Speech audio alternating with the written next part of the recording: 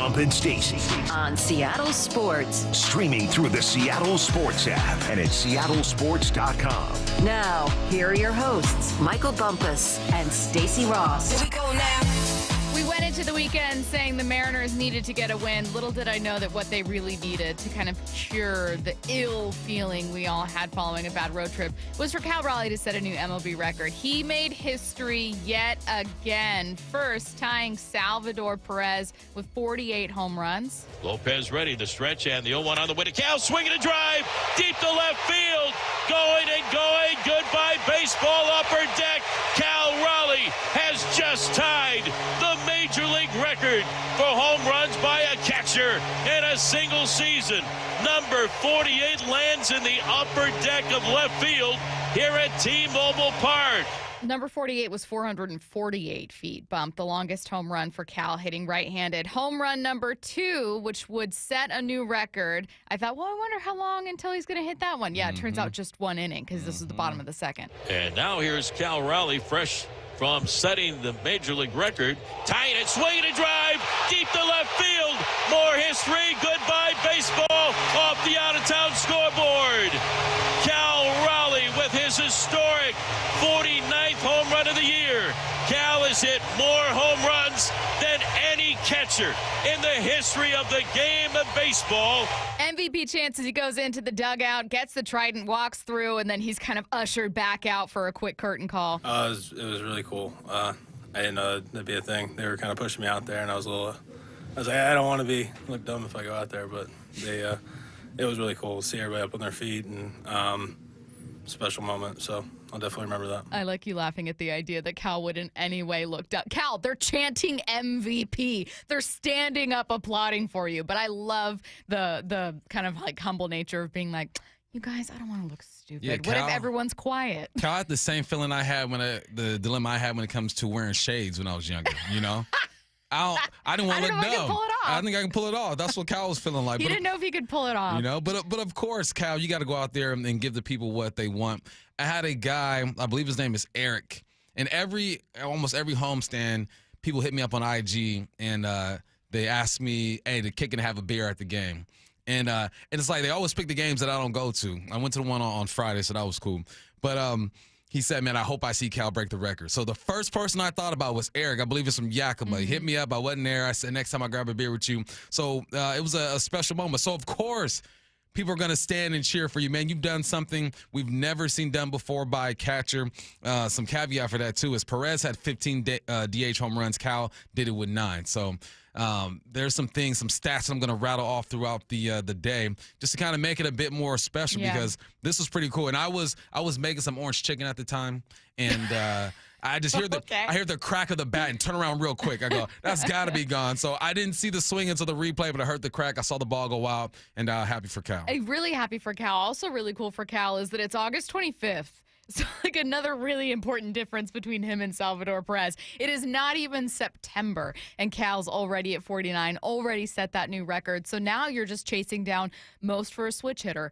You're chasing down most for a Mariner, which would be Griffey with 56. You're chasing down all kinds of records now. So you're beyond just Salvador Perez. He undoubtedly will get to 50. Will he get to 56? Will he get to 58? Will he get to 54? That would be a new record, I think. And then 56, another after that. And then beyond that, you're talking about new American League records. Right. I think he's going to I'm hoping he gets to all of that. But we know it's been a bit streaky, right? His Ks are up this month at a higher clip, but we're not worried about that. You just keep playing. He's only missed 3 games this whole season. That's crazy. And only 1 since the All-Star break, which is nuts to me. So the fact that he's still able to have the exit velo that he does have is pretty cool to watch, man. But there's a lot going on with that body. So take care of your body. We're going to need him to hit a few more bombs, but I think all is within reach. I had him at 55 this year. And I made that prediction without realizing that he needed 56 to get the franchise record. So I'm going to go ahead and say 56 to tie it. All right. So that everyone wins? Yeah, so everybody wins. But no, if he gets 57, that'd be awesome. Griffey obviously did in back-to-back years getting 56. But yeah, it's been fun to watch some history. Then at the same time, I know we're focusing on Cal Raleigh. Logan goes out there and reminds us, hey, this is what I'm capable of. Absolutely. How about that? Let's we'll kind of bounce around to both of these storylines. But after his worst outing of the year, and you were wondering, like, God, is it like one of the worst of his career? And we were talking about whether or not we were concerned. Logan bounces back with his best, a career at 13 strikeouts. Here comes the 1-2. Swing and miss. It's picked up by Cal Raleigh. He throws to first base. Wow. That's the out. That's the strikeout number 13. A new career high for Logan Gilbert. A nasty breaking ball in the dirt again. He has been vicious all day, and he sets a career high with 13 strikeouts. Just 1 run allowed in 6 innings. Pure domination from Logan Gilbert. And kind of a cool day for Logan and Cal. Both of them have been roommates. They're really close friends. They were in the same draft class. And then on a day when Cal is catching Logan, Logan has a career high 13 strikeouts. Cal hits home run number 49 to set a new MLB record. Cal Raleigh was asked how it felt to have that kind of historic day at the same time as your friend. Yeah, I mean, it's the whole thing's cool, just with where we're at and the fact that we're both still doing it here, and we're just continuing to prove ourselves at this level. It's been a lot of fun, and obviously he's a great friend, great teammate as well, and to see him doing stuff like that's really cool. And probably didn't think we'd be doing this when we were roommates back in low A, high A. So yeah, I don't know how many people thought Cal would be doing this for sure. And I mean no disrespect to Cal. I just mean that every single person we've asked about Cal is like, yeah, I mean, I thought he had power. Like, he was always a really good leader, always really, really smart. But I don't know that you can ever see an MLB record coming. That's the entire point. No, and I think for most people, if they had to pick a catcher who was probably or had a chance to do this, it wasn't Cal. It was probably the young man from Baltimore that they were looking at, Adley. So all the scouting reports that I saw from Cal back in the day getting out of Florida State wasn't a projection that he's going to be a great catcher. He's going to be a good catcher. But that's what development is about. And that's why you got to give guys some time to grow in any sport. This is a perfect example of Cal right here. Yes, he's had back-to-back seasons with 30, but no one expected this type of season out of him. He'll probably never do this again. I'm not going to even ask that Cal do something like this again. There's a reason why there's only, 4 or 5 catchers in the game that have got anywhere near to this performance that Cal is doing. But it just shows, man, development matters, and sometimes you just get lucky, too. You got to get lucky and get the right guy with the right mental, put him in the right system, and just water him. Put him in some fertile soil and just water the heck out of him. Cal's season is so special. Logan Gilbert was asked about watching his third AB. Yeah, I give him a hard time that he just loves the spotlight. So yeah, take it from you. He steals the spotlight from you all the time. It is cool. I'm always in the tunnel during everything when we hit, and his third at bat, I came out just to watch, and I never do that. But he set the record. He hit 2 home runs, and I'm like, he's gonna hit another one. I know it. So and he struck out, so he probably go back to the tunnel now, or what? So that's on me. Yeah, maybe I shouldn't have said that, but I mean that just says a lot about what he's doing at the plate. It's like must-watch TV when he's just having a normal at bat. It's crazy. It's what's crazy? Thinking that we could have seen 50 home runs. Like we could have seen number 50 had Logan not walked out of the tunnel to watch Cal. That's what's crazy. That's actually brazy. He jinxed his brazy. That's he jinxed crazy. him. But that has to be fun. I wish they both seem like humble guys, right? And but at some point, I'm sure they're talking to each other like, "Hey, we doing this, dog. Like, we are putting together something special." I feel like Logan would probably be a bit more cocky with it than Cal. They both seem like humble dudes. But at some point, you got to look at each other and be like, can you believe this? Like, we are really here. We've been through all this together. You break a record on a day where I set a career high. This is fun, man. Those are the things that you dream about playing with your boy. The Mariners as a whole had a good day, too, because, by the way, you guys, they won on a day the Astros lost. It happened. We always complain that this never seems to happen. It's always the Mariners win, the Astros win, the Mariners lose, the Astros lose. You never get to make up ground, but you did. So they are sitting at 70 and 61. Were able to make up ground on the Astros, who fell to the Orioles 3-2. Trevor Rogers, by the way, pitched in their dominant game. He looks pretty good. I think what I appreciate most about the Orioles getting getting the better of the Astros, not just for this series they're in right now, but for the series that they had previous, is that it adds a little bit more context to the one that Seattle had against the Orioles. Like, it feels a little better knowing the Orioles just had a pretty hot August. This is what they're doing right now, man. Great, fantastic, great news in hindsight. Anyway, so sticking here for another couple minutes here and looking at the text line, someone said, "Did y'all see the home run call from the little one on the A's home run?" We did. We're gonna get to that a bit later in the show, where you can actually hear the call from the kid caster. Again, that's coming up in the timeline at 11:30. But yeah, how do you think you would have handled calling a play at, let's say, like 10? Would have killed it. No, okay. I would have killed it. Always had a lot of confidence, I see. At 10, not as much. But if I was a baseball kid at 10, like that young man, yeah, I would have killed that. From the 253, and now we play the super hot Padres, and the Astros play the Rockies. You're right, 253. I will say this. You are going to eventually get the Rockies, obviously. Same schedule. It's just not going to happen when you'd like it to, but it will happen a bit later. But also, you took that series the first time you guys met, swept the Padres. You can clinch this series, the Better Cup series, with a win today. But I also think that, Bump, you and I were talking about what winners do on Friday, with the idea being, look, if you want to talk about this team making a deep playoff push, eventually you need to beat good opponents. And they actually had this season a better record against over 500 opponents than did the Astros. But it's kind of like, you got to be about it. You got to win. Okay, yeah. It sucks that the Astros are getting a comparatively easier series right now. Got to win. All good. And, Padres coming off an 8-2 loss to the Dodgers, too. So, yes, they were hot before. Then they won 5 games in a row before. Then they lost 4 games in a row. That's just what baseball does to you. So, hopefully you do catch them slipping. Or even if you don't catch them slipping, just throw hands, because you're good enough. You are good enough to play with this team. So I'm looking forward to the challenge, man. This is what good teams are supposed to do. This time of the year, you have a hot team coming into town.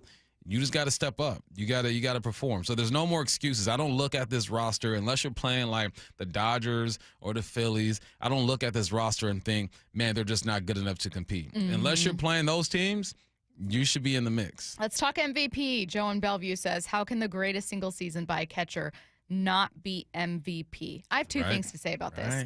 Number 1, most especially for the first half of the season, he's cooled off a bit since then, but most especially for the first half of the season, the baseball world was seeing from Aaron Judge numbers that we hadn't seen since like 2004. And I don't just mean average. I mean like across the board, this guy was doing things we had not seen in 20 years. We were talking since like Barry Bonds.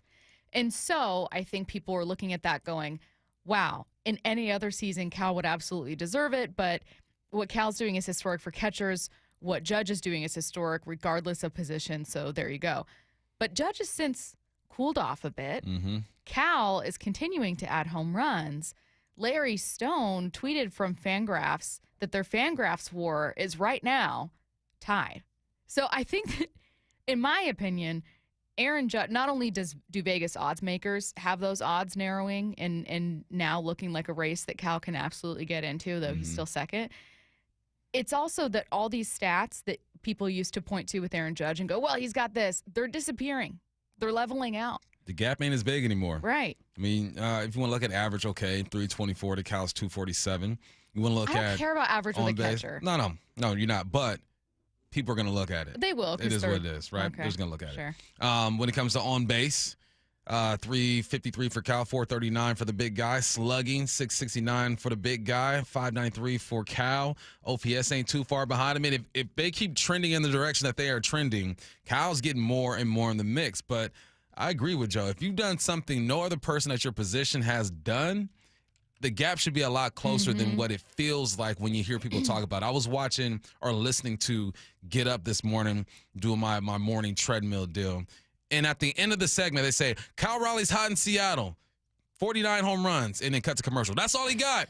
I'm like, that's it. That's all you're going to give Cal. We've never seen this from a catcher, and you give my man the last 10 seconds of a segment. But that's the bias. You know, if Judge was hot right now, they do a whole 10, 15 minutes on him. But you're tucked away in Seattle. You have a humble superstar in Cal Raleigh. It is what it is. This is where we talked about narratives. This is where I think it could get made too. Right now, the Yankees and Mariners both have 70 wins. 61 losses for the Mariners puts them a half game back of the Yankees. Yankees have the second wild card spot. Mariners have the third. There's a nice little 3-game cushion between the Royals and you in the third spot. So it's not like you're in danger of losing your hold on that like today. That's not what's going to happen. What you are focusing on is trying to get the West. Again, you're, I believe, 2 games back of the Astros.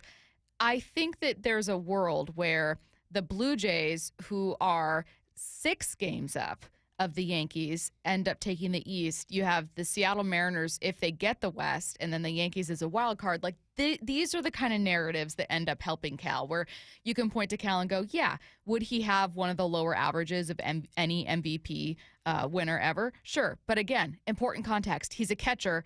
Also very important context. If his team wins their division and the Yankees do not, that's part of the story too. Yeah, it is part of the story. It's the most valuable player award, but your team's performance and what they achieved throughout the season because of your performance is connected to it. When you're a third of your team's home runs? Yeah, it's connected to it. So we got to keep pumping out those narratives, and hopefully the Midwest and the East Coast start picking up on it and stop giving my man last 10 seconds of a morning show and moving on. I love that idea. And Cal hit 49. Let's get to headline rewrites. Extra, read all about it. Headline rewrites. We must make headlines. The real story behind the headlines in today's news with Bubba and Stacy. The Commanders and wide receiver Terry McLaurin have reached an agreement on a 3-year contract extension worth up to $96 million. What's the real headline? Scary Terry's bank account may be scariest of all. Good for him. Finally, pay this man $32 million a year, 52 guaranteed. So that's tied up with A.J. Brown, $500,000 less than Garrett Wilson. DK's getting 53 a year. Lamb's getting 34. Excuse me, DK's getting 33 a year. Lamb's getting 34. Jefferson's getting 35. Chase getting 40. That's exactly where he needs to be. Don't disrespect the man. Why did it take so long? Maybe you had to do your checks and balances and figure out where to move money, but you knew this was going to get done. I was yelling for this to get done a few weeks ago, and some people on the text line, you can't pay everybody. They don't have the money. They can make the money happen. Trust me. Whoever they want to pay, they can get it done. Same thing with the Micah Parsons deal. They can get that done as well. So, yeah, I'm happy for Terry, and I'm sure the happiest person of all is Jay Daniels. He wants his number 1 receiver over there. So now you have him. You have Deebo Samuel as well. Let's see what this offense looks like, and if Daniels can take another step. Without Terry McLaurin, he's not taking that next step. Absolutely not, and it's really important. I'm glad that you mentioned people saying you can't pay everybody. No, but you have to pay the pieces that are most important to you. 30, however year old, Terry McLaurin, 30, 31, whatever, is probably more important to your team than he would be to, let's say, the Rams, who have Puka Nacua and Devontae Adams right now. Like, it's all relative. It's all what you need. If you look at the 2024 season, for instance, for the Washington Commanders, Terry McLaurin with 1,096 yards. The next closest wide receiver is 506 yards. Yeah. So there is a massive gap between what McLaurin is giving you and what the rest of that receiver room is giving you. I know they've since added Deebo. I don't expect him to be like replacing the kind of production from McLaurin. So like, yeah, Terry's hugely important for a team that has Super Bowl aspirations, that wants to make another deep return and deep run in the playoffs. This is not a team that's in rebuild mode going, I don't know if we need an older receiver. You actually do. Fundamentally, you've needed him last year and every single year before then when you didn't have a quarterback that could remain as your starter. And you need him this year to make a run. So for you, Washington Commanders, he was worth that money. Here's the thing. They're not even going to win the division. They're not going to win their division. And they didn't. And without... They didn't last year, still went to a championship. Without McLaurin... Title. You really don't have a chance to win the division. But and the people pointing at Deebo's not a route runner. He's not a isolate me on the backside of this formation. Let's get at it one-on-one. No. He's a put me in motion, drag me across the field, sit down in the zone, throw a screen, what you need on your football team. So now you have that, and you have a true route runner. Good job, Commanders. Headline rewrites. After hitting his 45th home run of the season, Shohei Ohtani high-fived a Padres fan that had been heckling him the whole game. What's the real headline? I've said it before and I'll say it again. Bullying gets results. Shout out to that Padres fan, secretly a Dodgers fan, for bullying Shohei Ohtani into home run 45. Yeah, low key. I mean, there's some benefits to bullying. You're stronger mentally, physically. All right, there are some negatives too. I'm not ignoring that. There are some negatives, but this is what sports hate/love should be. You talk all your crap, you try to get in his head, and if your opponent does something that is impressive and they bounce back, if you're a fan, you show love. If you are a player after the game, you show some love, because it is what it is. It's all part of the game. The mental aspect of sports is so big, and that's what fans are there to do, to get in your head. There's a reason why a guy who's never been into the playoffs before gets into a playoff situation on the road and he just crumbles because he's never been there before. So, no, this is fun. I appreciated the guy laughing about it, shaking Shohei's hand. And I appreciate Shohei going right to him and be like, yeah, what's up? It was cool. Respectfully. Yeah. You see that? I love it. I thought it was a really cool baseball moment. If you guys haven't seen the video, it's literally like a 3-second clip. It's just making the rounds on Twitter, on whatever social media platform you use. And it's just a Padres fan kind of laughing at himself and probably thinking to himself, oh my God, I just dapped up Shohei Ohtani. Yeah. Mm-hmm. Headline rewrites. Browns quarterback Shedeur Sanders was sacked 5 times in Cleveland's preseason finale. What's the real headline? Oh, okay, so Jalen Milroe wasn't the worst rookie this weekend. Nah, Shedeur struggled. He wasn't on time. That offensive line wasn't great neither. I mean, he was under a lot of pressure. But he looked like a 5th-round quarterback. All the things that people were concerned about when it came to Shedeur Sanders, holding on to the football, not being on time, just trying to force some things, that's what he looked like. And Dillon Gabriel took full advantage of that situation. He looked like the better quarterback this preseason. Dillon Gabriel should be the 2. Flacco should be the 1. Mm-hmm. Whoever you want to be the 3rd, be the 3rd, because Kenny Pickett didn't do anything. The Browns are saying they're going to keep all 4 quarterbacks on the roster. So that's going to be a weird situation over there. But no, Shedeur had an opportunity. You played well against the Panthers. Everyone's rooting for you. You don't play against the Eagles. And the last opportunity you get, you don't look too good. So there are some things that happened on the football field that were out of his control. Mm-hmm. But the good quarterbacks find a way. And he just needs to develop a bit more. Because we're talking about Jalen Milroe coming up in less than 15 minutes, a quick question continuing our conversation about Cal.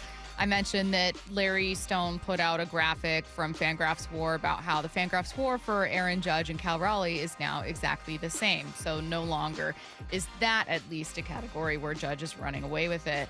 Do you think that Cal has made his case for MVP at this point, like should be the front runner? I think he should. Yeah, me too. You're the greatest long ball hitting catcher of all time, and you're stealing some bags. You've only missed 3 games. Catcher's the toughest position to play physically in Major League Baseball. Yeah, he should be the front runner, but he's not going to be. You just keep hitting bombs. Get to 56. If he gets to 56, get to 54, that'd be the most by a switch hitter of all time, right? Mickey Mantle did it. If he gets to that, there should be no question. But you know there's gonna be some pushback. There will, but man, Aaron Judge is batting average for the year is still .324. He's still got 40 home runs. I get it. This guy's absolutely unreal. However, not quite as hot coming off injury. Yankees, not quite as hot a team as they were earlier this year. I think that the narrative combined with just like, I know that Mariners fans are going to hate hearing this. It was easier to say, wow, what Cal's doing is historic, but it doesn't matter, when what Aaron Judge was doing was like baseball god level stats. Yep. You know, the guy has like Ted Williams average. He's hitting Bonds power numbers. Like these were the kind of stats that they were seeing. And it had predated the season where you were looking at a full 162 essentially of Aaron Judge playing like that. That was part of the conversation too, right? It was like he was really building off of what he did last year. When you cool off and you don't have those numbers, you're just talking about a really, really, really good outfielder who's going to be DHing a ton for the rest of the season. Does that carry the same weight? I don't think it does. I don't think it does either. He's an everyday type of player, man. He's back there getting hit, bouncing back, doing what he does. He should be the front runner. Stop tripping. It was a no good, very bad Saturday for Jalen Milroe, but Bump explains why he's not worried about the rookie next. And now here's Cal Raleigh. The season of Cal continues. More history. Goodbye, baseball. Cal has hit more home runs than any catcher Granger. As Cal rewrites the history books. He's starting to set a bar that's equal to nobody else. And builds his case for MVP. Just trying to stay focused on the main goal, and that's winning baseball games. This is where you hear it all. The storybook season. The home of the Mariners. Seattle Sports on 710 and Seattle Sports on YouTube. Tim Hunter, a lifelong local radio host, underwent Swedish cyberknife treatment for prostate cancer less than a year ago. What's it like to go through the cyberknife treatment? Well, you go in, you do a 5-day-in-a-row stint.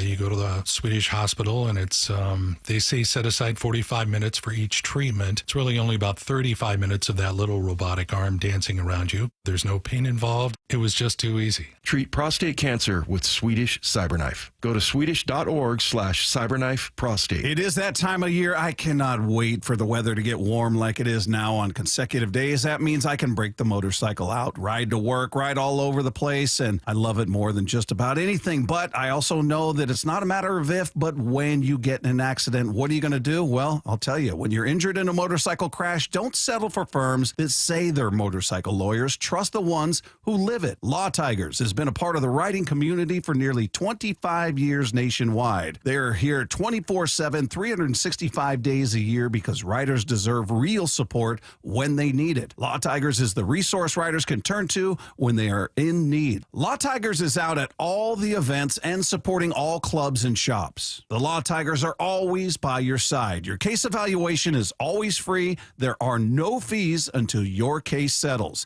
The Law Tigers, you never ride alone. Law Tigers, Washington's motorcycle lawyers. Jimmy Cook, 539 Broadway, Unit 104, Tacoma, Washington, 98402. This is the story of the one. As a lineman, he does whatever it takes to keep the power on in his community. And he wants a partner like Granger who does the same. Granger offers the professional-grade products he needs, from voltage detectors to harnesses to hard hats, plus fast, dependable delivery, so he can rise to every challenge. Call 1-800-GRANGER, click Granger.com, or just stop by. Granger, for the ones who get it done. This is the story of the one. As a safety manager at a manufacturing plant, he does everything he can to keep his coworkers safe. From finding ways to reduce risks to keeping safety supplies in stock. And for that, he relies on Granger. Granger offers a broad range of quality products and next-day delivery, so he can always play it safe. Call 1-800-GRANGER, click Granger.com, or just stop by. Granger, for the ones who get it done. Recovery is deeply personal and can look different for everyone. Recovery takes more than persistence and resilience. It takes support. Get help navigating your recovery journey, no matter where you are. Every step you take to navigate substance use and mental health challenges can help you reach your recovery goals. And staying connected to treatment and support makes long-term success more likely. Visit samhsa.gov/recoverme to find support and create a recovery plan that works for you. Millions of Americans take medicine like Ozempic and Zepbound. Many of them are overpaying by thousands of dollars a year. These GLP-1 medications for diabetes, weight loss, and more may not always be covered by your insurance, but GoodRx can help. GoodRx helps you save every month on prescriptions at over 70,000 pharmacies nationwide. Best of all, it's free to use. Check GoodRx to save on GLP-1s. Just go to goodrx.com/GLP. That's goodrx.com/GLP. GoodRx is not insurance, but can be used instead of insurance, including Medicare and other federal and state-funded programs. The home of the Mariners. Left off to center. It is on its way. Julio, 2-run home run. Hear every pitch on 710 and the Seattle Sports app.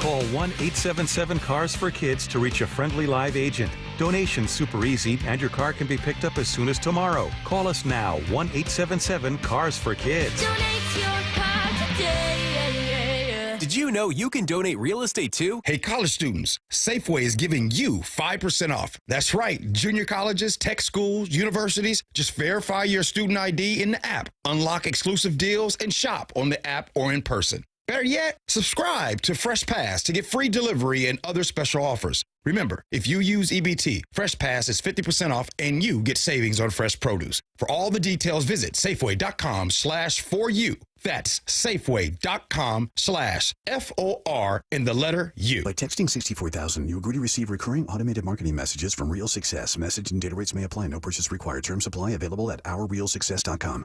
Do you want to learn how to make money flipping houses and acquiring rental properties right here in Seattle without using your own money? You'll learn to flip houses and secure rental properties in your spare time to get on track towards real wealth building. We're offering a handful of motivated individuals the opportunity to attend our workshop right here in Seattle for free. That's right, we'll give you 2 free tickets when you text FREE to 64,000. Seattle is the perfect market to flip houses and build rental income. Don't miss this opportunity. Come to a complimentary live 2-hour workshop next week right here in Seattle and learn how to start making money flipping homes and building long-term wealth with rental properties. To get 2 free tickets, text FREE to 64,000. Text in the next 10 minutes, and registrants will also receive a free copy of our Funding for Deals guide. Text FREE to 64,000 for 2 complimentary tickets. Text FREE to 64,000. From the Quantum Fiber Studio, you're listening to Bumpin' Stacy. Weekdays 10 to 2. On Seattle Sports and 97.3 FM HD2. Bump, it was a no good, very bad weekend for Jalen Milroe. Had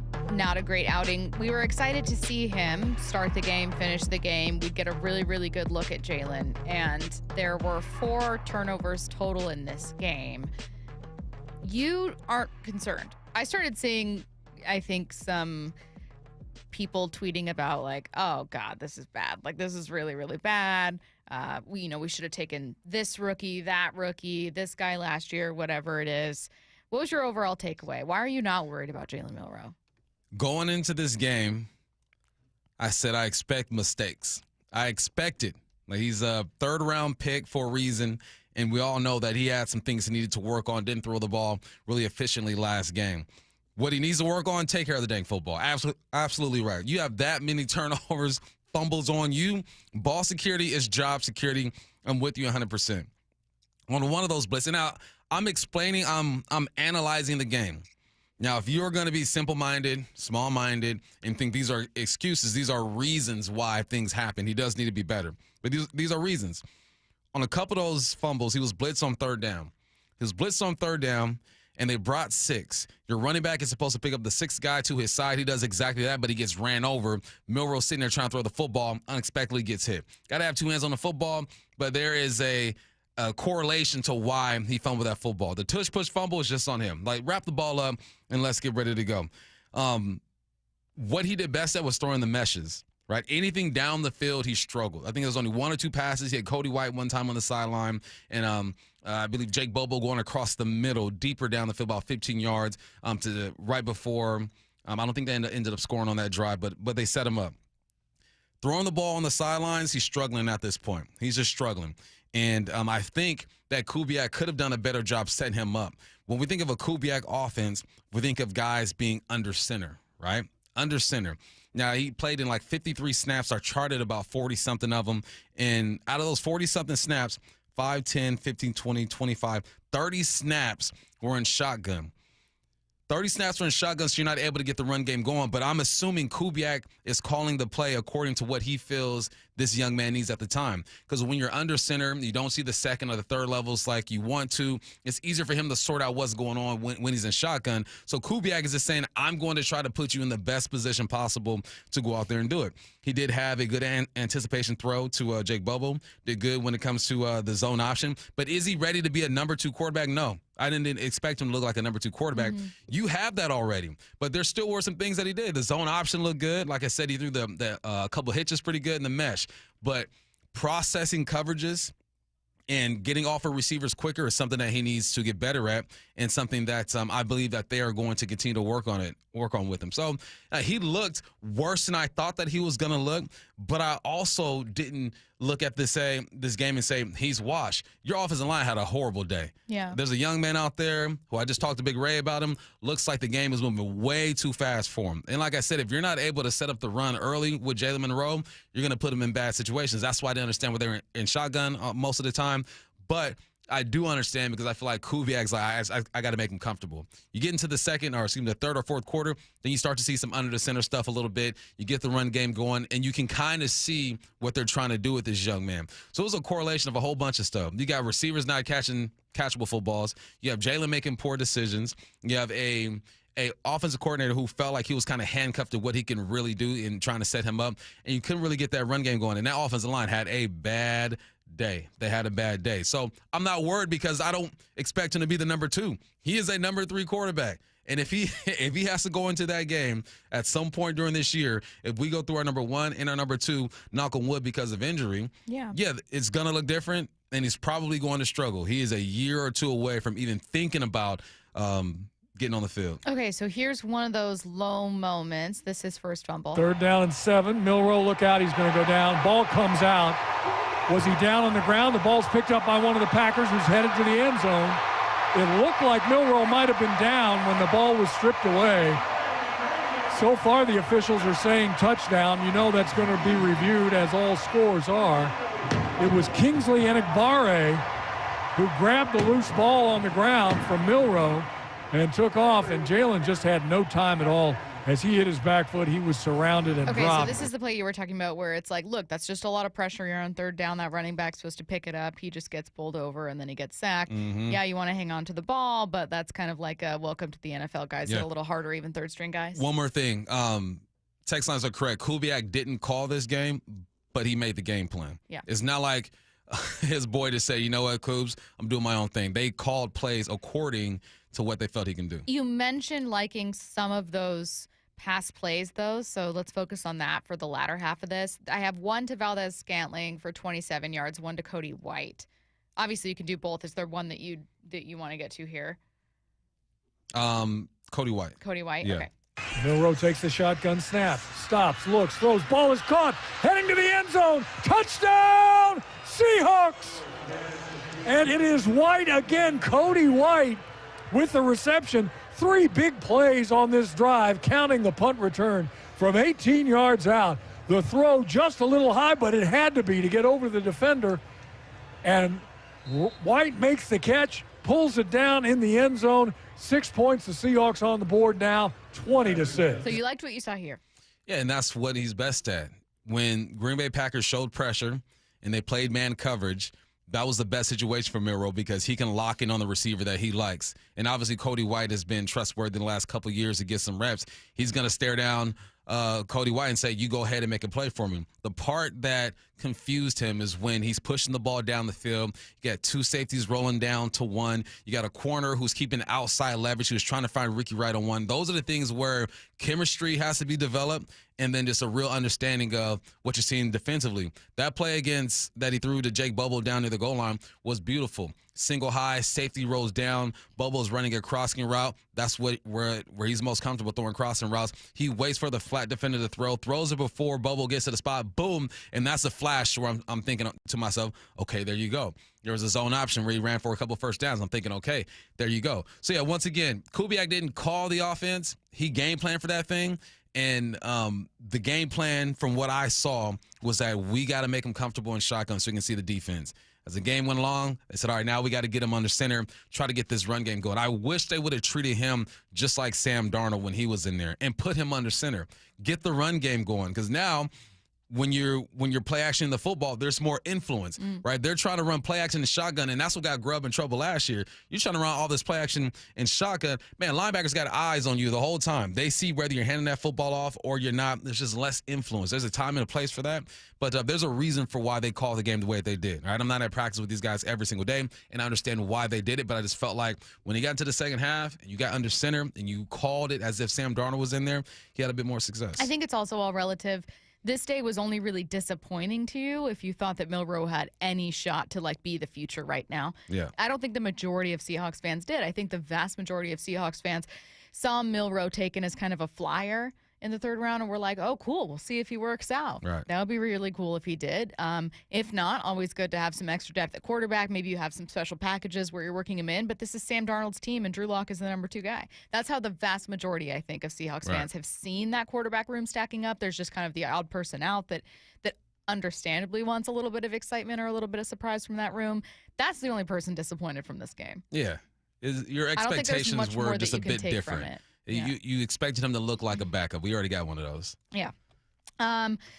All right, the Seattle Seahawks are kicking off the regular season next weekend. Today's the last day you can enter to win 4 tickets to watch the Seahawks on September 7th. All you need to do is open the Seattle Sports app and click the Win tab to find out how. If you don't already have the app, just text the word app, APP, to 866-979-3776, and we'll send you a link to download. All right. Coming up from the weekend, I know that we were opening the show by talking about a great game from Cal, MLB history made by Cal, and then a phenomenal game from Logan. And there's a lot to love about this team, a lot to be excited about. There was one big roster move over the weekend we have to talk about. That's next.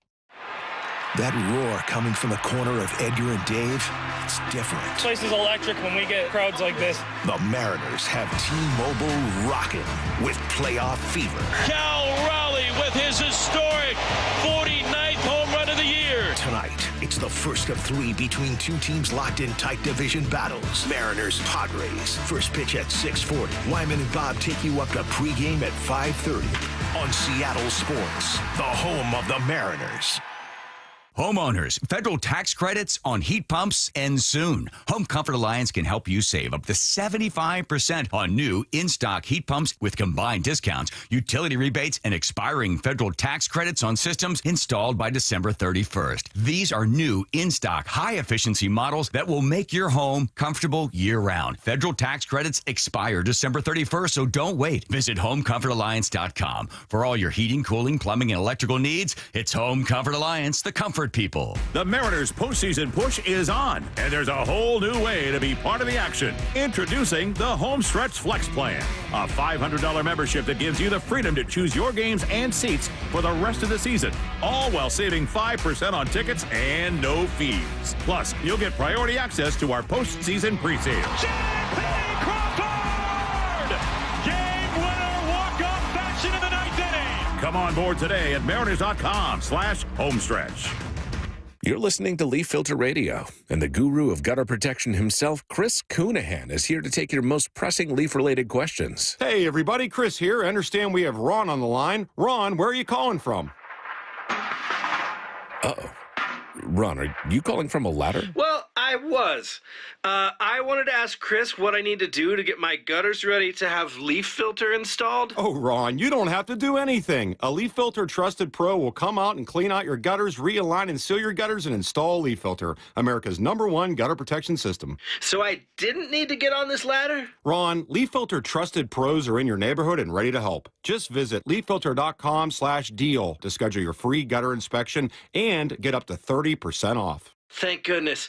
What was that site? That's leaffilter.com/deal for your free gutter inspection today. See representative for warranty details. Promotion is 20% off plus a 10% senior or military discount. 1 discount per household. At 65 years old, Brian has a rather demanding hobby. My biggest passion is snow skiing, and I ski between 70 and 80 days per year. And I ski instruct at a private resort in Montana. Needless to say, that can be a bit tough on the joints. When this knee started to bother me, I thought I'm doomed. That's when Brian decided to see Dr. Mark Wagner, MD, at Seattle Sports and Regenerative Medicine for stem cell therapy. If I did yard work or skied a few days in a row, I was fighting swelling and pain and no sleep and all sorts of problems, and that has absolutely gone away. So are you back on the slopes? I mean, I had a 14-day stretch with clients where I skied every day and had no problem. It was fine. It was just like, I felt like new. So I'm guessing you would recommend this to others. Oh, I already have. I've told everyone that'll listen. Whether it's a shoulder, hip, or knee, before you choose surgery, consider stem cell therapy with Dr. Mark Wagner, MD, at Seattle Sports and Regenerative Medicine. Schedule your consultation at drmarkwagnermd.com. It's really, truly a miracle.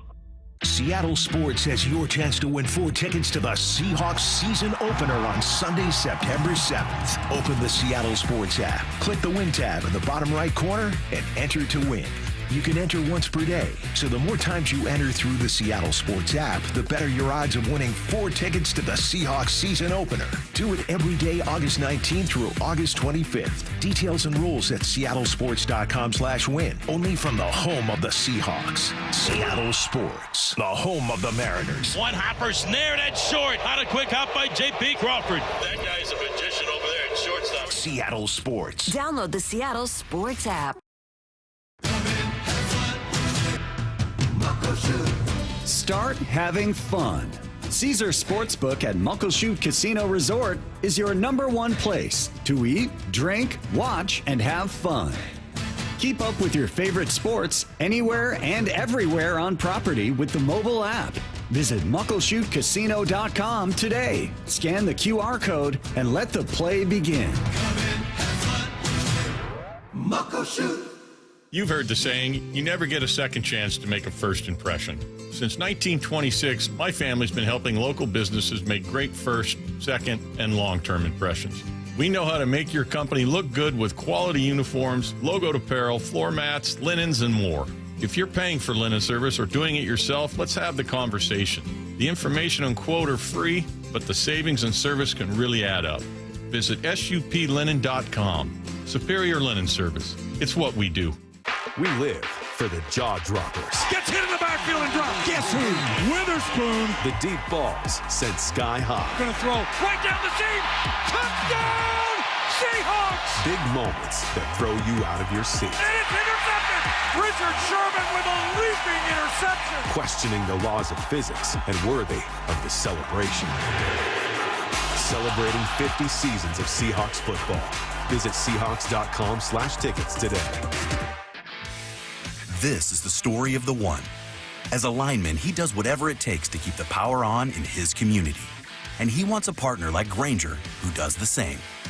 Grainger offers the professional-grade products he needs, from voltage detectors to harnesses to hard hats, plus fast, dependable delivery, so he can rise to every challenge. Call 1-800-GRAINGER, click Grainger.com, or just stop by. Grainger, for the ones who get it done. From the Quantum Fiber Studio, you're listening to Bumpin' Stacy. Weekdays 10 to 2. On Seattle Sports and 97.3 FM HD2. Victor Robles joined the Mariners roster over the weekend. That's really cool news. He's going to continue to play until he hears the results of his appeal for that suspension. Take your time. In a corresponding move, the team DFA'd Dylan Moore, the longest tenured player in the clubhouse. They announced yesterday that they'd placed Moore on unconditional release waivers, which allows him to become a free agent and sign with any team. But most of the feedback that I saw to the news was, wow, gonna really miss Dylan, but it was time. And I think that's a perfectly fair way to look at it, because that's how I look at it. I am not gonna pretend, now that everyone's kind of like waxing poetic about Dylan Moore, I am not going to pretend for a second that I was not saying, is Dylan Moore the very best person that you should have on your roster right now? Man, his ABs are really frustrating. It feels like it's going to be an automatic out. It was time. It was unfortunately time to move on from Dylan Moore, even though he brought you a ton of defensive flexibility. He just was not present at all at bat. However, I did see some people who were kind of tempering some of that positive feedback. This segment is for them, Bump. This is a segment I want to have about how we define success in sports. It's less just about Dylan Moore, and it's more about challenging our definition of what success looks like. It's on a spectrum. It's all relative. That's how I feel. I feel like success can look like Aaron Donald being one of the most decorated defensive linemen of all time. It can look like Bryce Harper being one of the biggest prospects on the planet who then ends up being a really, really good player. Or it can look like an underdog or maybe an unexpected contributor who makes the team and then has a few moments. We literally make movies out of that stuff. Oh, yeah. Not every single player. Like, someone's a bust when it's Jamarcus Russell. Yep, he's the #1 pick. Has all the talent in the world, and then he becomes nothing because he doesn't push himself. Sure, that's someone who was a bust. I don't know why we can't celebrate the careers of people who weren't really supposed to do much of anything and then ended up kind of contributing far more than anyone expected. Dylan Moore, not only one of the most iconic moments from the Mariners in that comeback over the Astros. Now the left-handers, 1-1 pitch to Dylan. Swinging a well-hit ball, deep to left field. Grandma, get out the rye bread and mustard. Grand salami time. Upper deck left field down the line. Dylan Moore with a grand salami, and the Mariners lead the Astros 11-8 in one of the greatest comebacks I've seen in a long, long time. That was an amazing game. I watched it from start to finish immediately after it aired. Well, not immediately after. I waited for the replay, and then I watched it from start to finish again. It was great. Dylan Moore has also played every single defensive position except for catcher for this team. He won a Gold Glove last year. Again, it was time to move on, but Bump, I wanted to have a conversation about, hey, we need to sometimes redefine what success is, and like, it's okay to say, hey, great job, when someone wasn't a perennial all-star. Well, the reason why he's not going to get his flowers from a lot of people is because it's too recent. They just remember the Dylan Moore of this season. Sure. The guy who didn't have any confidence in the batter's box, the guy who recently made a great play in the outfield and then drops an easy one, because it's just too recent. Once the months go by, maybe a year or two, you can go back and think fondly of this guy. But no, I think it is important, man. He put together, 7 years here, and was just a utility guy. Whatever, he's the ultimate team player. Whatever they asked him to do, he went out there and did it pretty solid, too. It wasn't like you were out there holding your breath every time Demo was out there. No, there was times where you felt he was going to come through in the clutch, and he did. He had those moments. So, yes, if you are not a top draft pick, if you are not a guy that they're paying hundreds of millions of dollars, but you're coming out and you're blue collar, hard hat, all that good stuff that we love, then, you should be applauded. It's just unfortunate that eventually when these guys get booted from a situation, it's on a sour note. It's not, hey, we just got so much talent, we got to let you go. It's, nah, you're not playing good, and it's been a long time. Yes. So we got to give you the boot, and that's the last thing that people remember about you. Well, I think that also, I feel like everyone could stand to remind themselves how common failure is in the NFL. If you make a practice squad for an NFL team, you accomplish something. If you get an interception, a touchdown in an NFL game as one of those practice squad members, you accomplish something. The 4-2-5. Moore is neither. He wasn't supposed to do much, and he didn't do very much. Really? Because I don't feel like you can say he wasn't supposed to do much except for what? Get a Gold Glove? Except for what? Stay with the team for that many years? Like, what do you mean? That's all I'm pushing back on. Like, what have you done? You're like being mad at someone who he wasn't supposed to do much. It's supposed to be, he probably wasn't even supposed to make an MLB roster. Like, he was a 7th-round pick, which is certainly not the worst. I think Cedric Mullins might have also been like a later pick in that draft, 2015. But like, a lot of these guys end up doing nothing. And that's okay. Making an MLB roster is something pretty cool. Very few of those guys sign some $10,000 bonus with the Rangers, traded to Atlanta, go play for a million different teams, come to you, and then eventually become a super utility guy who has a couple big moments for your club and then gets a Gold Glove. That's accomplishing a lot more than you were supposed to. And I think it's okay to say, hey, it was time to move on, but also congratulations for what was a pretty cool career considering where you came from. I think that's all I mean to say for this. And I think that we just get into this, I think, annoying mindset of everyone who isn't an all-time great is a bum. And I think that's a loser. Speaking of loser mentalities, I think that's a loser mentality. He also was one of your better hitters in April and May. Mm-hmm. They hit 6 bombs, OPS at 930 in April. He had moments. He's just a streaky type of player. And those streaks, when he does go on those streaks or did go on those streaks, it helped the squad. Not everyone's going to be an all-star. Not everyone's going to be considered one of the best in the game. There are guys like Demo scattered all throughout the league. And most of the guys who are like Demo only last a few years, and then you move on. So, no, you got the most. Demo got the most out of his body and his situation, and that is a win. Made himself some good money. We'll see if he gets picked up or not. But, no, it's, I think finally a Demo. I'm going to erase the last month or two that I saw my guy because that was brutal. It was really, really bad. It was not good. Again, I think it was time to move on. I saw that news and I thought, wow, I'm surprised they actually did it. I'm good timing. I'm really sorry for Demo, but like that was the roster move that made sense for this team and that frankly had to happen. I think we can also use it as an opportunity to be like, wow, how cool that Dylan Moore had that career. Mm-hmm. That's awesome. That's not a career that many people are able to squeeze every last ounce out of, and that's very cool. And also to challenge ourselves of like how often we brush off any level of accomplishment from people when it's unexpected. And I just want to remind us that there are a million sports movies made from exactly stories like that. Yeah, big as Demo. Yeah. So congratulations to Dylan Moore, even though it was time. Kind of a cool way to reevaluate how we consider and define success. ESPN's Brady Henderson joins us next. Wyman and Bob, afternoons 2 to 7. The Seahawks, it's getting clearer that they are committed to the run. When the O-line was such a thorn in the side of this team last year, it just wasn't good, and they could not run the ball. To see what you've seen in the first 2 games was like whoever you plugged in there, it worked. Certainly Gray's able. I mean, it just, everything is starting to come together right now in the run game. Dave Wyman and Bob Stelton, afternoons 2 to 7 on Seattle Sports, the app, YouTube, and your smart speaker. Beat rising costs at Lake Washington Windows and Doors. For a limited time, get a 20% inflation discount and enjoy easy 18-month free financing with 0 down, 0 payments, and 0 interest. Details at lakewashingtonwindows.com. Guys, did you know your testosterone affects everything in your system, including how you feel and perform every day? Right now, Revive Men's Health Seattle will check your testosterone for free. Knowing your T levels is the first step in understanding if you have low T. Your testosterone level impacts your energy, libido, sleep, weight, hair loss, mood, and even ED. Maintaining an appropriate T level can change your whole life. Most men start to see changes in their hormone levels in their 30s. Experience and results matter. So what are you waiting for? Get your T levels checked today by local, experienced, and trusted men's health experts. They've helped thousands of men since 2011. They're so confident they can help you, they even guarantee it. Call Revive today and schedule your free testosterone test, free exam, and free consultation.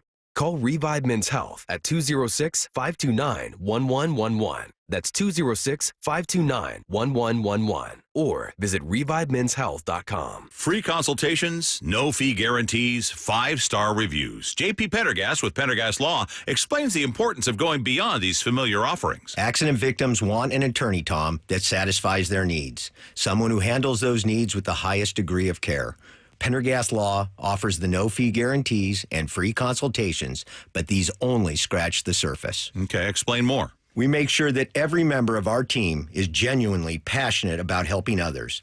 Customer service and communication are our top priority. It's how we take care of our clients so they always feel one step ahead of the insurance companies. Our strong reputation for high standards provides comfort and confidence when it's needed most. Pendergast Law offers the free consultations, the no-fee guarantees, and of course, they are 5-star rated. But what really makes them different is their genuine passion for helping others. I can't recommend them enough. If you or a loved one has been injured in a car accident, call Pendergast Law. We can help. That's PendergastLaw.com. How we going, mates? It's Ryan Roland Smith for Eastside Weight Loss Clinic. If you haven't heard about it already, at the start of this year, I decided to get in the best shape of my life. So I lost 30 pounds of body fat and I kept all that lean muscle. Best decision I ever made. People ask me all the time, what was the motivation to get in such good shape? So a couple of things. Number one, who doesn't want to be in the best shape of their life, right? Obviously physically, but for me, more important mentally. And it starts with a diet, and I finally figured out you can't outwork it. Eastside gave me all the tools I needed to be able to prepare food, have tons of energy, and was never, ever hungry. But there are some other motivators too. I had to lose a bunch of visceral fat. I found out I had way too much of that, especially as I hit my 40s. But one more, look, this is the most important one. I wanted to set a really good example for my kids, to be the best version of myself. My kids look up to me, and I want to be the absolute best example and role model. So look, if any of these resonate with you, there's no better time to start. The time is right now. Make that free 15-minute call to Eastside Weight Loss Clinic and get it started today. It'll change your life like it did mine. Why is Mazda of Everett the #1 dealer on the West Coast? Mazda of Everett is locally owned and operated for 20 years. They work hard to get you their best deal every time and to make sure you drive away happy. With over 700 new Mazdas, they stock more than anyone in the Seattle area. Find out for yourself why people keep coming back to Mazda of Everett. Take advantage of the Mazda of Everett price during the More to Move You sales event. MazdaofEverett.com. Claims based on Mazda USA inventory and sales reports. Between his hobbies and decades of work in a boatyard, Philip had put his body through a lot. I'm an avid fly fisherman and an avid skier. It takes its toll. Not to mention one other thing. I had a near-fatal motorcycle accident. Absolutely obliterated my lower left leg again. Philip couldn't live with the pain anymore, so he decided to see Dr. Mark Wagner, MD, at Seattle Sports and Regenerative Medicine for stem cell therapy. Listening to all these radio spots, I said, what do I got to lose? What was your experience like with Dr. Wagner? What I was so impressed with Mark about is that how often you have a surgery like this, and the guy calls you the next day to see how you're doing. I can't say enough good things about the guy, honestly. And how are you feeling now? I have no pain, none. zero. Wow. So would you recommend stem cell therapy to others? I'm a fan. Believe me. I'd recommend it to anybody. Before you choose surgery, consider stem cell therapy with Dr. Mark Wagner, MD, at Seattle Sports and Regenerative Medicine. Schedule your consultation at drmarkwagnermd.com. We at Three Tree Roofing understand that your home is your castle. That's why our certified technicians use state-of-the-art installation methods to deliver the highest warranties available. Check out our hundreds of online reviews and schedule a free estimate to see for yourself. Three Tree Roofing, your Puget Sound roofing experts. This is Seattle Sports. Streaming through the Seattle Sports app. KIRO AM Seattle. KIRO FM HD2 Tacoma. Home of the Seahawks, Mariners, and everything Seattle sports. Seattle Sports Snapshot. The Mariners took 2-3 from the A's for a much-needed series win over the weekend, but the win itself wasn't the highlight. Instead, it was Cal Raleigh hitting his 48th and 49th home runs of the season. Home run 48, a 448-foot blast in the first, tied Salvador Perez for the most by a primary catcher in a single season. His second of the day set a new MLB record. Logan Gilbert added a spark of his own. After his worst outing of the year, Gilbert pitched his best, a career-high 13 strikeouts. He gave up just a single run over 6 innings. Snapshot, brought to you by Miller Lite. When it's game time, it's Miller time. From the Quantum Fiber Studio, this is Bumpin' Stacy on Seattle Sports. Streaming through the Seattle Sports app and at seattlesports.com. Now, here are your hosts, Michael Bumpus and Stacy Ross. Here we go now. Joining us now on the Emerald Queen Casino Sportsbook Hotline, it's ESPN's Brady Henderson. Brady, how's it going? Hey, what's up, Stacy? I'm doing great. How about yourself? Good. It certainly felt like the story of the first 2 preseason games for the Seahawks, for me at least, Brady, was, wow, the run game looks really solid, especially in that second one, right? It's like, wow, this could really get going for Seattle. What to you was the story coming out of preseason game 3? I mean, I think Jalen Milroe, for better or worse, was the story. And, I thought there were some good things that he did. You sort of felt his legs and his athleticism a little bit in the second half. It seemed like in the first half there was kind of a focus more to keep it, kind of more of the your standard like drop back stuff and keeping him inside the pocket. And then, it felt like they let him use his legs a little bit more in the second half. But I think, that was a learning lesson that a lot of young quarterbacks get, that, you just have to take care of the ball at all costs. And, I know I think the pass protection did not really do him any favors. And, that wasn't just second string guys that he was playing behind. It was a lot of third stringers that he was playing behind for a lot of that game. And so you sort of take maybe the sack or some of the sacks with a grain of salt. But, the getting the snap off, and I think that snap that he botched or that they botched was not an uncatchable ball by any means. I don't know if he was maybe not ready for it or what, but, when you're the quarterback, all that kind of operational stuff and taking care of the ball, that kind of falls on you. And so, I think this was just a pretty important learning lesson for him. Hey, when Damian Martinez was at Oregon State, I loved him, downhill type of runner. Numbers were down a little bit at Miami. I was excited when they drafted him in the 7th round, but now I'm concerned that if he's going to make the team or not. What are your projections when it comes to Damian Martinez? Yeah, I did a roster projection on ESPN.com that's up right now, and I did not have him making it because I think that, just being out there every day and watching them and the games and the practices, it really seems like George Holani is above him on the depth chart. And, Holani does add kind of the extra value of being able to help out in the return game. And, even then, he just seems like he's just ahead of him on the depth chart. And I thought Holani has really showed more burst than I've seen from Damian Martinez. And really the idea with Martinez is he's a tough physical runner. And, you mentioned Oregon State. I think they were really excited about the fact that he did a lot of that outside zone stuff at Oregon State. And so it's not to say that he's been bad at all. I just think that, if they're going to only keep 3 tailbacks, which I imagine they will do because they're going to roster a fullback, I think it's been pretty clear to me that Holani has been ahead of it. Now, as we all know, some of these decisions sometimes come down to, okay, if you want to keep both guys and you want to put one on your practice squad, who would have a better chance of clearing waivers and getting on the practice squad? So that does factor into the equation sometimes. But just in terms of who I think is ahead on the depth chart and who I think is going to make it, if they do only keep 3, I think it's Helani over Martinez at this point.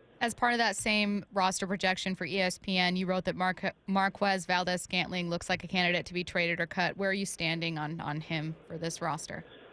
Yeah, I think with him it simply comes down to the fact that they signed him to be their number 3 receiver. And when you're a veteran guy like that who does not play special teams, he does not play a lick of special teams, you can't be any worse than the number 3 receiver if you're not going to play special teams, because then it becomes hard to justify a roster spot. You're not going to keep a guy who's your number 4 guy who's not going to play special teams. And the fact of the matter is we've all seen it, that Torrey Horton, and I would say even Drake Young lately and Jake Bobo, those guys have outperformed him. Certainly Horton has.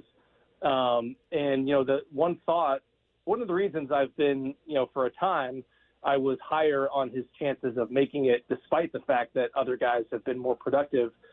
There's the fact that, they guaranteed him $3 million, but also there's the fact that, he is an established deep threat. And as fast as Torrey Horton is on paper, and he does, and the speed does look evident on the field, I don't know if he just hasn't proven that he can threaten defenses deep for as well as he's done and as much as he gets open. You've seen it for 8 years with MVS, and you just haven't seen it yet with Torrey Horton. I think the counterpoint to that is, well, how important is that really? Because if you look at, some of the better offenses around the NFL, they don't necessarily have that elite speed guy. And I think, you could even point back to the 2013 Seahawks. They had a lot of really good receivers and a really productive offense. They didn't necessarily have that traditional deep threat. I mean, Percy Harvin was supposed to be that, but we all know that he didn't really play a whole lot. And so I just wonder, how much that's going to factor into Mike McDonald's mind and John Schneider's mind of, yeah, he is the speed guy and a deep threat, but if he's not, if he's not better than Horton and if he's not playing special teams, I don't know how much that skill is really going to matter in the end. Hey, I went into this preseason thinking that, okay, Oluwatimi is going to be the center. Looks like Sundell is kind of battling for that spot as well. How do you see that position kind of figuring itself out? And then are you surprised they haven't brought in a guard yet to kind of compete with Anthony Bradford, or do you think he has that spot locked too? Yeah, well, up until a week ago, I would have thought that it was still Oluwatimi's job to lose. And, I've started to, I would say have now totally flipped, and I think that Sundell is the starter now.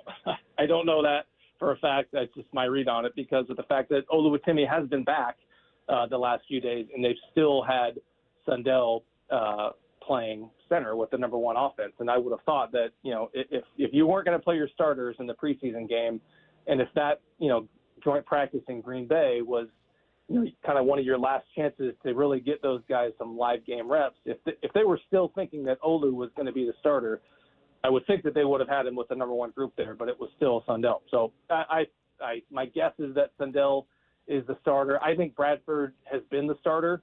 I think they have had that in their minds for quite a while that he's going to be the starter. And I think one reason why they haven't really announced it is because they want to keep, they want to keep that fire lit underneath him, and they don't want him letting up. And I wonder if that's maybe part of the reason that they're eyeing Dalton Risner, and maybe I wouldn't be surprised if they had their eye on some other guards around the league.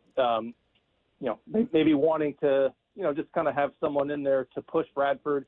I think primarily it's about, trying to upgrade their depth along the interior of their offensive line. I think they're looking for an upgrade over Christian Haynes would be my guess. And Haynes now is obviously dealing with a pec injury, so that adds another kind of layer of need at that spot. But I certainly think that Bradford is the guy at right guard. We have been talking to you all offseason, particularly since the start of camp, about Uchenna Nwosu, whether or not the team would add some depth there. I know you thought that it was certainly a possibility. Maybe it doesn't mean trading for one of those big names who are available. It could mean signing someone like Jadeveon Clowney. With Uchenna back now, though he didn't get much of a training camp at all, do you think that remains a settled position for Seattle, or are you still kind of keeping an eye on the market to see if they do add? I'm still going to keep an eye on it. Uchenna Nwosu is back in the sense that he passed his physical and he is starting to practice, but he's not going from having knee surgery and missing the first 3 weeks or so of training camp to suddenly being full go. So I think that there is still a ramp up with him, and I don't just based on what Mike McDonald told us after he passed the physical, I mean, it really doesn't sound like they are certain that he's going to be back by week 1, and he sort of said they were thinking he's going to be back at some point around the start of the season. Well, as we saw last year, that could mean week 5. And if you remember last year, there was kind of this uncertainty as to whether or not he'd be back by week 1. They thought that he was going to be able to play sometime within those first 4 weeks. And because of that, they kept him on the roster. And it turns out he wasn't ready until week 5. And I think that just based on that history, among other things, I do wonder if they are going to err on the side of caution with him and, maybe put him on IR for the start of the season.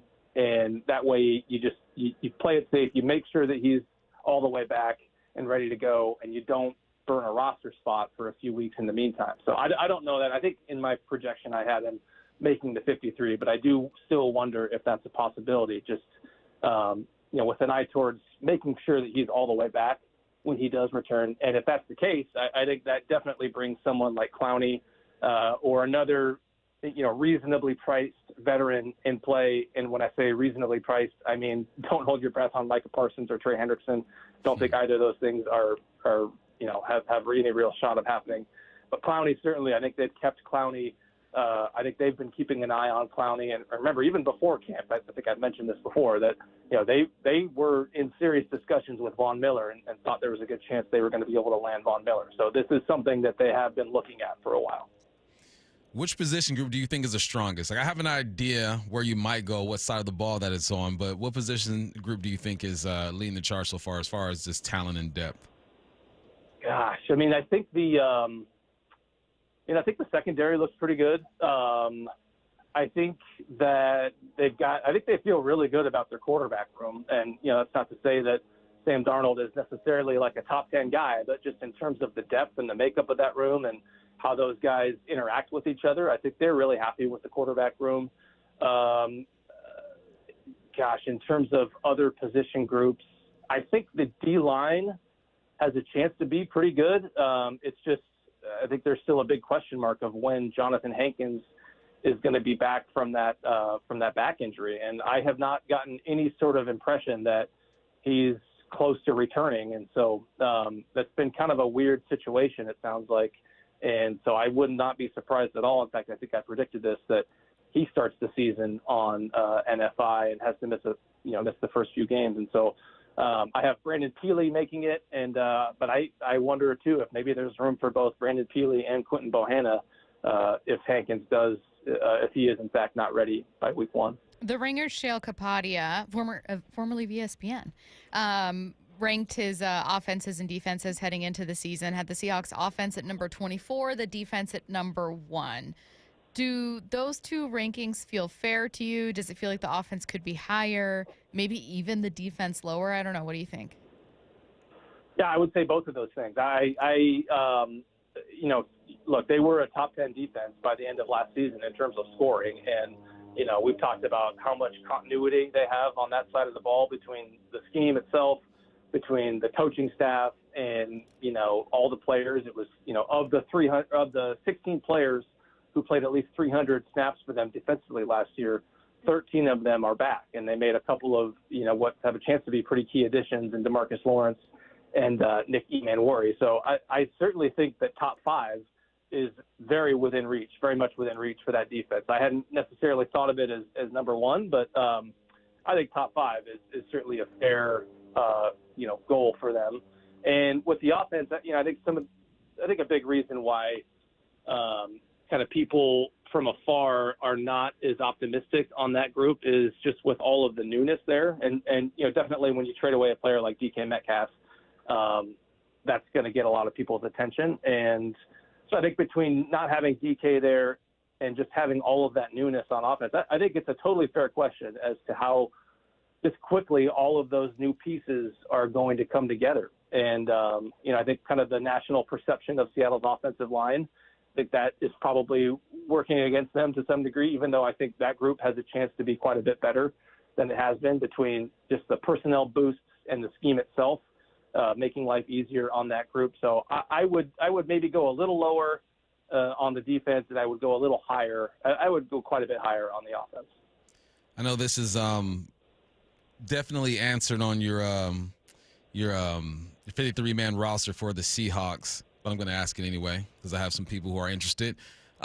Jake Bobo and Derek Young, you're pretty solid that these two make the team again? No, not necessarily. I mean, I just that after I think I initially had MVS on there, and then once I really kind of started to have more doubts about his spot on the roster, I put Derek Young in as the last guy in his place. And so, just hearing the way that they talk about Bobo and kind of some of the dirty work things that he does in terms of blocking and playing special teams, I don't feel great about it, and I certainly don't feel great about Derek Young. But I just think that those seem like the most likely last two guys, just because again, I think there's very much a question about Valdez-Scantling. Now, the thing about MVS is he has sort of come on of late after what was a pretty underwhelming start to training camp, and then you've obviously got the Torrey Horton ankle injury. Bobo just suffered a concussion. I don't think either of those things. I would not imagine either of those things really threaten their availability for the start of the season. And so I don't think that's going to factor a whole lot into the MVS equation. But look, the ideal scenario for them would be finding a trade partner for MVS, because if you do that, then you get a team to take on the remainder of the contract, and you wouldn't have to eat the remainder of that $3 million that they guaranteed him. So if they do trade him, it wouldn't really be about what you would get in return, because you would probably just get one of those late round conditional picks that are the equivalent of next to nothing. It would be more about, you're finding some team to take on that money so that, you don't just throw away $3 million. He is ESPN's Brady Henderson. His latest roster projection, again, that cut down tomorrow, up on ESPN.com right now. Thanks, Brady. Thanks, Brady. You got it. Thanks, guys. See you. The Seahawks are kicking off the regular season next weekend. Today's the last day you can enter to win 4 tickets to watch the Seahawks on September 7th. All you need to do is open the Seattle Sports app and click the Win tab to find out how. If you don't already have the app, just text the word app to 866-979-3776 and we'll send you a link to download. Let's get to 4 Down territory. This is 4 Down territory, going inside the game. What former Seahawks and Coug wide receiver Michael Bumpus. First down after 3 weeks of preseason play. What are you absolutely wrong about, and what are you right about? Go with the wrong first. Absolutely wrong about Shedeur Sanders. He should not be the number 3 quarterback. Or number 2 quarterback. I thought possibly he'd be the number 2 quarterback, but after his performance last week, you got to take it for what it is, man. The processing seemed a bit low. He didn't have help from that offensive line, but still, there are things you do in those situations. Instead of taking a 24-yard sack, you get outside the pocket, throw the football away, live to fight another day. Held on to the football a bit, and then when you just compare him to what Dillon Gabriel did, he's a guy. Dillon Gabriel is the guy. They had him evaluated higher than Shedeur Sanders, and it looks like they got that right. I thought they got it wrong. I was rooting for Shedeur. I thought he was the better quarterback, but Dillon Gabriel is showing just the poise and the experience of a guy who's played about 100 college football games. He looked good. So Shedeur Sanders should be the number 3. I think Kenny Pickett is there just to be there. We kind of know what he is already. But they're going to carry 4 quarterbacks, it sounds like. Absolutely wrong about Shedeur Sanders. What I was right about, my guy, I'm going to say his name one more time until he makes the final cut tomorrow, Efton Chisholm III. He should be on the roster for the Patriots. He was 3rd in the league preseason when it came to catches. He was 3rd when it comes to yards per game. He had 2 touchdowns, set out that 3rd game. Local kid. You guys want someone to root for who's local? Efton Chisholm III went to Monroe, and then also we have Emeka who went to Stillicum. You got G. Scott's son who went to Eastside Catholic as well. We got some Washington boys being representing out there for us. I think it's always really good, too, when a guy goes to a team where there's, a real opportunity there. It would be really unfortunate to have this great preseason on a team that has all the answers. I even think back to when Kason Williams was taken off and people were like, yo, how is Kason Williams not going to make this roster? And it's like, well, because Amara Dar was a 3rd-round pick. And that's kind of the only opportunity there is you'd have to beat him out. So Patriots have needs at wide receiver that are being met. Efton definitely with a chance to get it done. Come on, kid. I hope he does. 2nd down. What was the most interesting personnel situation to you on Saturday? Now, I wrote this question before we talked it through with Brady, but I saw number 1 out there, and I asked myself, why is MVS out there playing? Then I realized that Plumlee was out with an injury, and then you factor in that they might be trying to cut 3.5 from that roster. That's what he's owed this year. And Brady said it perfectly, man. If you are the number 3 receiver and you're not contributing on special teams, it's got to be clear that you are the number 3 receiver. And in such a short time, Horton was able to establish himself as that number 3 receiver. So we'll see what happens here. We don't know if he's done enough to be out there when it comes to a trade bait or if teams are even interested. But the wide receiver battle, man, it's been going back and forth. I guaranteed MVS will be the number 3 receiver. Horton comes down and bumps him down. You got other receivers making a name for themselves who do more than MVS.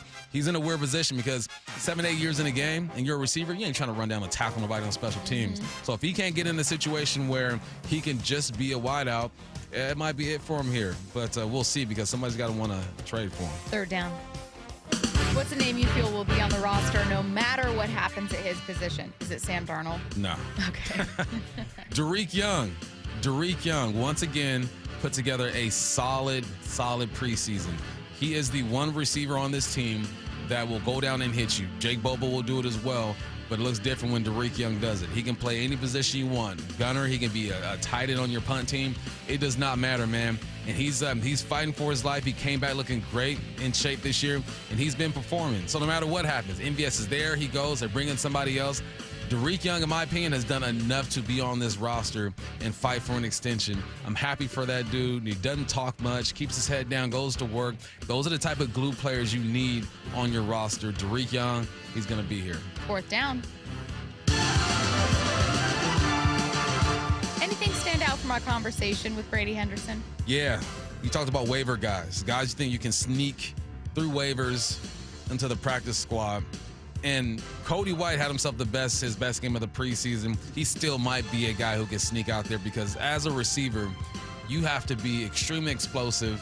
And if they're going to pick you up, you got to be the number 3 or number 4. What's going to help him if a team does pick him up, he can play special teams. Damian Martinez. When he was at Oregon State, I figured he's going to be like a 3rd, 4th, 5th round pick. Went to Miami. Things haven't been working out for him. He might be a guy that you can sneak through waivers and get into your practice squad. Connor O'Toole is a guy who's impressed me as well. He's had 11 tackles so far this season, plays linebacker. He's a guy that you can sneak in there as well. But the thing that didn't surprise me but intrigued me the most because I've had conversations about this guy is Sundell being the starting center. Yeah. I just knew Olu was the guy. It was written in stone. Go ahead and chalk it up. We're good. Olu, do your thing, but this is why you have special team games. This is why you go and do these joint practices so you can better evaluate these players. So it looks like Sundell's going to be the starting center for the Seahawks, but if something were to happen, you got a guy in Olu Timmy who's versatile as well, who can play the guard and the center spot. But no, that's been a fun battle to watch between those two. All right, coming up in the timeline, we have a kid caster who unfortunately called an A's home run as his first call. But the good news is that we all know what happened for the Mariners after that. So it ended up being okay. Also, I'm sorry, but there's a conspiracy theory when it comes to the Browns quarterback situation. I guess that makes sense. You know I love a conspiracy. Again? You know I love a conspiracy theory. Yeah, I was going to say, you know what conspiracy theory I'm talking about. Yep. I was curious heading into today whether you would be believing it, and I wouldn't, based on the conversations we've had previously. Do you believe the conspiracy theory? No. Okay. No. I don't either, but maybe someone out there does. That's coming up next. Wyman and Bob. We got Gray Zabel, rookie guard. Every afternoon at 2. Our texters that text into the show will give you, some restaurant advice. Which way should they direct you? Man, the simple thing is just you run the damn ball with like a steak and potato type restaurant. I would certainly start with El Gaucho. That's my favorite. Yeah. I'm getting cultured by my left tackle, Charles Cross. So I just tried sushi for the first time like a week ago. That was all right. Dave Wyman and Bob Stelton, only on Seattle Sports and Seattle Sports on YouTube.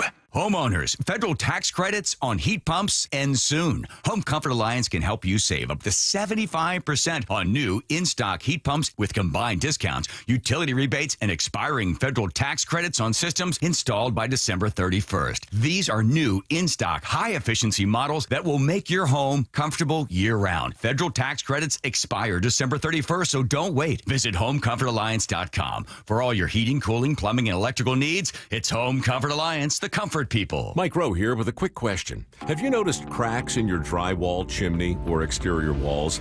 I hope not, because if you have, they could be indications that you've got a much bigger problem with your foundation. That's where Groundworks comes in. They can honestly assess your situation and create a plan to stabilize your foundation. Schedule your free inspection at groundworks.com/row. And while you're there, check out my latest dirty job. It's a good one.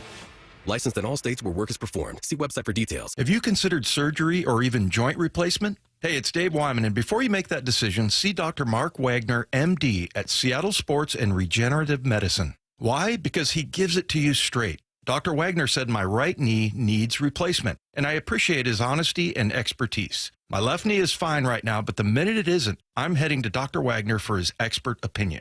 I want to avoid another surgery, and I've heard so many patients rave about results from their 90-minute outpatient stem cell procedure with Dr. Wagner. He's a board-certified Seattle physician with over 30 years of experience and has performed more than 20,000 stem cell procedures using a person's own stem cells to regenerate cartilage in their own joints. People with severe osteoarthritis, even bone on bone, are back doing what they enjoy without pain and without surgery. Whether it's a shoulder, hip, elbow, ankle, wrist, or knee, before choosing surgery, see Dr. Mark Wagner first. Go to drmarkwagnermd.com.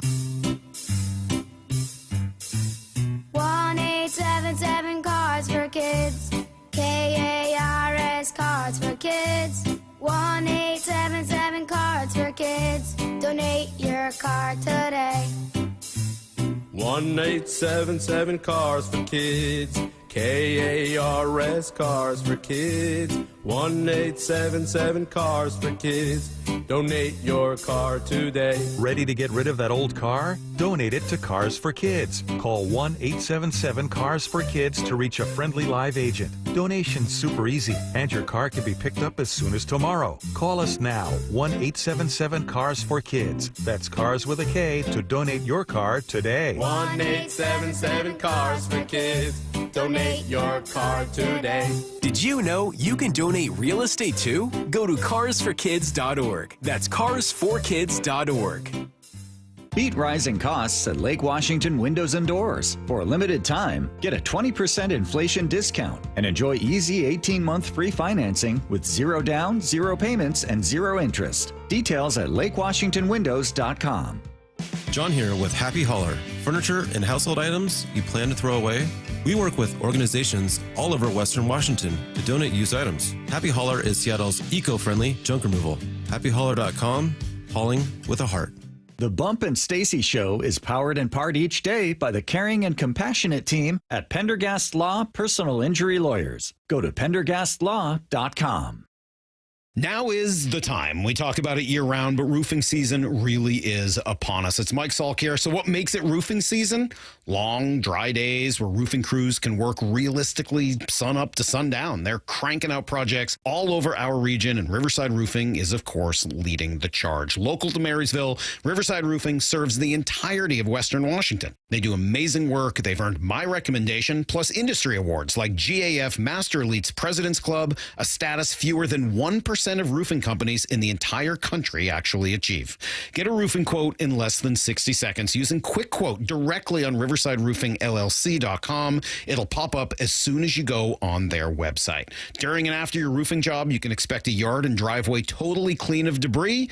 Behind their national accolades is a family company from right here in Marysville, built upon important local values like trust. That's why Riverside Roofing is the local roofing company you can trust. Go to riversideroofingllc.com Mariners.com. This September, score Mariners value tickets for as little as $11, including all 3 games of the Logan Gilbert Funko Pop giveaway, September 8th to 10th, and the Rockies series during the final homestand, September 23rd to 25th. Plus, check out the Mariners value menu and beer lineup, available every game. Enjoy ballpark classics like hot dogs and nachos for less than $5, and a great selection of brews starting at just $5. Go to mariners.com/value to grab your tickets today. Auto Lock Masters reminds parents 460,000 children are reported missing in our country every year. Please plan with your kids a safe, visible route to and from activities with at least one friend. Coach your kids to stay alert and be aware of their surroundings, and caution your children to never accept gifts or rides from strangers. Best wishes to all our kids from the entire team at Auto Lock Masters ALM, the family-owned automotive key specialist, proudly serving the greater Seattle area, online at autolockmasters.com. This is The Timeline with Bump and Stacy. Brought to you by 1-800-DUI-AWAY. It's The Timeline on Bump and Stacy. The first story making the timeline here, a conspiracy theory. A new sports conspiracy theory just dropped. Are the Cleveland Browns sabotaging Shedeur Sanders? So one day after Sanders' very underwhelming showing in the Browns preseason finale, in which he completed just 6 passes, was sacked 5 times, Cleveland.com's Mary Kay Cabot asked head coach Kevin Stefanski about being a saboteur. And I would like to point out that Mary Kay is a very accomplished journalist, so she's not saying, is it true you're doing this? She's kind of saying, hey, what do you make of the persistent narrative that this is what's happening here? I'm committed to his development, just like all of our rookies. So we'll continue to focus on getting our guys better. And that's what we'll stay committed to, and that's what's important to me. Shedeur Sanders played behind a very weak offensive line full of a bunch of 3rd and 4th stringers. I think 4 of 5 who played in front of him on that game have since been cut from the team's final roster. Yeah, it was garbage. Offensive line, not very good. He still went 3 for 6, 14 yards, 5 sacks. Totaling 41 yards. That's going to hurt. And you know what? Dylan played well. He was 12 and 19, 129 and 1 touchdown. Here's what we're not going to say. Stefanski is not, from all I know, right? He's, 2-time coach of the year or something like that? He's not going to sabotage anybody. What he's going to do is he's going to provide opportunities based on the performance that you give during practice and during the week, and maybe it's your approach to work. What's hard about the situation is that going into the draft, Sanders had so much hype around him, and I felt like at least he should be a 1st or 2nd round pick, and he drops to the 5th. And because he drops to the 5th, and he's put in these situations as a 5th rounder, you're playing with 3rd stringers, 4th stringers, you're going to go back to the pre-draft narrative and say they must be trying to kill this guy's vibe because they should have drafted him early. Why is he playing with these guys? No, but you go out there and see it. Yeah, he took some bad sacks, threw a couple of bad footballs. There are some things he left out there. So as long as Dylan Gabriel's playing the way that he's playing, he's outplaying him. No, I don't think he's trying to sabotage his career. He's just not playing well. I think the only weird conspiracy theory where I actually start buying in, or at least figuring out what's at the root of it, is where he was selected. I think there are quarterbacks taken ahead of Shedeur Sanders in this draft, and you and I talked about this, that were either not as good or roughly the same, and you're going, but why not Shedeur? Like, it can't just be personality. There's a lot of guys with bad personalities and big egos that are taken in the draft every single year. Yeah. And a lot of teams need quarterbacks and need quarterback depth, and why not take a flyer on a guy who at that point would be available? We were going into the 4th round with but why? So that's the only thing when it comes to Shedeur Sanders where I was like, what's very Brian Windhurst of me? What's going on in the draft? However, there is absolutely nothing unique about a guy playing behind a bunch of 3rd-string offensive linemen when you're a 3rd or 4th-string quarterback. Yeah, hi. Like at Drew Lock, Jalen Milroe, a bunch of other guys around the league are going, if I played behind our 1st-string offensive line, I'd look pretty good too. That's not a team sabotaging anyone. And I also oh my God, I'm blanking on his name, but he's a well-known offensive lineman that tweets often about the offensive line. I can't believe I'm totally blanking right now. But he said, look, if I'm an offensive lineman trying to make this team, you're telling me that I'm throwing my career so that you can make a point about Shedeur? Was that Bakhtiari? No, it wasn't Bakhtiari. Was it Chris Long? No, it wasn't Chris Long. Those are the 2 older guys. Than you. Older. I don't know. I'll look it up. But he was pointing out that, in order to have this conspiracy theory going, you'd have to have 5 other people also all in on it and willing to sabotage their careers so that you could, I don't know, sabotage Shedeur. It's just to make your own draft decision look bad. It's just, I hope that we don't continue with this narrative that Shedeur's secretly a first-team All-Pro and the Browns are holding him back. They're the only team that drafted him. Every other team had a chance to take him. They're the team that took a shot. Why would they want to hold him back? Got him for the cheap. That's why.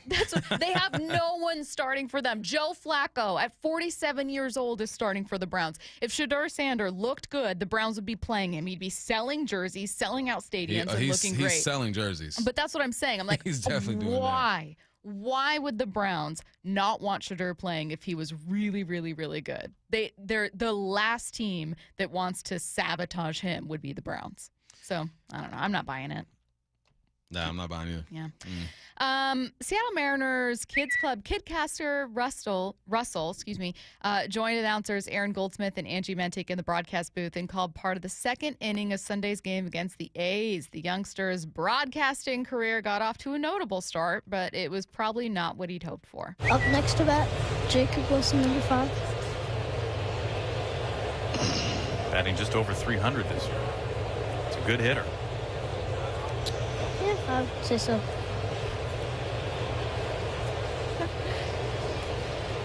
And pitch. Hit out into left field. Russell, what are we doing? Why? Oh. You can think of it as being very lucky or What very is going on around here, Russell? Man. That's just sad. Russell almost let one slip there. He did. He Almost said, did. shoot. Yep. Yeah, Russell was cute. He was the vibes were very just low Nonchalant. key. Just in the pitch. Jacob Wilson, he's pretty good. He's okay. He's all right. He's all right. You got to give him what you do is you give him a bit more time to warm up, you know? Like it's tough when you're just thrown out there, never done it before, and you're saying go, but he's got 2 pros with him. Yeah, Goldie and Angie there to kind of fill up the space. But I thought it was cool, man. I would like to see more of that. And I think baseball is the perfect sport for it because there's not a lot going on. Like, imagine a kid his age trying to call a football game. Unless you've done it, unless you have practiced it over and over and over again, you'll get overwhelmed. I love just the little voice of, I'm mad. That's just sad. Next up, according to John Canzano, the Pac-12 is set to announce a new 5-year deal with the CW, which will air conference games from 2026 to 2031. The news comes 2 months after the league first announced that CBS will be its primary rights partner beginning next year.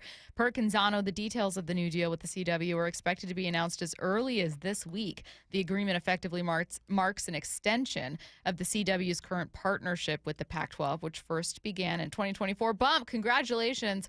Or Yeah. I'm sorry, I'm not really sure which. It's like your schedule gets even crazier. Congratulations. Yeah, I was gonna say. Got stomachs to feed. You have no time to golf. Hey, I'll find time, trust me. But yeah, Pac-12 Network crumbled, try to get rid of your boy. Nah, I survive. Okay, CW, let's get this new contract signed though. CW, make sure we're good.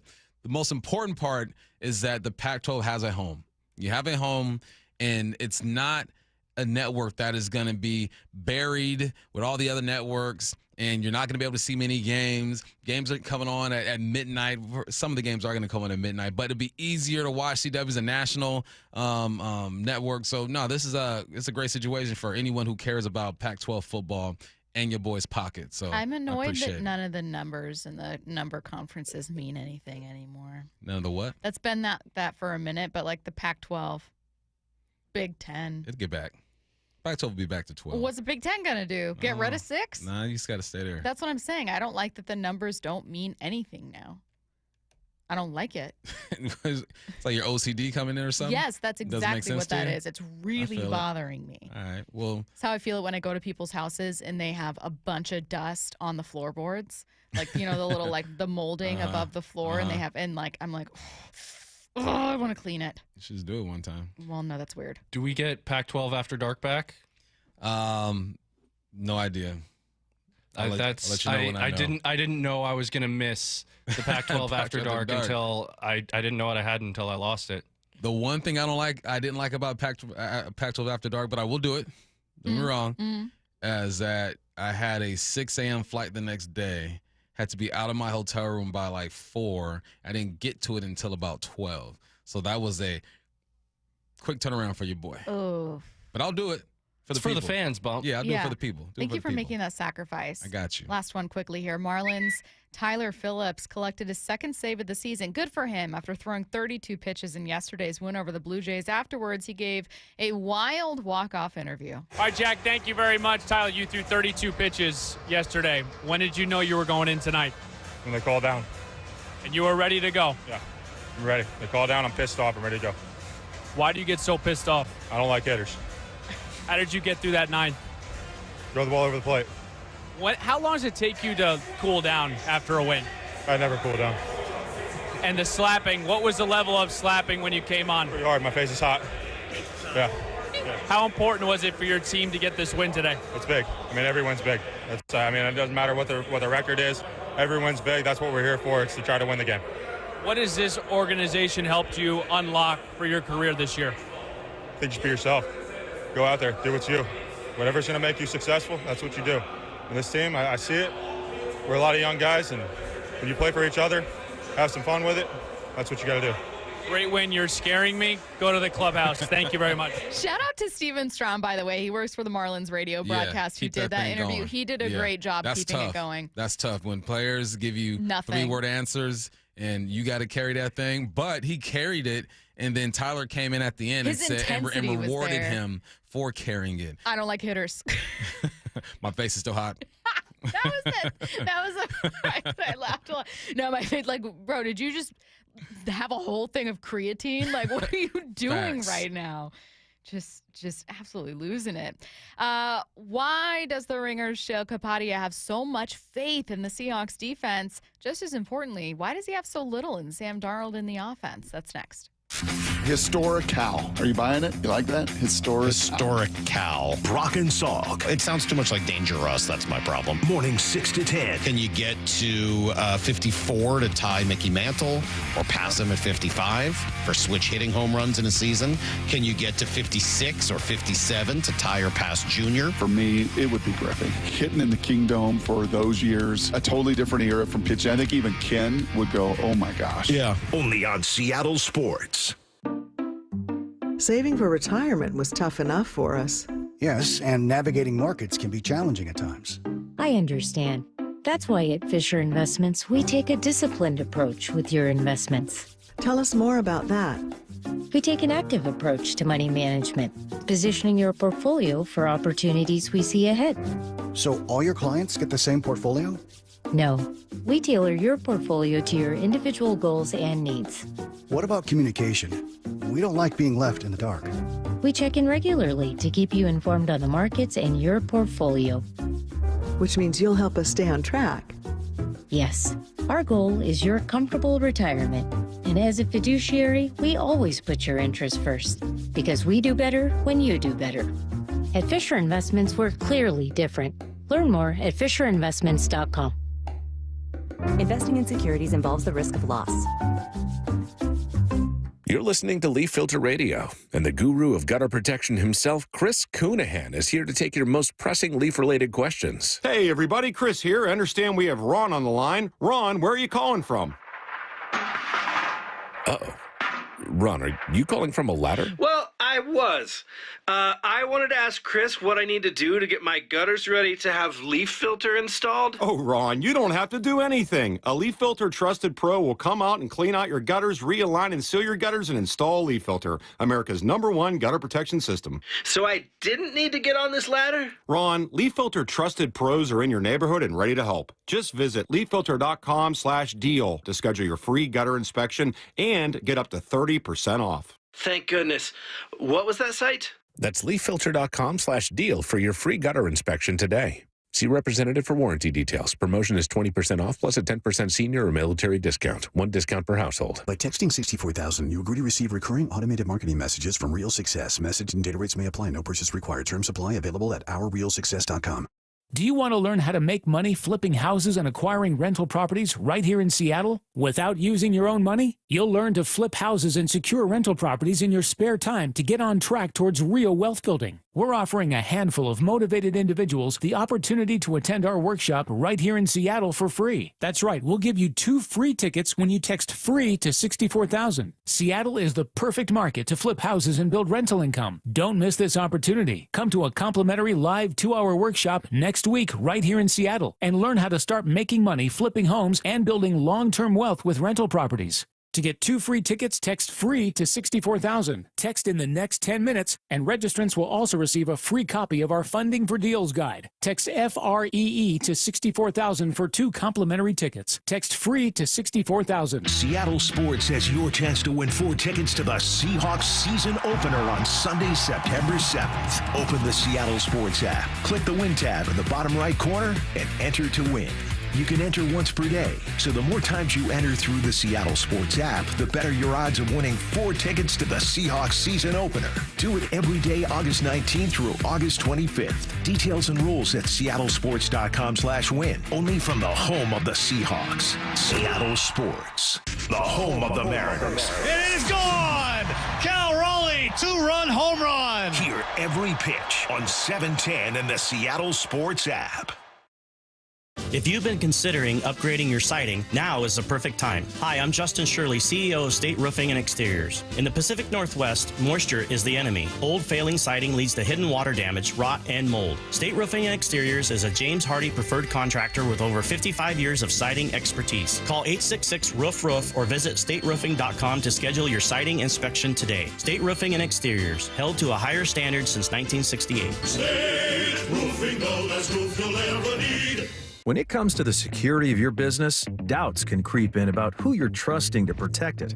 Are they a reliable service? How will I know if something happens?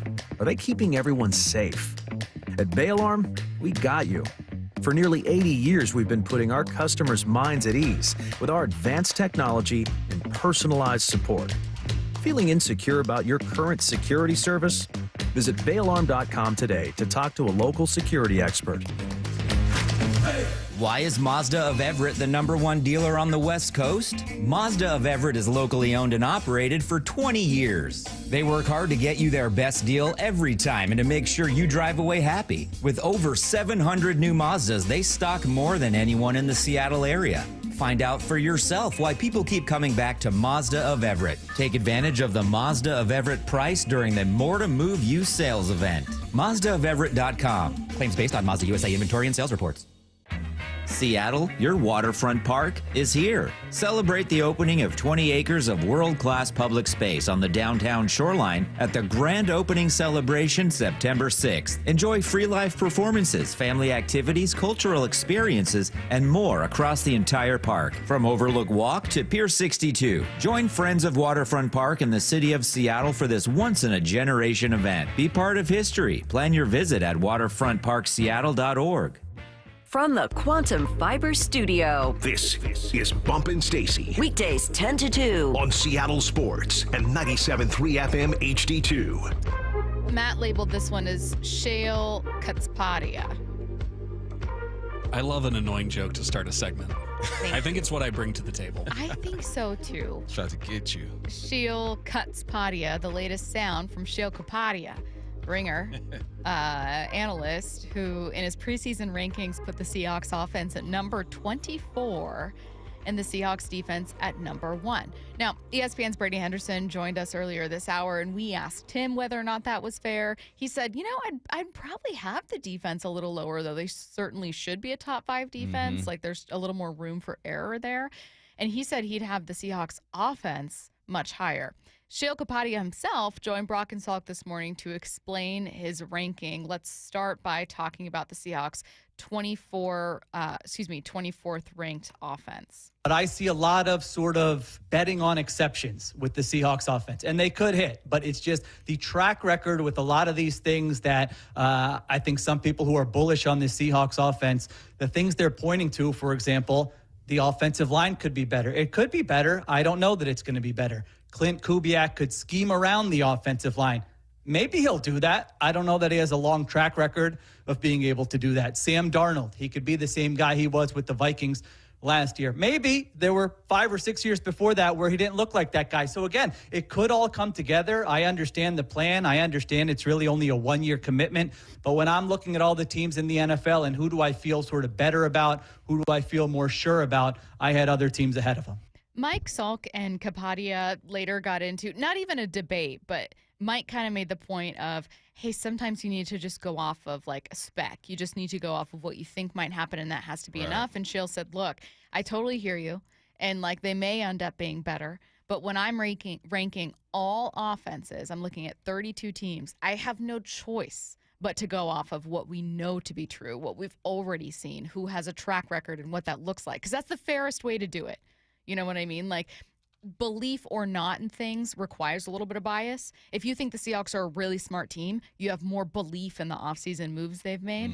But that's not really fair to teams you may not know as well if you don't know their front office, if you don't know their staff. So he had to go off of track record.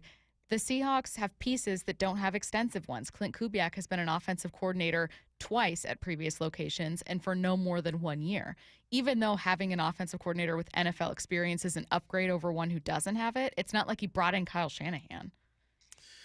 Preseason rankings, it's all about projection. What do you use to project what you got from that team, that person, that coach, that individual the previous year? So all the questions that he has, I think, are legit. Is Sam Darnold going to be the guy? Can this offensive line improve? Can Ken Walker stay healthy? I'm sure that is a part of this thing. Are they going to be better without DK Metcalf? Yeah, I think it's legit. I wouldn't have them that low because I think we're a bit more connected to the team, and I just believe in what they're doing with their personnel. Sheil has a lot of teams to cover, and I would love to see his formula. I'm sure it makes complete sense. He doesn't just pull a number out and say, this is where I'm going to put them. All his concerns are real, but just like you pointed out, is if you're a bit more connected and influenced by the team, then you're probably going to have them a bit higher. And I would have them higher. 24th is too low to me. I have around like 18, 19 or something like that to start. And then you got to go from there because I think the wide zone is going to help with this offensive line. I think the play calling is going to help with this offensive line and this quarterback. And I think that the receiving core is good enough in this offense. If we were in a Grubb offense, if we were in a Andy Reid offense, I'd be a bit more concerned about the receivers because you don't just have that down the field type of guy. And the one guy who's supposed to be that down the field type of guy might get shipped out of here in MVS, but you do have a young receiver in Horton. Another factor in rookie receiver at your number 3, not a clear-cut all-star like Brian Thompson, Malik Neighbors, Justin Jefferson, just a different level. So his concerns are real. I would give him a little more credit, though. Well, and I think what happens for a lot of reporters, not just Sheil, is that a massive doubt in Sam Darnold is also fueling this. You saw last season from Sam Darnold, but you've never seen any season like that from him before. So on the one hand, you do have a full season, barring 2 games, one in the regular season, one in the playoffs, where he looked bad. Really, really bad. But otherwise, you have a full season of him looking really solid. How much of that is him and how much of it is the situation he's in? You do not know. You do not know until this year. So even though there are many teams with question marks at wide receiver, even though there are many teams that don't have elite offensive line play, not every single one of those teams has a quarterback with so many questions. I think this also is just as much as it is about the offensive line and the run game. It's also a Sam Darnold conversation. That's the first thing everyone talks about when you talk about the Seahawks and their offense. It's Sam Darnold. Can he do anything similar to what he did last year? And I think of all situations he could have gone to, this is probably the best one because Kubiak's offense is similar to what he ran, Shanahan type deal, under center type of deal. But he does have to prove it. Sam has to prove it, not only to the analysts and the fans, he has to prove it to himself. I know he comes out and he's extremely confident and you know that you can do it, but there's always some type of doubt in an athlete's brain if they've only shown that they can do it one time. You got to bounce back and back it up. Now, he's the key to all of this. His play will be affected by the offensive line, though. It will be affected by the play calling. That's why when I describe Sam, is he's the type of quarterback that needs more help than your elite of the elite. There's a reason why he's, tier 3 that had him in? Who had him in tier 3? Sando. I can't remember if it was, yes. In tier 3. With Bo Nix and Gino. Because you look at those guys, and they're going to need some help. I think Bo Nix can eventually get into tier 2. I think he's going to have a great year this year. But no, the concerns are legit.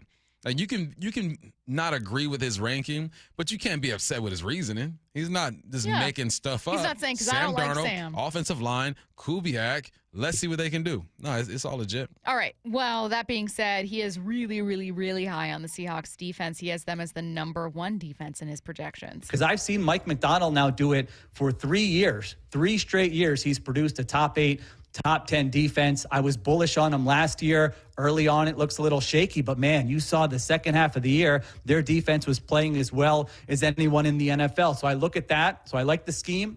I like the coaching, and then I look at the talent, and I really like defenses that have a mix of, hey, reliable veterans.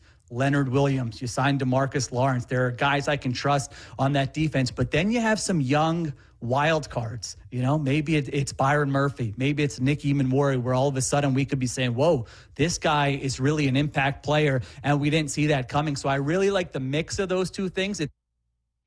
So, again, I will give Sheil a lot of credit for this. He's using the exact same way to measure. So just as he's looking at a track record to measure doubt for the offense, he's looking at a track record to say, I don't care that I haven't seen the defense this year. I really, really, really like what I've seen for 3 consecutive seasons from Mike McDonald. Yeah. There's track record, there's resume, and then there's talent. And there's talent within this system. And then there's talent that you added to this system. You can't say that for Clint Kubiak and his offense. It's some of the same pieces who struggled, and you got a new system with a new quarterback. Now, at least he's consistent with the way that he's breaking this thing down. And on the other side, 1 is too high for me. I wouldn't be comfortable putting him at number 1. I don't think I would either. I ain't comfortable with that. I felt like, am I being a hater? Am I being down on this team? I think it's just that I have a naturally more like an apprehensive look at the season when it comes to your team, as everyone does when it comes to your own team that you cover. And so I don't think I would have put him at number 1. Nah, not number 1, but hey, whatever. We'll take the compliment, the pat on the back. We'll take it for sure, especially after you put the offense at 24. We'll take it. What caught my eye coming up next? Wyman and Bob, afternoons 2 to 7. The Seahawks, it's getting clearer that they are committed to the run. When the O-line was such a thorn in the side of this team last year, it just wasn't good, and they could not run the ball. To see what you've seen in the first 2 games was like whoever you plugged in there, it worked. Certainly Gray's able. I mean, it just, everything is starting to come together right now in the run game. Dave Wyman and Bob Stelton, afternoons 2 to 7 on Seattle Sports, the app, YouTube, and your smart speaker. The LJ way is the Lee Johnson Auto family. Hello. Welcome to the Lee Johnson Auto Family. This is King. This organization's a special one. They call it the Lee Johnson Auto Family, and it's not just a name. It's not just some cliche. They foster an environment for us to become a family, to work together, to really become close. And they show us in a lot of different ways that they do value us. Is it perfect? No place is. But I've been very thankful to be here in the almost 10 years and have every plan to stay here for a lot longer and just watch it continue to grow. He's fun and professional, which explains why so many people visiting Lee Johnson Kia ask for him by name. The LJ way is the Lee Johnson Auto family. Dave Wyman joined by another Swedish cyberknife patient to offer a glowing endorsement of their prostate cancer treatment. Tim Hunter, a lifelong local radio host, underwent Swedish cyberknife treatment for prostate cancer less than a year ago. How did you hear about Swedish cyberknife? Well, it was this familiar sounding voice on the radio telling me about it, and so I thought I'd investigate that. Everything I heard was what I wanted to hear, and so I reached out. What's it like to go through the cyberknife treatment? Well, you go in, you do a 5-day-in-a-row stint. You go to the Swedish hospital, and it's, they say set aside 45 minutes for each treatment. It's really only about 35 minutes of that little robotic arm dancing around you. There's no pain involved. It's just a matter of listening to music in headphones and trying your best not to move. Looking back on your Swedish cyberknife experience, what stood out? It was too easy. It was just too easy. I went through it and I just went, that's it? Treat prostate cancer with Swedish cyberknife. Go to swedish.org/cyberknifeprostate. Lowe's has the Labor Day deals you need to give your home a new look. Buy one, get one free select interior paint via Visa gift card rebate. Then, add the final touch with 2 for $8 on select 2.5 or 3-quart mums. Refresh your home and save big while doing it. Lowe's, we help, you save. Valid through 9/3. Mums offer in-store only. Selection varies by location. While supplies last. More terms and restrictions apply. See Lowes.com/rebates for details. Hi, it's me, Flo, here to tell you that with the Progressive Home and Auto Bundle, you get 24/7 protection, so you're covered no matter where the day takes you. Even bad hair day? Yep. And tree branch fell on my car day? Especially that day. Progressive has you covered 24/7 for your home and auto. How about thought it was chicken, but it was tuna day? Or overnight construction outside my bedroom day? Those days too. Great, because that was each day this week. Been there. Well, at least your home and auto are covered every day with Progressive.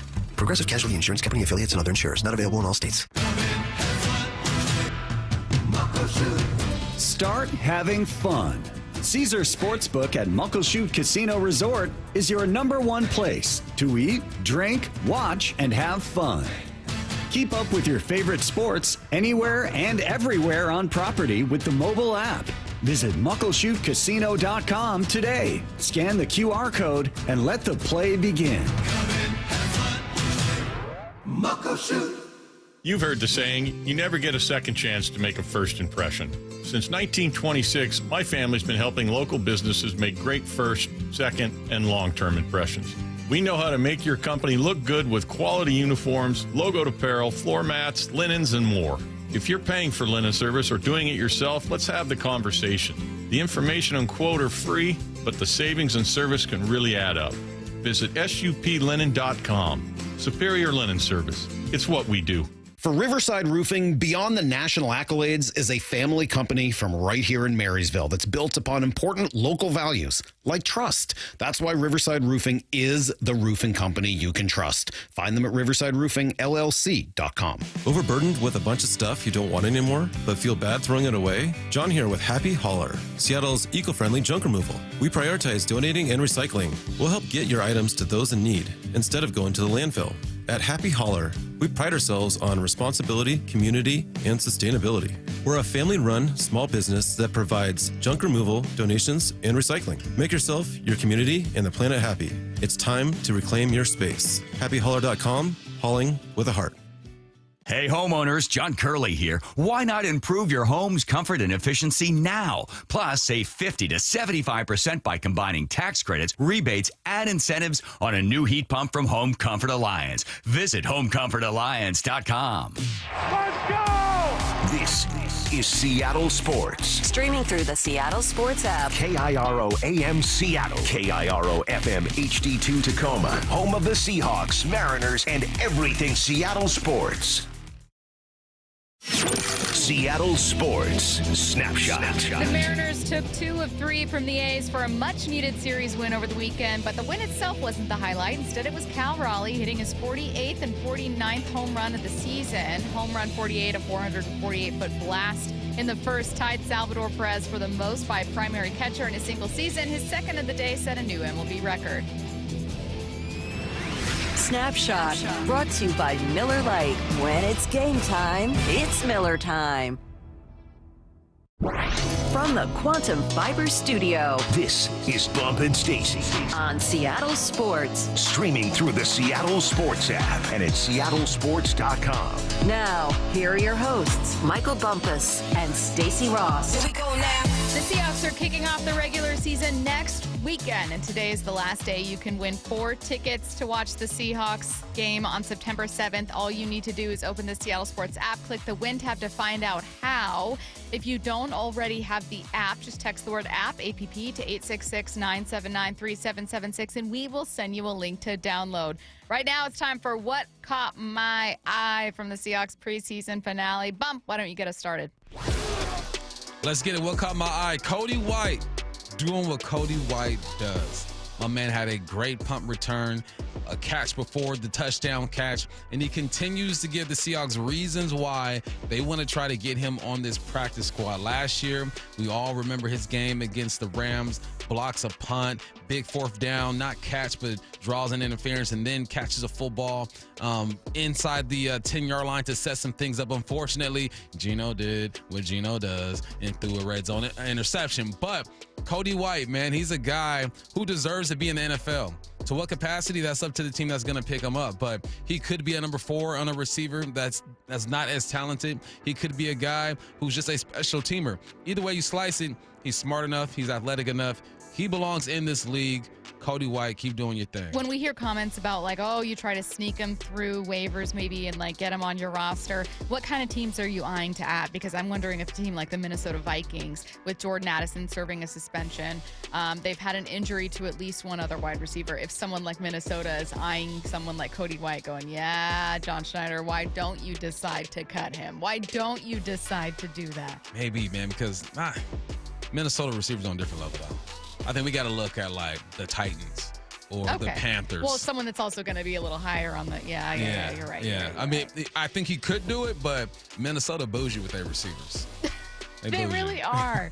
I guess they can be when you've got receivers that good. I don't know. We'll see. I just don't know that you're going to be able to sneak them onto the practice. Maybe I'm wrong. Maybe that's one of those things where I'm too high on the guys that we cover because I think that he's so talented. We have some bias so for sure. Yeah. All right. What's next? Mine is a really, really obvious one. The most obvious, what caught my eye from the preseason game, and I just thought it was the coolest play. You can guess where I'm going with this. I thought Ty Okada's interception was like the coolest play in the entire game on either side. How could I not have it on what caught my eye? It's not even like I can have some massive takeaway where I'm like, well, here's what's happened to dig into the X's and O's. It was just a really, really cool play.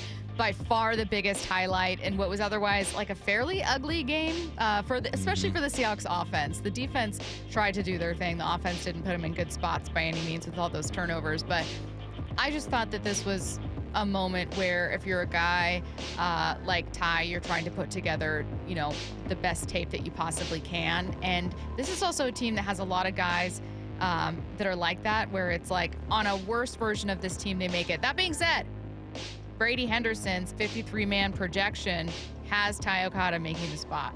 Let's go, Ty. He's a guy that I think it'd be hard to sneak into the practice squad. And that interception was stupid, man. You lay out, right hand, bring it in, keep your wrist under the football. And that was a big play, man. The young man from Montana State made a lot of people proud here in the Northwest. I like Ty Okada. And, my guy Paul Moyer pointed it out, too. The game before, he didn't have the greatest game. Took a poor angle on a big run, allowed a 20-something yard game, but then bounced back this week. And they like Ty Okada. So, yes, I'm feeling that. What do you got next? What caught mis ojos? That's Spanish. It is. For eyeballs. Caught my eyes. Jacarde Wright had 65 yards, but at one long of 61. He looks like a pro. He looks like a guy who you won't be able to sneak into the practice squad. Somebody might pick this guy up, but him and Damian Martinez were going at it. Damian had 7 carries, 24 yards, a long of 11. Jacarde Wright had 5 for 65, a long of 61.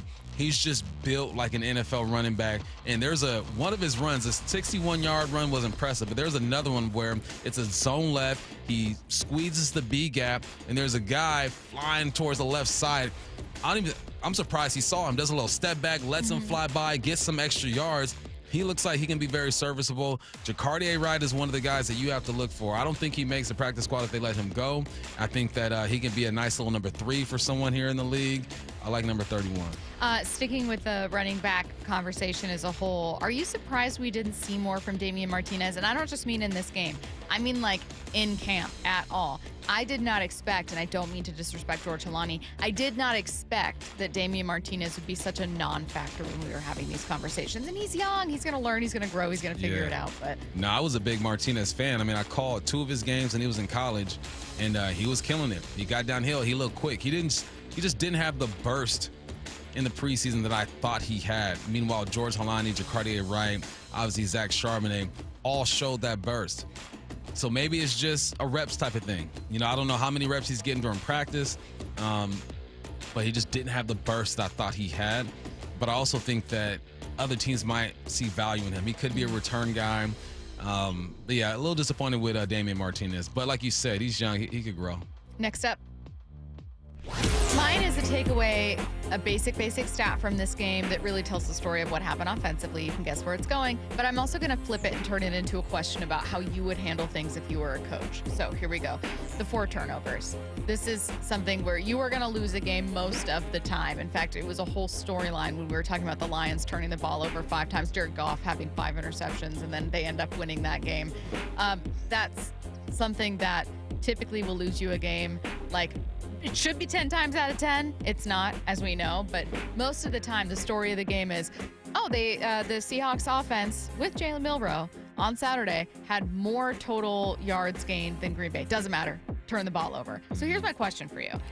If turnovers kind of tell the story from the basic stats of the game, what do you do as the head coach? There's no way that a head coach looks at 4 turnovers and is happy about that. But what do you even preach when it was a group that you're not going to be putting out there on Sundays? You just coach them up. Ball security, job security. We've all heard that, man. If anybody who's coached or been around football, that's one of the terms or phrases that we hear all the time. And here's the thing. You coach Milroe up. Some of those linemen ain't going to be there. Some of those receivers ain't going to be there. I mean, really, it's about the box, about Jalen Milroe, your running back help protecting, and your offensive line. So you coached them up in those moments, but after the game, everyone's going home.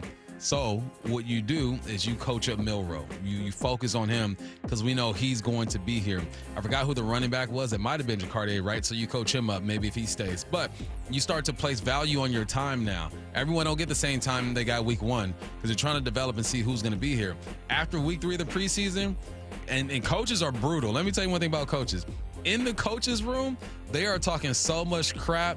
Guarantee there's a lineman out there. They're like, man, his butt ain't going to play anyway. Don't worry about him, coach. He ain't going to play. He's out here anyway. That's the reality of the situation. So you invest time in guys you know are going to be here. That's how you handle that situation. So Jalen Milroe should get some time. What's next? What caught my eye, I said it in 4-down territory. I'll say it again here. Too much shotgun for the young man, Milroe. I get it. QB coach is calling the play, but Kubiak still had influence on the game plan or the play calling at least. I expected them to give him the Sam Darnold treatment as well. Get him under center, run the dang football, and allow him to get outside the pocket. They did some of that. He was under center a little bit. They did run the football most of the time when he was in there, but it's the way they were setting it up. And I see that, and I think to myself, this is what Milroe's most comfortable with, so that's why they did it here. But no, get him acclimated. I look at Caleb Williams and that Ben Johnson offense over there with the Chicago Bears. Ben Johnson also put Caleb in shotgun more than he did with Sam Darnold. This is just a direct correlation of these young guys not being comfortable under these centers. You have to develop these guys. You have to force them to be in situations that they're not comfortable in. So I would have just sink or swim. I'm not worried about winning that ball game. It'd be nice to win the ball game, and I'm sure the QB coach who called the game, his focus is winning the ball game, but it should be on putting Milroe in situations where he's uncomfortable and seeing how that can help him. You can go in shotgun. You should be in shotgun at times, but I want it more in the center. Yeah, I think that is fair, especially since what we complained about so much last year. And I know you have to do that no matter what, but what we complained about so much last year is exactly that kind of offense. We were like, all right, but what do you do if your offensive line isn't performing? Yeah. What do you do if your quarterback's clearly feeling the pressure? This is only making it worse. So, yeah, I can hear that. I have a silly one for my next one. Right. Admittedly, really, really silly, but I had a different one that I'm going to do last. I'm going to squeeze this one in here because someone texted in, Stacy's got me sitting in my truck wondering what my floorboards look like. Listen, this one's really more a PSA. I need everyone to, all eyes on me, 1, 2, 3. Your baseboard in your home, okay? I want you to think of the walls in your home. It's like the trim. Exactly, the trim. Yeah. There's the floor where it meets the walls, and then there's usually, for most people, like this white baseboard that clean it. I promise you it's not clean. I promise you that if I were to walk into your home, I'm looking at it, I'm staring at it, the OCD is taking over, and I'm noticing that it's dirty, and I promise you that it's not clean right now. Matt, Ian, when's the last time you guys cleaned the baseboard in your home? The answer's never. You don't even need to say anything. Baseboard? Yeah, exactly. It's the Do you trim. see what I'm It's saying? like the trim. Yeah, I'm familiar with You guys baseboard. It aren't- doesn't need cleaning. It does. You guys are not noticing this until I'm telling you this. I promise that on the very top, the little tiny level that comes out of the wall, it's filthy. And I notice it every time. And I notice when it connects to their tubs too, and I judge it. Judge it. Oh, it bothers me. That's all I have. That's all. I cleaned mine in my bathroom the other day. Yeah. Someone said you clean your walls too. No, you don't have to clean. I'm telling you, this collects dust. It does collect dust. You don't see it because you see it every day, so you're not really. It's kind of like how, like, when I was growing up, I was like, oh, there is a Jack in the Box down the street. You don't realize certain things, right, about where you live because you're there all the time. You're used to seeing the same thing, so you never actually, like, look at what's around you. That's you with your baseboards. And I'm telling you, right now, to your face, they're filthy. If you don't remember ever cleaning them. Get them. I think mine are decent. I've hit mine up recently. I think mine are decent. Yeah. I mean, that's the thing. Maybe someone said it's my daughter's weekly chores. Yeah, some of you, your kids or your partner, whoever else is doing it. But if you live alone or with some roommates, I'm telling you right now, it's going to be Especially gross. if it's all guys. Whew. Oh, don't even get me started. First of all, you guys probably have like an inflatable pool in your living room that's like it doubles as a couch. Just ridiculous furniture. The TV is absolutely on the floor. There's a single recliner in front of a big screen. Oh, man. And what's your little PlayStation? Your little PlayStation. Don't disrespect the PlayStation or the Xbox. I'm just hurt. Or the VR. I'm just real hurt. We have time for one more if you have it, or we are getting to headline rewrites. Let's get out of here. Oh, okay, let's leave. Can't follow that up. I'm sorry, you're right. I've taken us off the rails. Let's get to headline rewrites. Read all about it. Headline rewrites. We must make headlines. The real story behind the headlines in today's news with Bubba and Stacy. The Commanders and wide receiver Terry McLaurin have reached an agreement on a 3-year contract extension worth up to $96 million. What's the real headline? Scary Terry's bank account may be the scariest of all. It is. It is. Terry, I'm happy for you. You got this done. $32 million, $52 guaranteed. You're hanging around with A.J. Brown as far as annual value. DK, Wilson, Lamb, Jefferson, Chase is on another level. But this is what he deserved, man. 3 years is not much, right? 3 years, I believe, is what he got. That's not much, man. Keep him there. He's going to do his thing. He's going to help develop your quarterback. You have a nice little combo with him and Deebo Samuel, two different type of receivers. Like you mentioned the first time around, there wasn't a receiver closer than, 500 yards when it comes to production. Not within 500. Like, this was necessary. Why it took so long, I don't know. Maybe they had to move some money around, but we knew it would get done and should get done. Happy for Terry. A big winner, obviously, Jaden Daniels from this one. This offense would have looked drastically different without Terry McLaurin in it. Terry McLaurin also finally gets a payday that he absolutely deserves. And by the way, Deebo gets some support there. Like, I know that, and Bump, I know you can speak to this from the point of view of a wide receiver or even someone who's an offensive coordinator. I think that maybe your gut automatically goes to, more targets for Deebo. No. If you're a wide receiver, you want the quarterback, you want the ball, but you don't want to get 100% of the attention all the time where guys are on you and you don't get a chance to take off. You want to be able to have someone be a distraction so that you can eat too. So I think that this is a win all around. Terry McLaurin, I don't know why in my mind he was like 32. He's 29. He'll be 30 this year. He'll be 30 this year, but the way people were talking about him was like he was this old, washed up, like you're going to give a 40-year-old receiver that kind of money? And it's like, wait, what? No, you're going to give a guy who's had 1,000 yards every year but one in his career here the money he got. 1, 2, 3, 4, 5, 6 straight. And his rookie year had 9, 19, almost got 1,000. He paid a man. Yeah, I just think that this ultimately becomes a conversation, not just about how good the Washington Commanders offense could be, whether or not there's room for some regression there, which I certainly think there is, especially with the offensive line. It's also about what a player means to you. Bump, it is stuck with me, the conversation that we had. This was, I don't think it was about DK per se. I forget who you were talking about at the time, but you were saying it's about the value that player has to you. You can look at what Jamar Chase, or maybe T. Higgins is a better example. You can look at what T. Higgins is getting with the Bengals and think that's more than you'd pay your number 2 receiver. It's about what he means to that team. That team, that offense, that coordinator, that quarterback, that situation. One man's trash, another man's treasure, all that good stuff. But Terry's far from trash. And if you were to put him on a team like the Minnesota Vikings, yeah, he'll have an impact, but you got Justin Jefferson already. You don't put him on a team that has a number 1 guy over there already. He is your number 1 guy. So you do what you can to keep him. He's proven he's a top 10 receiver in this game. Easy decision.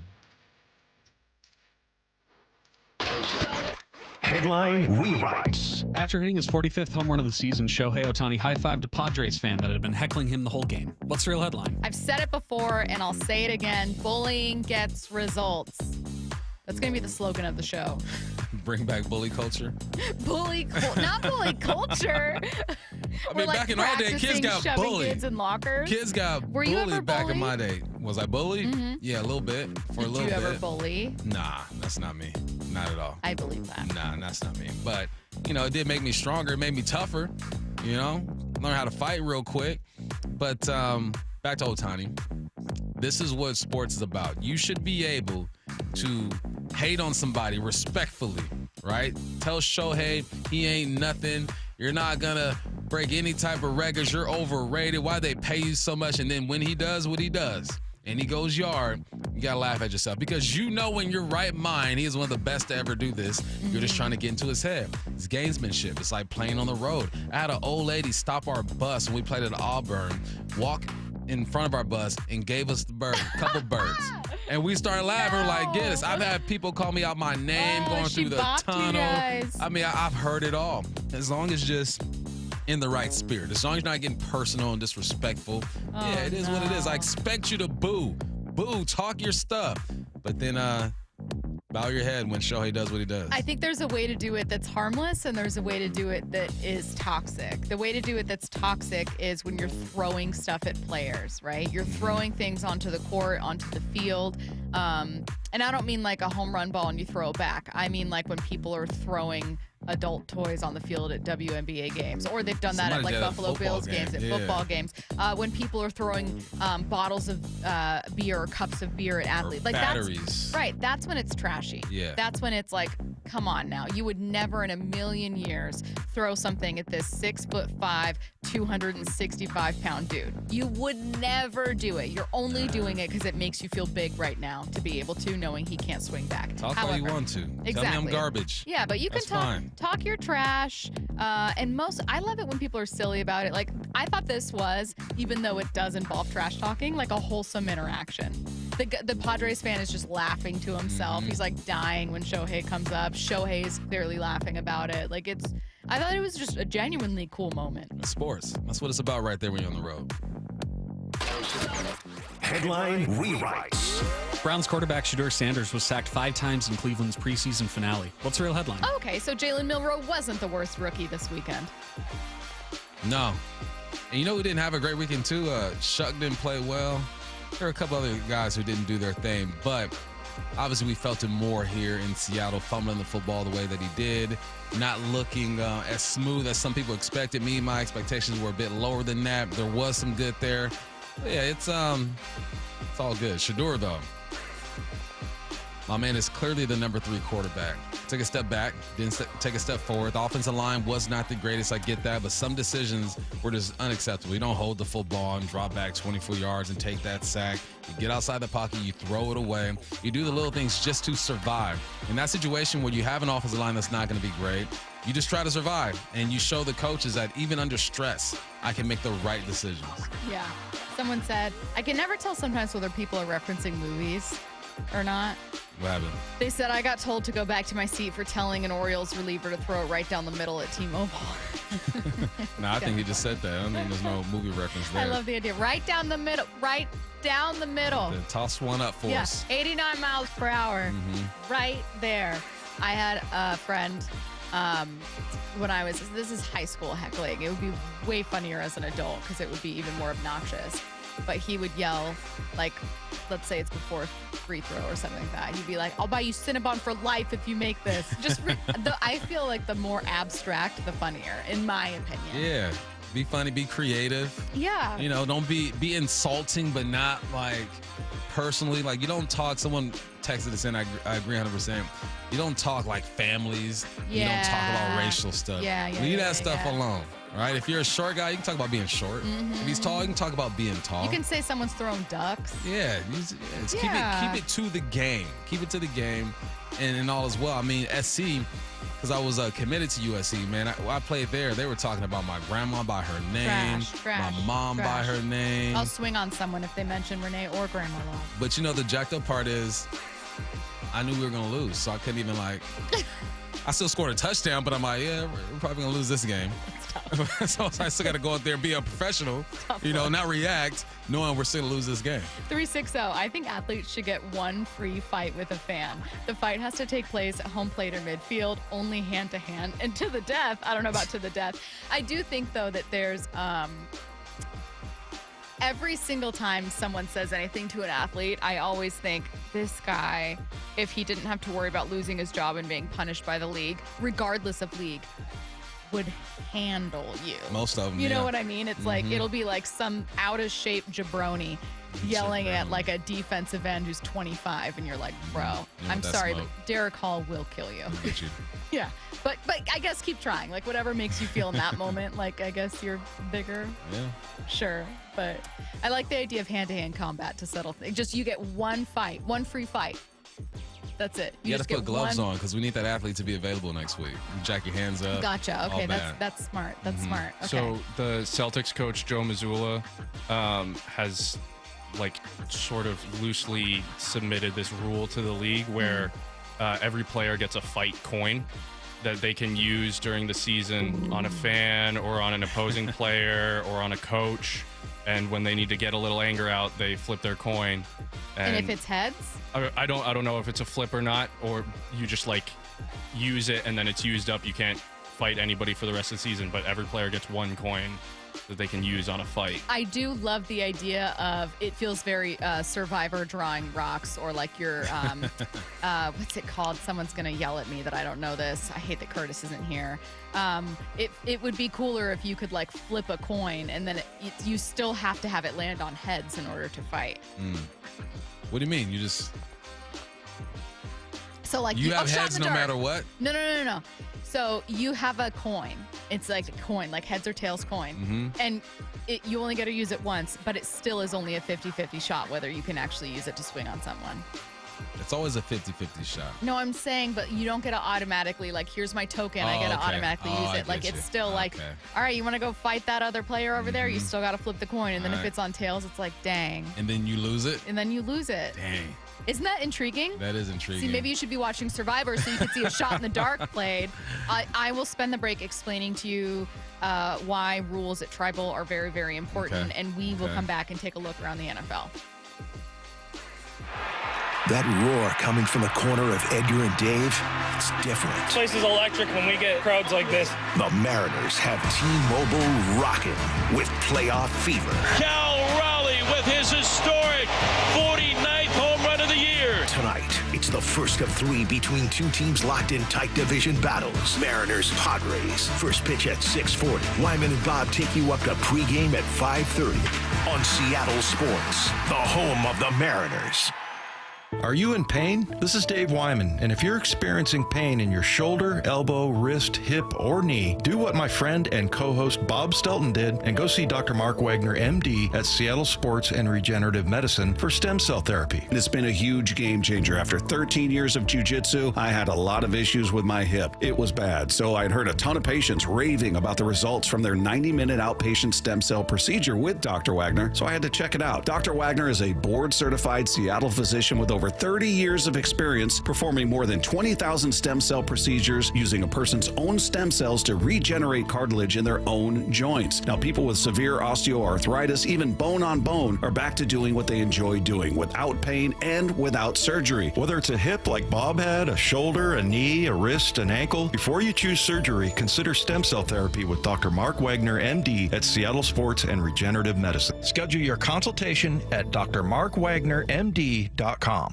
Why is Mazda of Everett the #1 dealer on the West Coast? Mazda of Everett is locally owned and operated for 20 years. They work hard to get you their best deal every time and to make sure you drive away happy. With over 700 new Mazdas, they stock more than anyone in the Seattle area. Find out for yourself why people keep coming back to Mazda of Everett. Take advantage of the Mazda of Everett price during the More to Move You sales event. MazdaofEverett.com. Claims based on Mazda USA inventory and sales reports. Coach Saban here, and let me tell you, every second matters. Preparation is everything, and that's why I trust Kidde Smoke Alarms. And as North America's #1 home fire safety brand, they're built to respond over 25% faster to smoke detection. Kidde helps protect what matters the most. Find it at the Home Depot. How doers get more done. Number one claim based on total household installations as of December 2023. 29% faster average smoke detection based on internal testing of smoldering wood fires for Kidde 9th edition versus leading competitor 8th edition products. Adam Schefter here with Vivid Seats live from the stands, and we've got a special update. Sources confirm fans using the Vivid Seats app are racking up rewards with every ticket and doing it fast. With an unbeatable lineup of seats and perks that go the distance, why use any other app for game day? Don't fumble this season. Grab your tickets through Vivid Seats, download their app, earn rewards, and as the official ticketing partner of ESPN, get $20 off your first $200 in-app purchase with code Schefter. That's code Schefter. A SoFi personal loan is here to help you achieve something once thought impossible: overcoming high-interest credit card debt. Walk the tightrope of your finances with one low, fixed-rate monthly payment, no fees required, and as soon as the same day funding. That's right. Pull off your own debt-defying stunt with a SoFi personal loan. Visit SoFi.com/trick to learn more. Loans originated by SoFi Bank, N.A., member FDIC. Terms and conditions apply. NMLS 696891. Lowe's knows tough jobs call for tougher tools. The new DeWalt Elite Series power tool accessories are built to last for the pro who doesn't stop. With precision fitment, durability, and impact resistance, finishing jobs faster has never been easier. Shop the new DeWalt Elite Series at an everyday low price exclusively at Lowe's. We help, you save. The home of the Mariners, Seattle Sports. Cal swinging a drive deep to right field. Every pitch of every Mariners game is on the Seattle Sports app. You gotta love baseball season, but when it comes to your windows, you don't want any curveballs. Rick Riz here, reminding you to trust your clubhouse with locally owned Pella Windows and Doors of Western Washington. Experience the difference with high-quality products, expert installation, and top-notch customer service. It's always a home run with Pella. Schedule a free consultation with Pella Windows and Doors of Western Washington. Just go to PellaPNW.com. That's PellaPNW.com. Tim Hunter, a lifelong local radio host, underwent Swedish cyberknife treatment for prostate cancer less than a year ago. What's it like to go through the cyberknife treatment? Well, you go in, you do a 5-day-in-a-row stint. You go to the Swedish hospital, and it's they say set aside 45 minutes for each treatment. It's really only about 35 minutes of that little robotic arm dancing around you. There's no pain involved. It was just too easy. Treat prostate cancer with Swedish cyberknife. Go to swedish.org/cyberknifeprostate. Are you frustrated with those trendy weight loss shots and not getting the long-term results you really want? This is Dr. Ryan Coogan with Eastside Weight Loss, and whether you've hit a plateau, can't handle the side effects, or watch the pounds creep back after stopping, there's a better way. Our program has helped over 4,000 people lose up to 10 to 20% of their body weight in just 8 weeks without expensive injections or uncomfortable side effects. Our doctor-developed program costs up to half as much and works up to twice as fast. Ready for real lasting results? Visit eastsideweightlossclinic.com now to schedule your free consultation. Did he just say Eastside Weight Loss Clinic is half the cost and works twice as fast as weight loss injections? Well, if that's not reason enough, you don't risk the scary side effects or gaining the weight back as soon as you stop. Eastside Weight Loss Clinic is natural, and it works. Many clients lose 20 to 30 pounds in a month or two, and you can do our program remotely from anywhere you live. Schedule your free consultation at eastsideweightlossclinic.com. That's eastsideweightlossclinic.com. Dr. Ryan Coogan, D.C. Results may vary. From the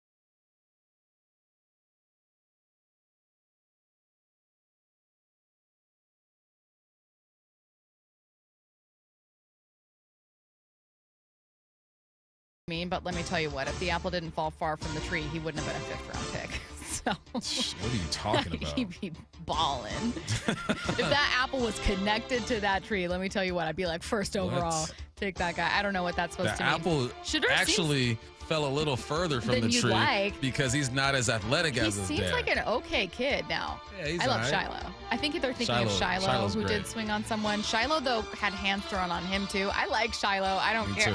This is a Team Shiloh show. For sure.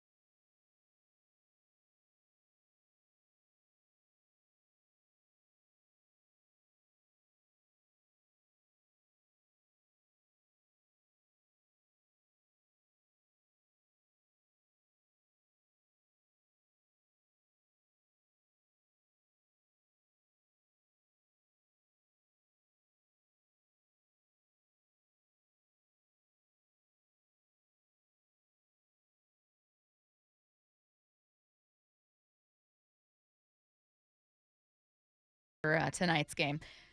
So we are going to stick with the Seahawks. We're going to talk about who's in danger of not making the Seahawks roster, some names that we're watching for. Also coming up at 1 p.m., opening up phone lines. We haven't taken callers in a minute. Season underway. So we're opening phone lines back up. It's also going to be really fun once the Mariners start inching close to the end of the year. This one's going to be about the Seahawks, though. The number's 866-979-3776. We're keeping it real simple. We want to know how you feel about the Seahawks offseason so far. So the preseason, the offseason training camp, where your optimism level lies with this team, how far you think they can go. Just kind of, we're taking a temperature check for fans so that we kind of know where you guys are as we continue through this year. 866-979-3776. That's coming up at 1. Wyman and Bob. We've got Gray Zabel, rookie guard. Every afternoon at 2. Our texters that text into the show will give you, some restaurant advice. Which way should they direct you? Man, the simple thing is just you run the damn ball with like a steak and potato type restaurant. I would certainly start with El Gaucho. That's my favorite. Yeah. I'm getting cultured by my left tackle, Charles Cross. So I just tried sushi for the first time like a week ago. That was all right. Dave Wyman and Bob Stelton, only on Seattle Sports and Seattle Sports on YouTube. Hey, what's up? It's Michael Bumpus for Silver Reef Casino. This is what I want you to do. Get on I-5, go north, cruise to exit 260, and that's where you will find it. It's a great place to get away, to recharge, relax, and get your mind right. I've done it, and it works. They got comfortable rooms, too. They're spacious, free Wi-Fi, and they also have tablets in there as well when you're all checked in. Go downstairs to get something to eat. Go to the steakhouse or the cantina if you want some real Mexican food. When it's time to watch the game, Porter's Bay Sports Bar has you covered. TVs everywhere. The drinks are cold, and the vibes are good. My golfers, they got you covered too. Loomis Trails Golf Course, 18 holes with water everywhere. Hit that fairway, and they got some promos coming up. You can win $10,000 every Saturday this month and a grand prize of $50,000. Also has some entertainment too. If you want to check that out, visit silverreefcasino.com. Silver Reef Casino is not a secret anymore. Hi, I'm Justin Shirley. We offer 0 down, 0 interest, and 0 payments for 24 months on new roofs. Call 866-ROOF-ROOF now. State Roofing and Exteriors, held to a higher standard since 1968.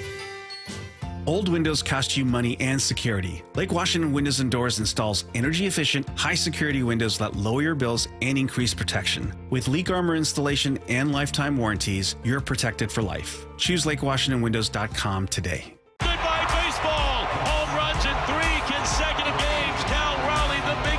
The Mariners postseason push is on, and there's a whole new way to be part of the action. Introducing the Homestretch Flex Plan, a $500 membership that gives you the freedom to choose your games and seats for the rest of the season, all while saving 5% on tickets and no fees. Strike 3 call, triple digits to end it and complete the sweep. You can use your credit however you want. Go big with club seats for a couple high-stakes showdowns, or stretch it out into the final series against the Dodgers. And the best part, Homestretch Flex members get priority access to our postseason presale. That means you're first in line when October comes calling. The team is locked in. J.P. Crawford! Game winner, walk-off action in the ninth inning. And now it's time to bring the energy down the stretch. Come on board today at Mariners.com/homestretch. Mariners baseball. Try dance up. Start having fun. Caesar Sportsbook at Muckleshoot Casino Resort is your #1 place to eat, drink, watch, and have fun.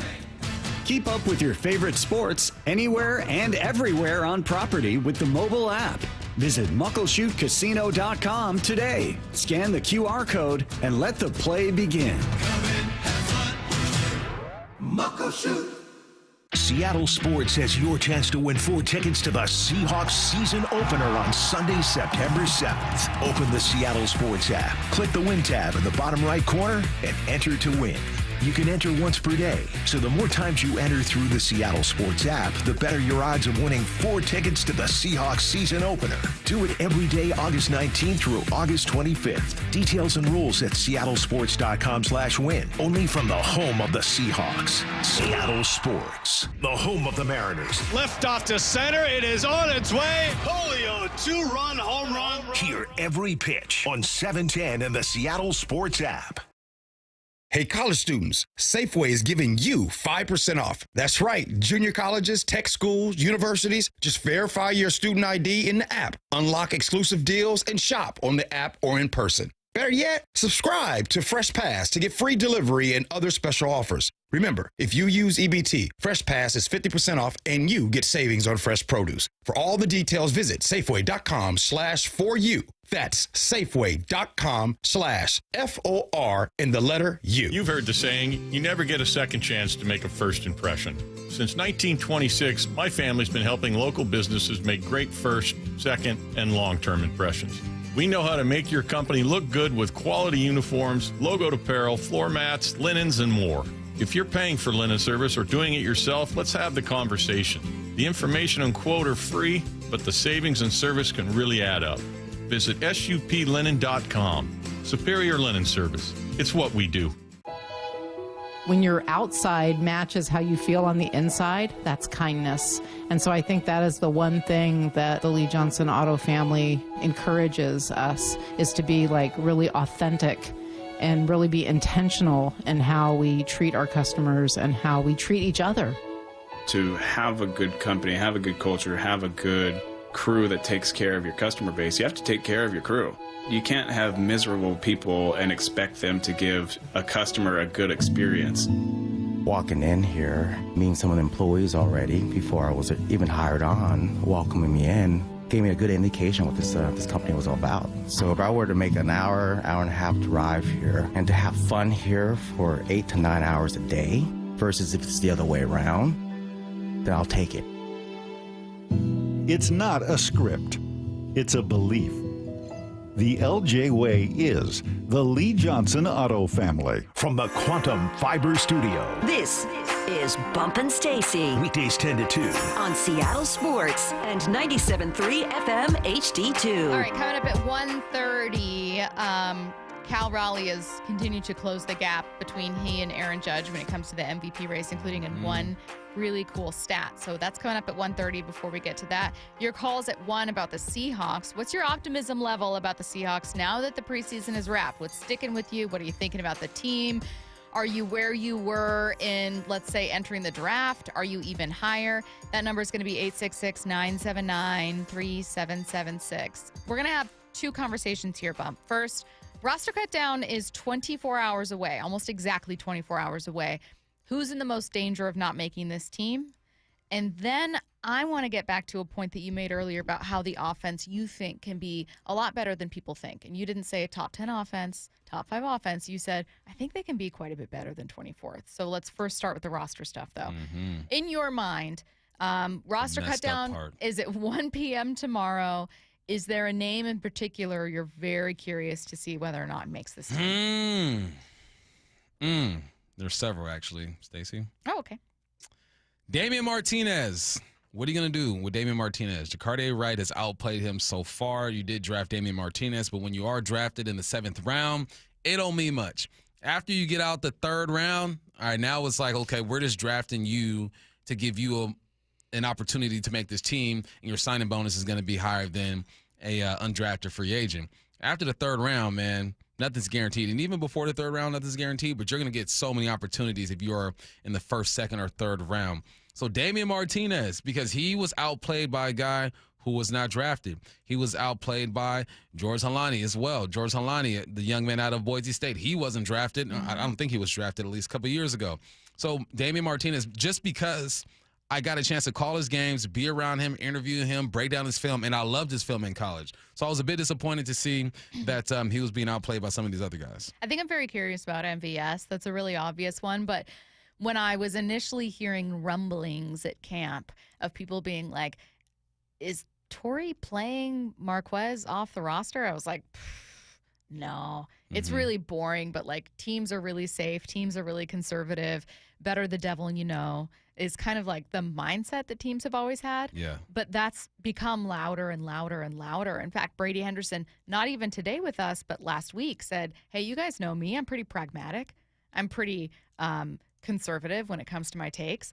I think there's a real world where MVS is either traded or cut from the roster. And that, to me, the quickness with which that's become a conversation, considering that when he was signed, we were like, okay, so there's your number 3 guy. What's next? It was, you know what I mean? Yeah. Like there was a certainty that he'd be on the roster. When I wrote up my preview for camp on the wide receiver group, I talked about beyond MVS, here are the spots people are competing for. That doesn't even include him anymore. So that's interesting to me. And I'm especially curious to see if it is via trade, and there are a couple wide receiver needy teams, what kind of compensation is Seattle getting? I don't know. I'm very intrigued by that. Yeah, it's crazy how quickly things have changed. If you are not a projected starter, you could never walk around and not feel any type of pressure during this preseason. There are only a few guys. Sam Darnold was good. Ken Walker, no matter what anybody did, Ken Walker was going to be in this squad. I know some of y'all feel some ways about him, but when he's healthy, he's one of the best backs in the league, in my opinion. JSN was going to be good. Cooper Kupp was going to be good. A.J. Barner, Charles Cross, Zabel. I mean, there are like 8 guys on offense and maybe 10 guys on defense to where you felt like no matter what happened, they're going to be good. Everybody else, man, you gotta peep over your shoulder at all times, man. That's the life of the NFL because there's a factory called NCAA football to where they're just producing young bulls ready to take your spot. All right, so that's a roster conversation. Tomorrow's show, while we inch closer to that, not only will we probably have some breaking reports coming in about certain guys, but it might even be announced during the show. So we will get back to that plenty tomorrow. Right now, though, at 1, we're asking people, hey, just how are you feeling about the Seahawks? Preseason's wrapped. Third season, the entire preseason in the books, training camp, pretty much in the books.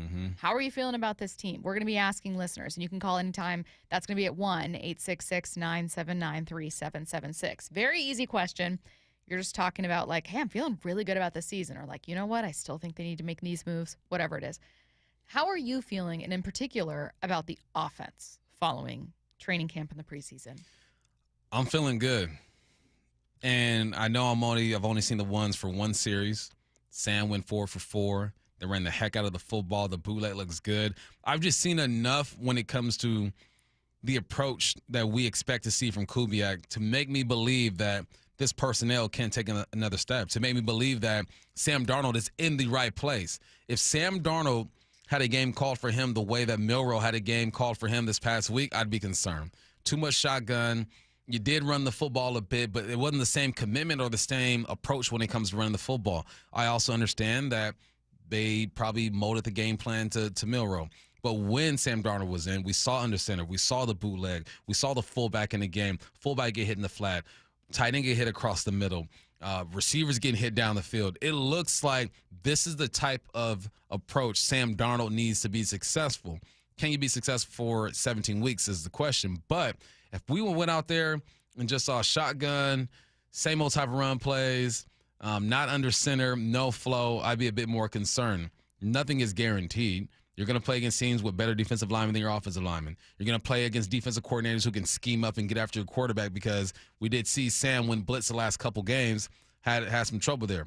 So I'm optimistic. I don't think they're 24th. I wouldn't come in with a 24th preseason ranking. I'd get them like around 18, 19. Sheil Kapadia has them as the 24th offense. A couple national outlets have them finishing some 4th, but typically 2nd or 3rd in the NFC West. Are you more optimistic about the Seahawks?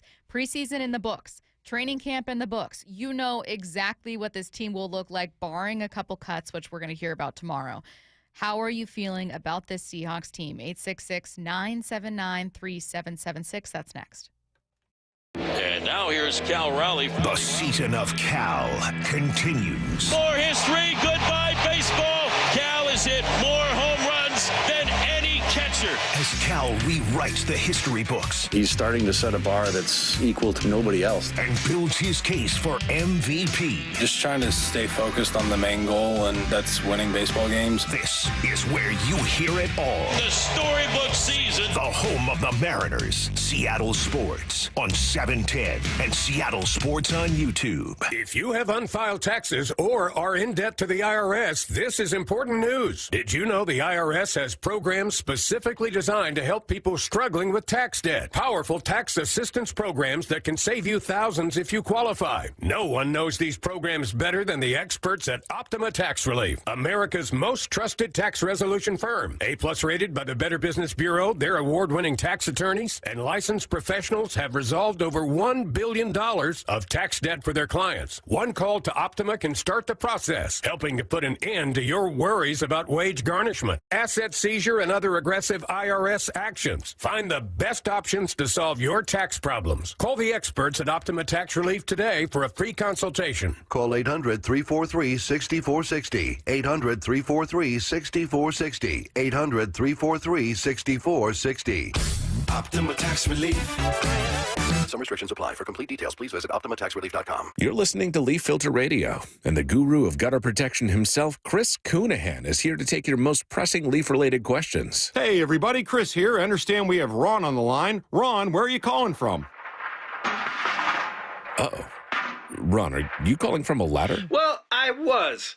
I wanted to ask Chris what I need to do to get my gutters ready to have leaf filter installed. Oh, Ron, you don't have to do anything. A Leaf Filter Trusted Pro will come out and clean out your gutters, realign and seal your gutters, and install Leaf Filter, America's #1 gutter protection system. So I didn't need to get on this ladder? Ron, Leaf Filter Trusted Pros are in your neighborhood and ready to help. Just visit leaffilter.com/deal to schedule your free gutter inspection and get up to 30% off. Thank goodness. What was that site? That's leaffilter.com/deal for your free gutter inspection today. See representative for warranty details. Promotion is 20% off plus a 10% senior or military discount. One discount per household. If you're 55 or older and into that whole saving money thing, T-Mobile has an exclusive phone and internet bundle just for you. Right now, get 2 unlimited phone lines plus 5G home internet for just $30 each per month with autopay, plus taxes and fees. And with 5G home internet, setup is easy with just one cord and no technician needed, which is great if you're also into that whole keeping it simple thing. Switch now and experience the best mobile network in the U.S. Visit your local store to start saving. T-Mobile, it's better over here. Based on analysis by Ookla of speed test intelligence data Q4 2024 to Q1 2025. Ookla trademarks used under license. Unlimited on our network. Customers on voice plan may notice speeds lower than other customers and further reduction if using more than 50 gigs a month due to data prioritization. Video streams and SD on this plan. Home internet pricing after $20 in monthly bill credit plus $5 per line without autopay. Debit or bank account required. See 5G device coverage and access details at T-Mobile.com. After years of wear and tear, Joe had osteoarthritis in his wrists and shoulders. I've pretty much worked out my whole life. I actually decided I'm going to train for a half Ironman triathlon. The pain was interfering with every part of his life. Basically, can't sleep, causing those kind of problems, very limited movement. Joe had surgery, but it wasn't the fix he was looking for. The doctor told me, he's like, hey, this is just going to be a partial fix. You're going to eventually need joint replacement. That's when he decided to see Dr. Mark Wagner, MD, at Seattle Sports and Regenerative Medicine for stem cell therapy. And they're just getting better. I can basically do full motion. I don't have really any pain. What kinds of things are you able to do now that you weren't before? I like to golf, and it definitely has made my golf game not as painful. And sleeping. I'm sleeping better because I don't have that aching at night going on and have to roll over. So, are you recommending this to others? Oh, everybody I talk to. Yeah, it's a no-brainer. Before you choose surgery, consider stem cell therapy with Dr. Mark Wagner, MD, at Seattle Sports and Regenerative Medicine. Schedule your consultation at drmarkwagnermd.com.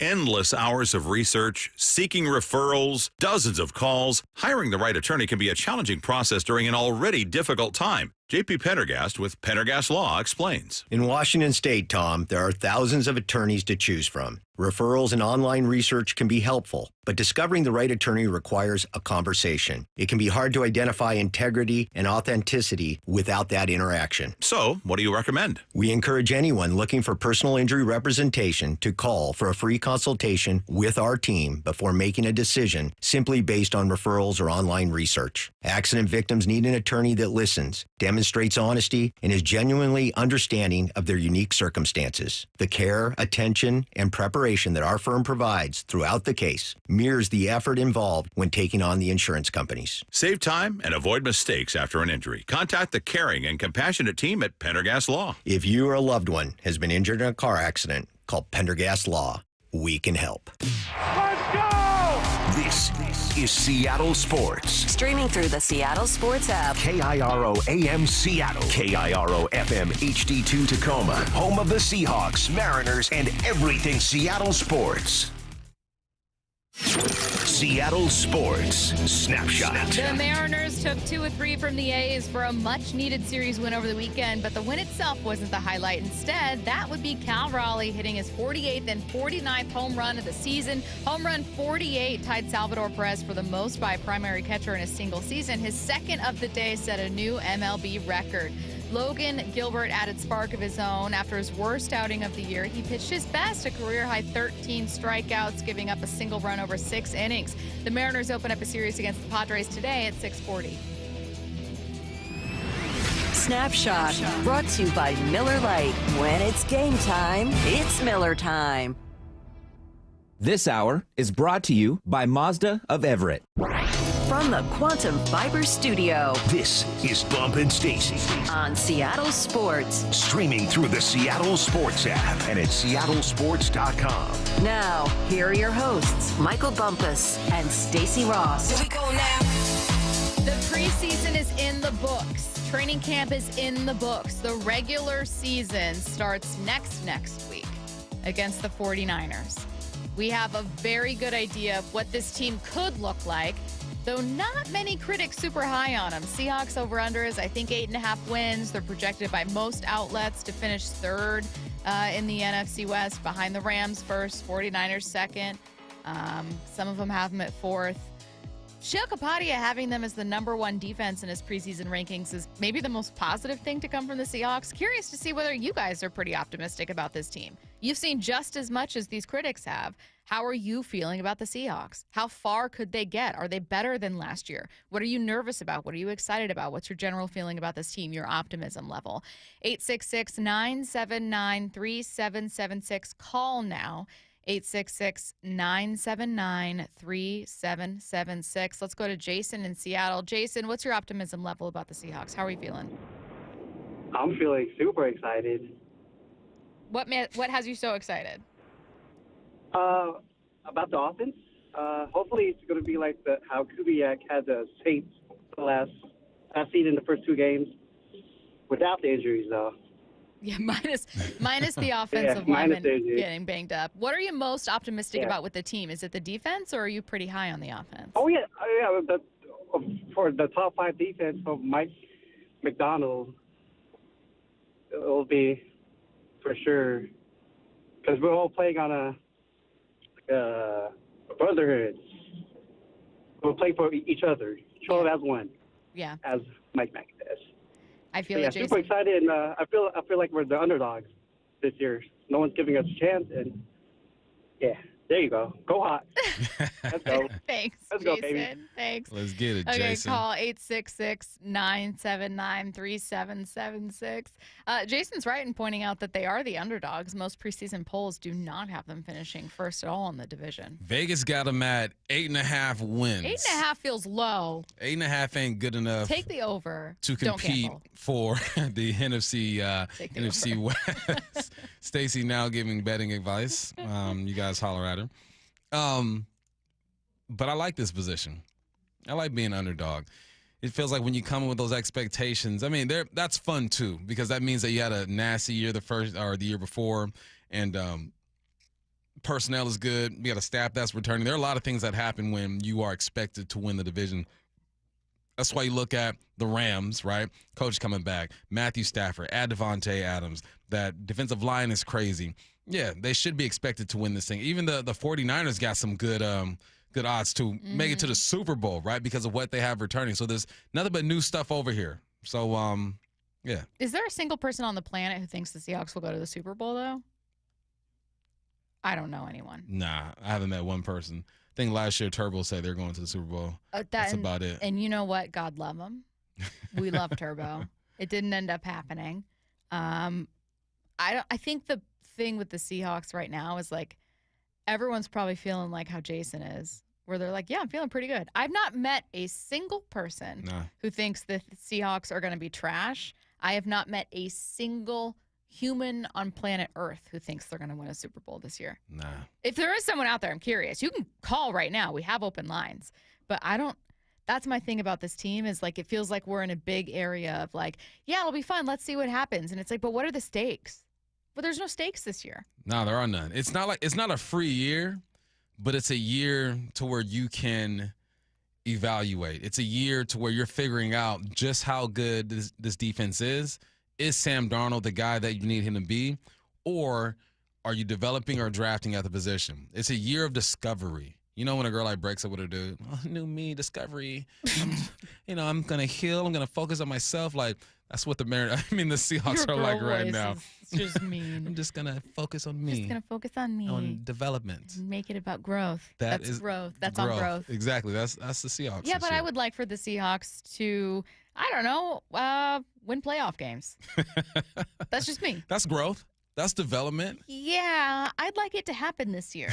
Like, I'd like a little more pressure. I mean, we spent all offseason screaming at the Mariners to add someone and then chiding them for not doing it. And then when they had a really competitive deadline being like, but they should have added more. And then here we are with the Seahawks going like, just go out there and have fun. Like, I want something more. But fun, here's the thing. If they are having fun, I think they're playing at a high level. Because you go out there and you do your job and you can be miserable because your team is cheeks and you have no chance to win every week. If this team is having fun playing ball and we can see that, we can feel that, they are winning ball games for sure. 360 said if the defense is the best and Darnold doesn't turn it over, Super Bowl can happen. I don't think so. Am I wrong? I don't think so. I don't know, man. I think I'm trying to think of the last time that a team won a Super Bowl with the best defense and an offense that was not like number one somewhere. Like Jalen was not the best quarterback by any means in football, but Saquon was the best running back. That offensive line was the best offensive line. I don't know that that's a recipe, you guys. I got to be honest. I don't think so. We haven't seen K9 with this kind of revamped offensive line scheme yet, right? Mm-mm. What if he just totally breaks out? Like he's got like 1,600 yards. Yeah, goes stupid. And that just completely takes all the pressure off Darnold. He goes, 15 for 25 every game. And just kind of puts you in a not losing spot, and you just ride the back of a bell cow. Like we saw it work with the Eagles last year. I think that's could be a sustainable model going forward that could win you some playoff games. 206 for the 2015 Broncos. That's a good one. Bump. Do you see that kind of world where Ken Walker takes off? Like, does Ken Walker have that in him? I think he does if he can stay healthy.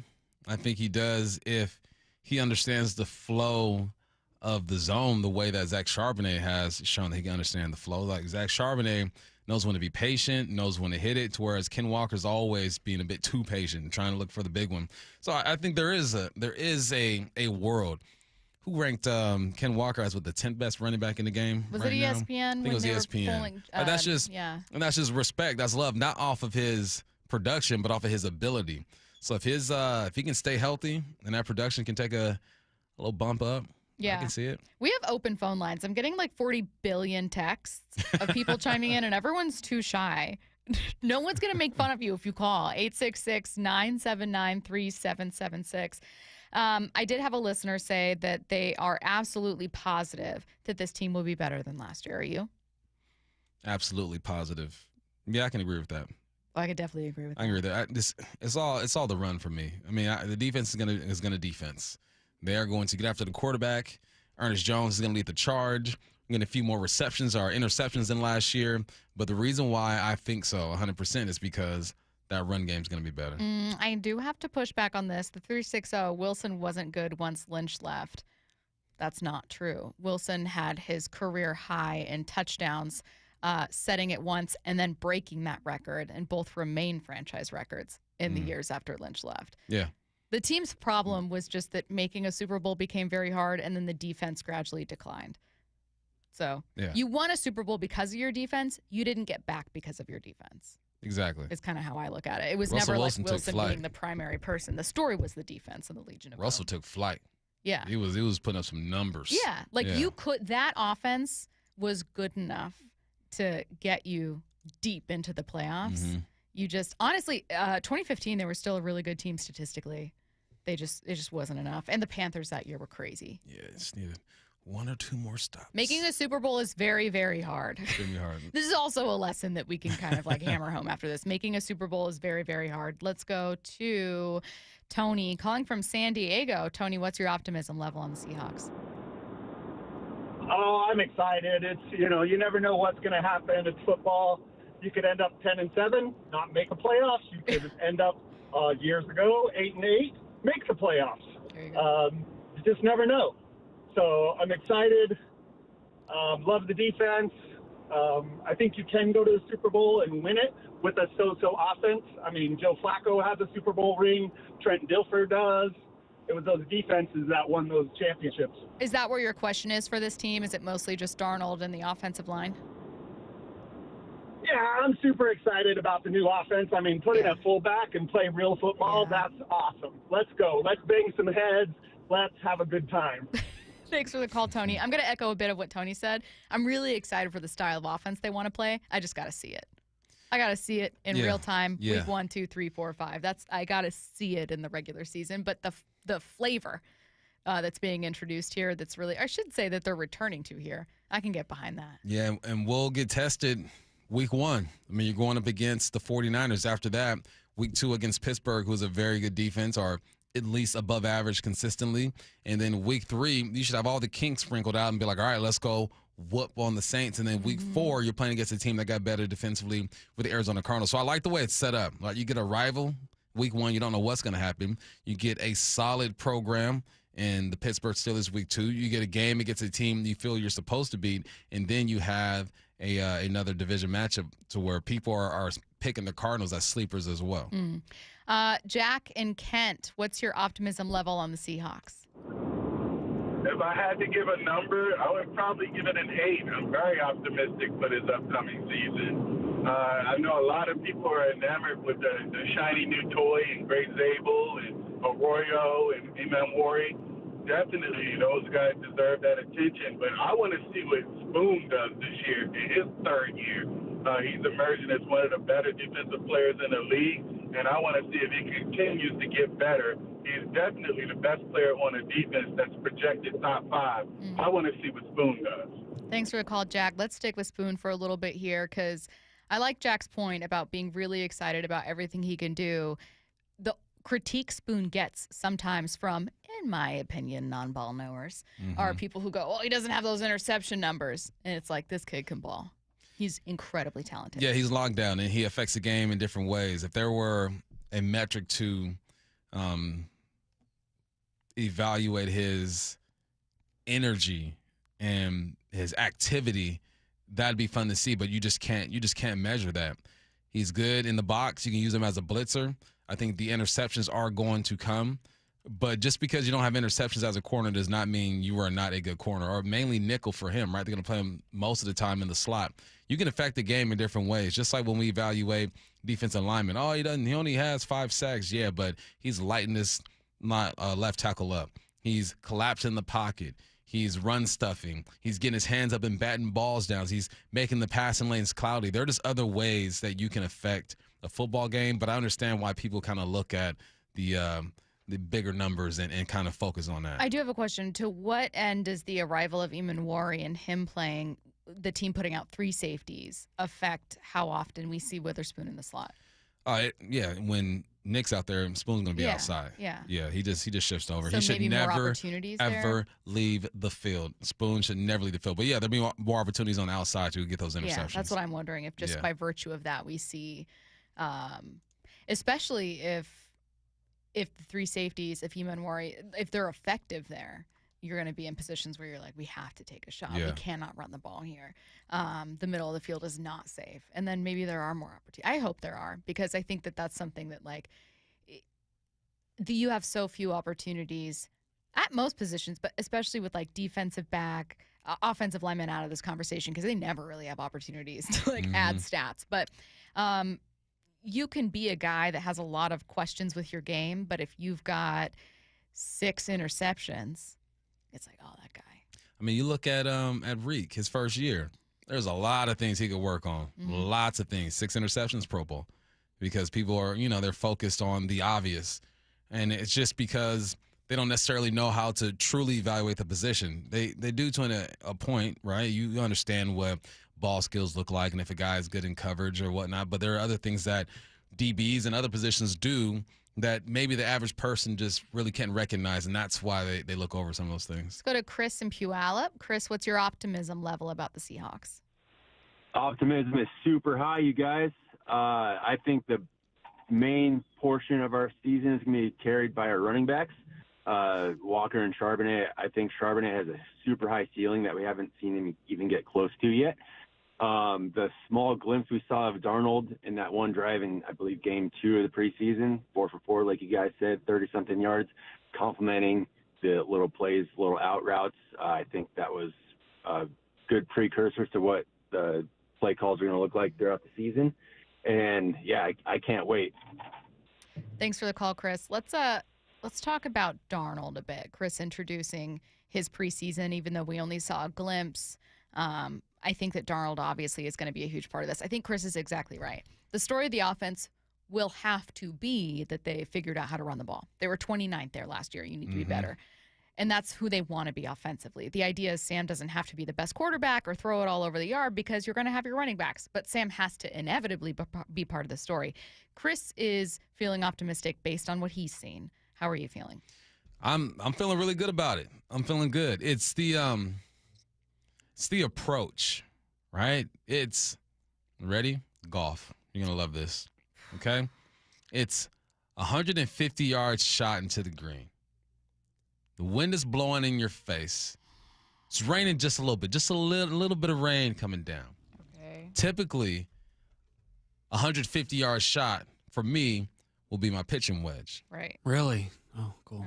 But this works. But That's a good analogy. because it's raining, Right. because the wind's blowing, Yep. I have to adjust. Okay. My approach has to be different. Got to club up a little bit. Got to club up a bit. club The up. approach Yeah, has you to gotta- be you gotta different. do that, man. All right. So now I believe in the approach. I'm looking at Sam Darnold and Kubiak and saying, yeah, it's a 150-yard shot. Wind's blowing a little bit. Right. You know exactly what to do. You've shown me throughout the Gotta remember the preseason. wind. You know, and thank you, the wind. You know how to handle this situation. Yeah. So because the approach is looking like it's on point, I'm optimistic. But you know what you have to do, though? Use you your- can have the right club. The right you still club. got to execute it. You though. still got to execute. Still got to it. execute You it. gotta- Gotta execute and club. sometimes you have. Sometimes the club is the wrong club. It's Yeah. like when you have the wedge. When you're using your wedge, but then you should use your 7, but then your 5, and then you got to consider you got the 2. Don't forget the 8. Don't forget the 8. You got the 8. The 8, you got the 6. Is there a 12? You got No the 12. 12. You got the 12 No club. 12. The No 11 12. club. No 12. I use a 20. Stops at 9. frankly. Stops at 9.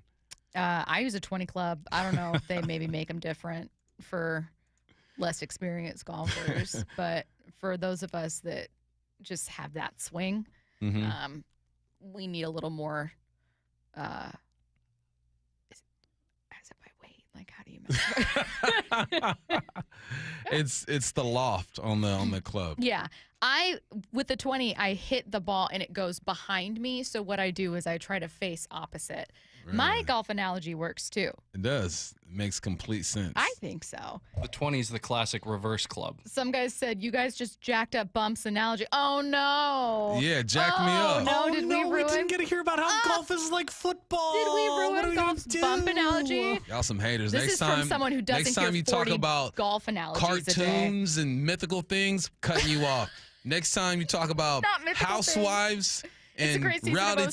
TV, cutting you off. Fine. I was cooking too. Yeah. And y'all hating. I will let you know that Didn't let me get to it. The text line does think you were indeed cooking. Yeah, that was a good analogy, Bump. I like it. Thank you. I appreciate Ian, it. shut up. Stop being such a suck up. God. I watched golf this weekend. Tommy Fleetwood. watched it was a golf big this deal. weekend. I watched golf this weekend. Tommy Fleetwood. It's very rare that I watch golf. You watched it?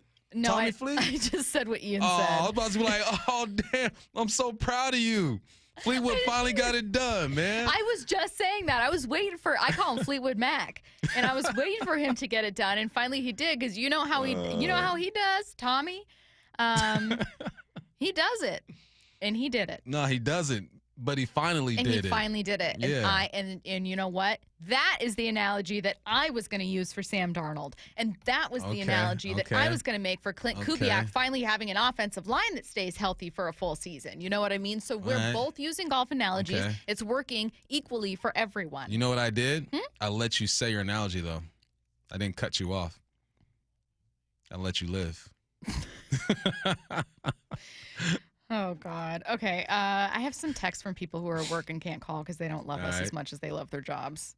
Frankly, I shouldn't be reading them as punishment, but here we go. Someone said, God, that was annoying, you guys, but then a laughing, crying face. I'm sorry. I'm sorry. It's feeling very Friday today. On a Monday. Yeah, you're so annoying, Stacy. Let the man speak. Calm down. They tell me that I'm realizing they have like 5 million texts telling me to let the man talk. Hey, someone said, did Stacy just say golf's bumps analogy? Please. No, I didn't. Cut that. No, Cut I didn't. that. No, I'm that. sorry. Golf's Yup. bumps analogy Cut or it. whatever I happen to Come say. on. No. Told you I no longer let things slide with you. Nighttime, dark time. No longer. Nighttime, Don't try dark to shine time the light is on me. What do you mean We're shine done the with light that. on you? You're stealing the We're spotlight. done. We're done with that. Okay, we have 3 minutes left here, and I do want to get to some people who couldn't call in. Even though I'm upset they couldn't call, they've made some really good points. Let's see. They said K9 and Charbonnet give me D'Angelo Williams and Jonathan Stewart vibes. You know what? We do a lot of kind of versus type conversations when it comes to Charbonnet and Ken Walker. There is a great example, the Detroit Lions, of an offense that really gets the most out of both backs and knows exactly when to use both guys. Is that the kind of complementary weapon that you could see Seattle having? It should be. I think people will be and should be upset if we don't get more Zach Charbonnet because he's done everything that's been asked of him. He's outperformed my expectations, and it sounds like the coaches really vibe with him too, man. So, no, we should see Zach Charbonnet, a lot of Zach Charbonnet. I'm not saying 50-50, but maybe 60-40. I think he deserves it. Someone said we should call them bumpages instead of analogies. I like those. But all of them are about golf. No, they're not. You just hone in on those because you don't know the game. You don't respect the game, you know? Sure. With your 20 iron. Someone else said, oh, man, I nodded off a little. Don't do that to me, Bump. I'm trying to work here. It's not just me. It's not just me. Oh, let's see. Someone said over-under on how many All-Pro selections Zabel gets his rookie deal. I say 2, says the 808. If he gets All-Pro nods, his rookie contract, this run game is going to be top 12. So I do have a related question to come from this. Royal we are all collectively counting on Gray Zabel to really help lift this offensive line, and yet I keep hearing, especially from former players, say, don't count on a rookie. You can't count on a rookie. I don't even call them by their name year one. And I completely get it. It's kind of the culture within football to be like, you're a rookie, I'm a vet. However, this offensive line desperately needs Zabel to do something. Is it fair to count on him for that? I think you can count on him to be the third best lineman on that line. I think that's realistic. Abe and Charles Cross have to be the best 2 offensive linemen there. We're waiting to see if Sundell wins that center spot, but asking him to be the third best on that line, I think, is realistic. Asking him to be an all-pro, Pro Bowl type guy is not realistic, but anything can happen. All right, you guys. We are going to get back to, we haven't spent nearly enough time talking about Cal today. Part of it's that we got a really heavy Mariners show tomorrow, and I'm really hoping that we're talking about another Mariners win. But we are going to talk about Cal coming up in just a little bit. Has he caught up to Aaron Judge with a key metric in terms of the MVP race? Also curious to know how many of you, I'm guessing a lot, given that we're all here in Seattle, fully think that Cal should be the MVP over Aaron Rodgers. That entire conversation coming your way in just a second. First, let's see what's on tonight. What's on tonight with Bump and Stacy, brought to you by Caesars Sportsbook at Muckleshoot. Now, here's what's on tonight. The Mariners are on tonight. They start their series against the Padres at 6:40 p.m. Shannon Dreyer has the pregame show starting at 5:30 p.m.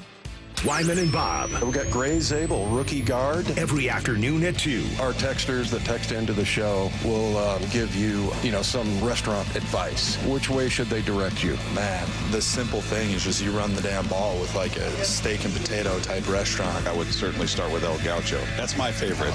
I'm getting cultured by my left tackle, Charles Cross. So I just tried sushi for the first time like a week ago. That was all right. Dave Wyman and Bob Stelton, only on Seattle Sports and Seattle Sports on YouTube. Start having fun. Caesar Sportsbook at Muckleshoot Casino Resort is your #1 place to eat, drink, watch, and have fun. Keep up with your favorite sports anywhere and everywhere on property with the mobile app. Visit muckleshootcasino.com today. Scan the QR code and let the play begin. Muckleshoot.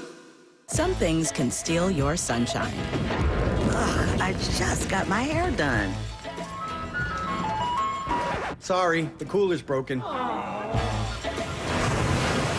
Anyone see my flip-flops? Anyone? But COVID-19 can steal a lot more. I just took a COVID test. Ugh. Prescription medications for COVID exist. If you test positive this summer, ask your doctor if they're right for you. Visit PfizerForAll.com/COVID-19 to learn more. Sponsored by Pfizer. Why choose a Sleep Number smart bed? Can I make my site softer? Can I make my site firmer? Can we sleep cooler? Sleep Number does that. Cools up to 8 times faster and lets you choose your ideal comfort on either side. Your Sleep Number setting. It's the Sleep Number biggest sale of the year. All beds on sale up to 50% off the limited edition smart bed. Plus free premium delivery with any smart bed and adjustable base. Ends Labor Day. All Sleep Number smart beds offer temperature solutions for your best sleep. Check it out at a Sleep Number store or sleepnumber.com today. When you own a business, it feels like everything's on you.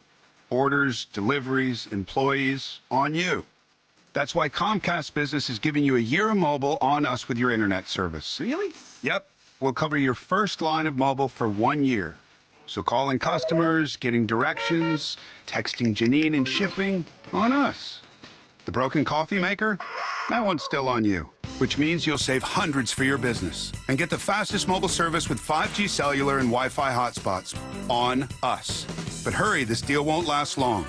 Get a mobile plan and free up the budget to maybe, I don't know, fix that coffee maker? Get mobile on us for 1 year, you guessed it, on us. Comcast Business, powering possibilities. Ends 10/9/25.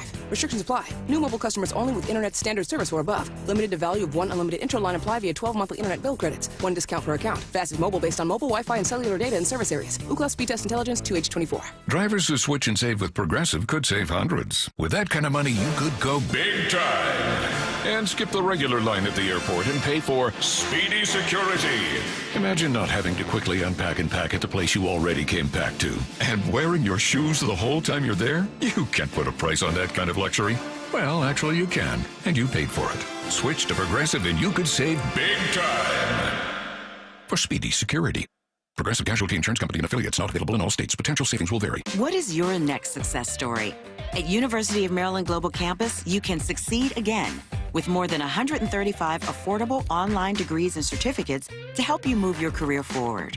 From cybersecurity and AI to healthcare and MBA, our programs help you build critical thinking, leadership, and communication skills that set you apart in today's job market. Apply now and save with no application fee through September 3rd. Visit umgc.edu to get started. Certified to operate in Virginia by Chev. The home of the Mariners. One hopper snare that short. On a quick hop by J.P. Crawford. That guy's a magician over there at shortstop. Seattle Sports. Download the Seattle Sports app.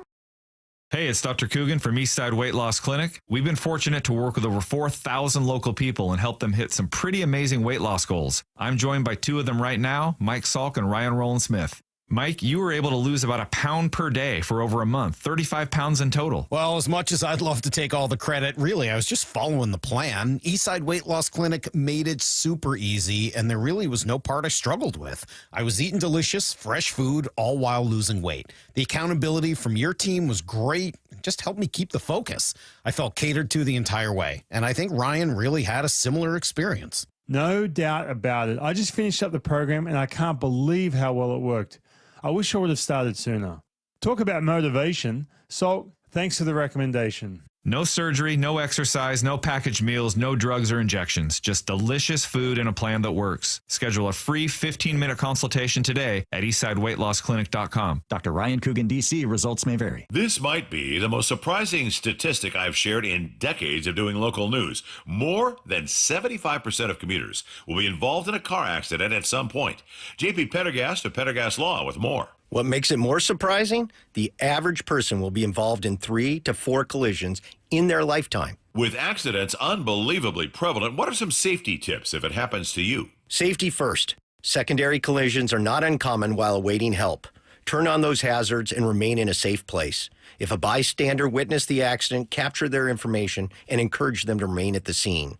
Seek medical attention immediately if needed, as delaying can be a costly mistake. Lastly, remember that statements made to police and insurance adjusters can affect your case. Collisions are more common than we'd like to think. If you find yourself in one, follow these helpful tips and then call my friends at Pendergast Law. If you or a loved one's injured in a car accident, call Pendergast Law. We can help. PendergastLaw.com. This hour is brought to you by Mazda of Everett. From the Quantum Fiber Studio, you're listening to Bumpin' Stacy.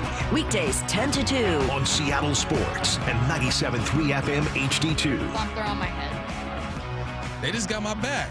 That's all love. That's what friends do. It's like you poke fun at each other. That's how you show love. Well, in my opinion, the difference is that when I say that Cal Raleigh is in a tight MVP race with Aaron Rodgers instead of Aaron Judge, I think there's 1 or 2 people that are like, how'd this girl get a job in sports?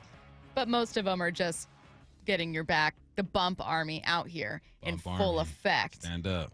Acting like you didn't say daytime, nighttime. Appreciate y'all. There you go, bringing up old stuff. So there you go. Aaron Rodgers is not in the running to be AL MVP. Aaron Judge is. His cousin. They're close cousins. Larry Stone tweeted out a screenshot from Fangraphs, with Fangraphs 4 being tied now between Aaron Judge and Cal Raleigh. There are still several categories where Aaron leads Cal, average being one that a ton of people point to, and I hate when people use average, but for a minute there, Aaron's was well above 400, so I got it. Mm-hmm. However, I think that the context of Cal being a catcher and having home runs is really, really important there. Yeah, the average is going to be lower. On no planet am I expecting a catcher to be hitting over 400. However, I think there's a home run total he gets to, especially the further he gets away from Judge, where it becomes Cal's race, undeniably. Like, when we're looking at, like, a Triple Crown, who's carrying that? They're not looking at, like, advanced metrics.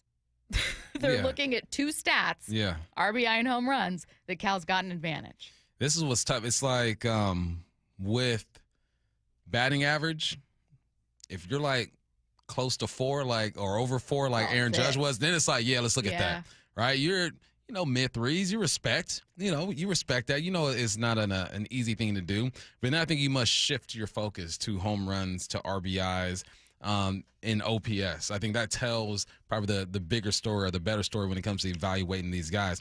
But then you also look at the position that they play. Cal does about 110 squats a night, and he holds the squat, right? He gets up, he throws the ball back down to the squat. Foul ball off the dome piece. Foul ball off the foot. Now I got to get up there, swing the bat, go yard. It is just so hard on his body, man. I imagine I would like to see just the physical condition of catchers who play in the majors for at least 10 years and who are like dudes. Physically, what do they look like? I would imagine it's similar to what a football player feels like, just with the knees. Like, my knees hurt, and I only put in 3 professional years. And I can imagine how these other dudes feel.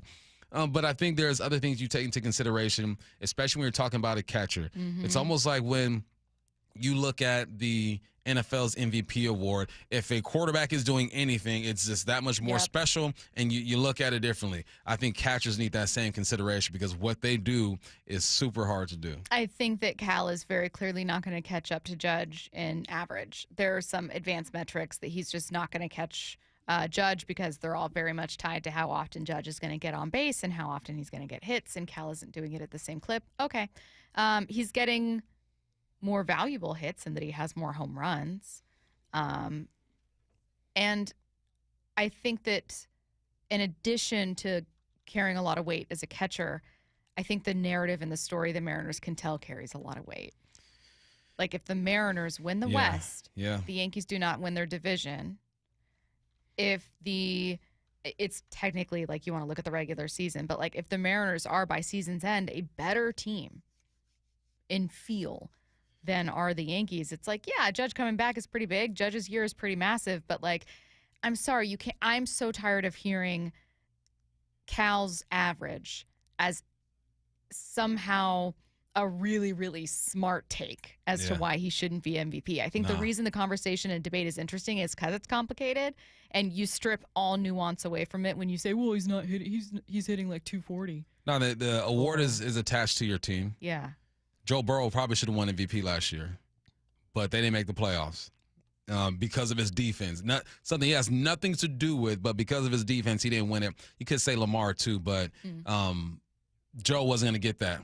He wasn't going to get that award because it matters what your team does.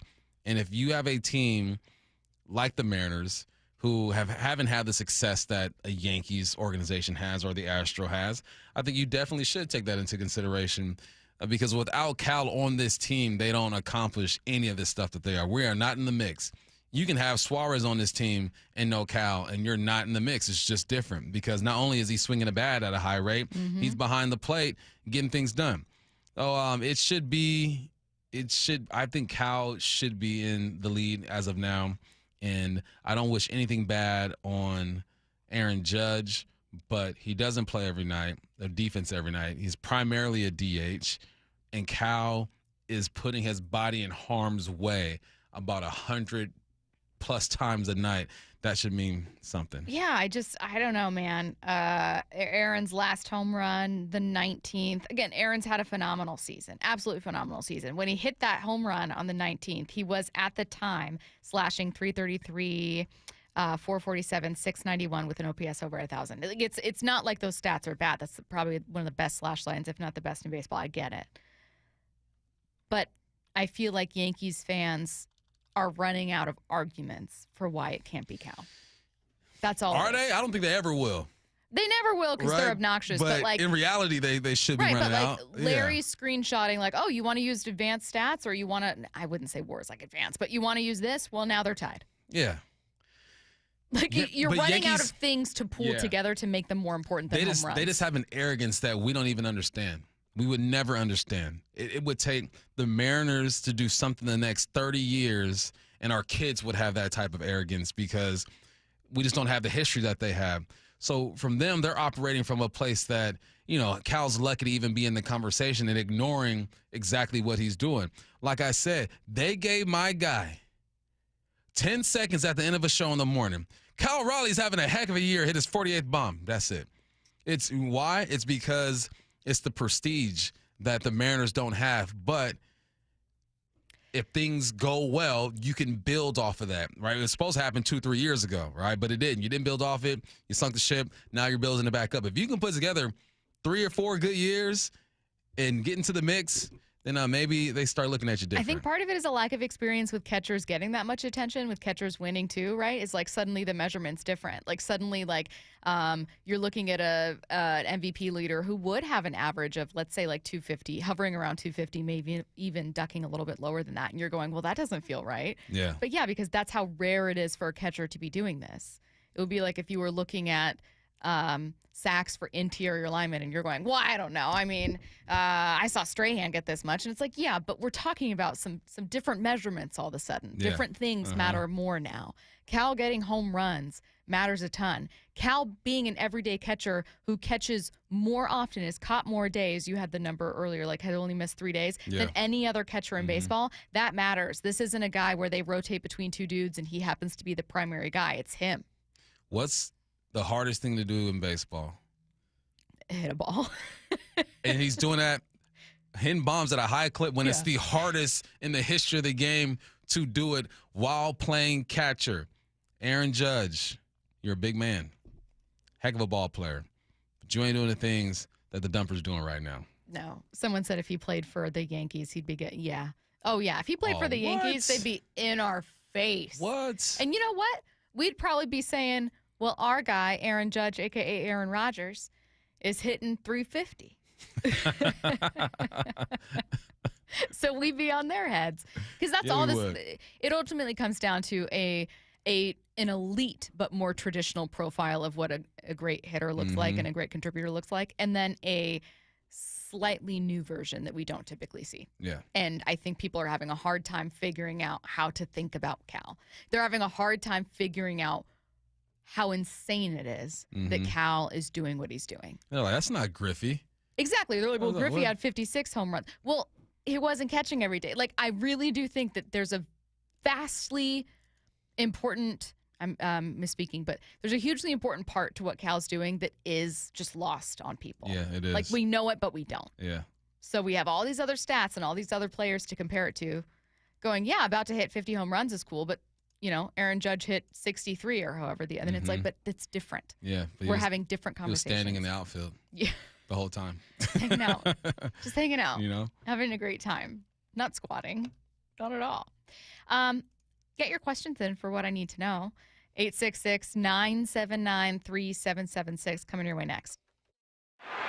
That roar coming from the corner of Edgar and Dave, it's different. This place is electric when we get crowds like this. The Mariners have T-Mobile rocking with playoff fever. Cal Raleigh with his historic 49th home run of the year. Tonight, it's the first of 3 between two teams locked in tight division battles. Mariners, Padres. First pitch at 6:40. Wyman and Bob take you up to pregame at 5:30 on Seattle Sports, the home of the Mariners. You've heard the saying, you never get a second chance to make a first impression. Since 1926, my family's been helping local businesses make great first, second, and long-term impressions.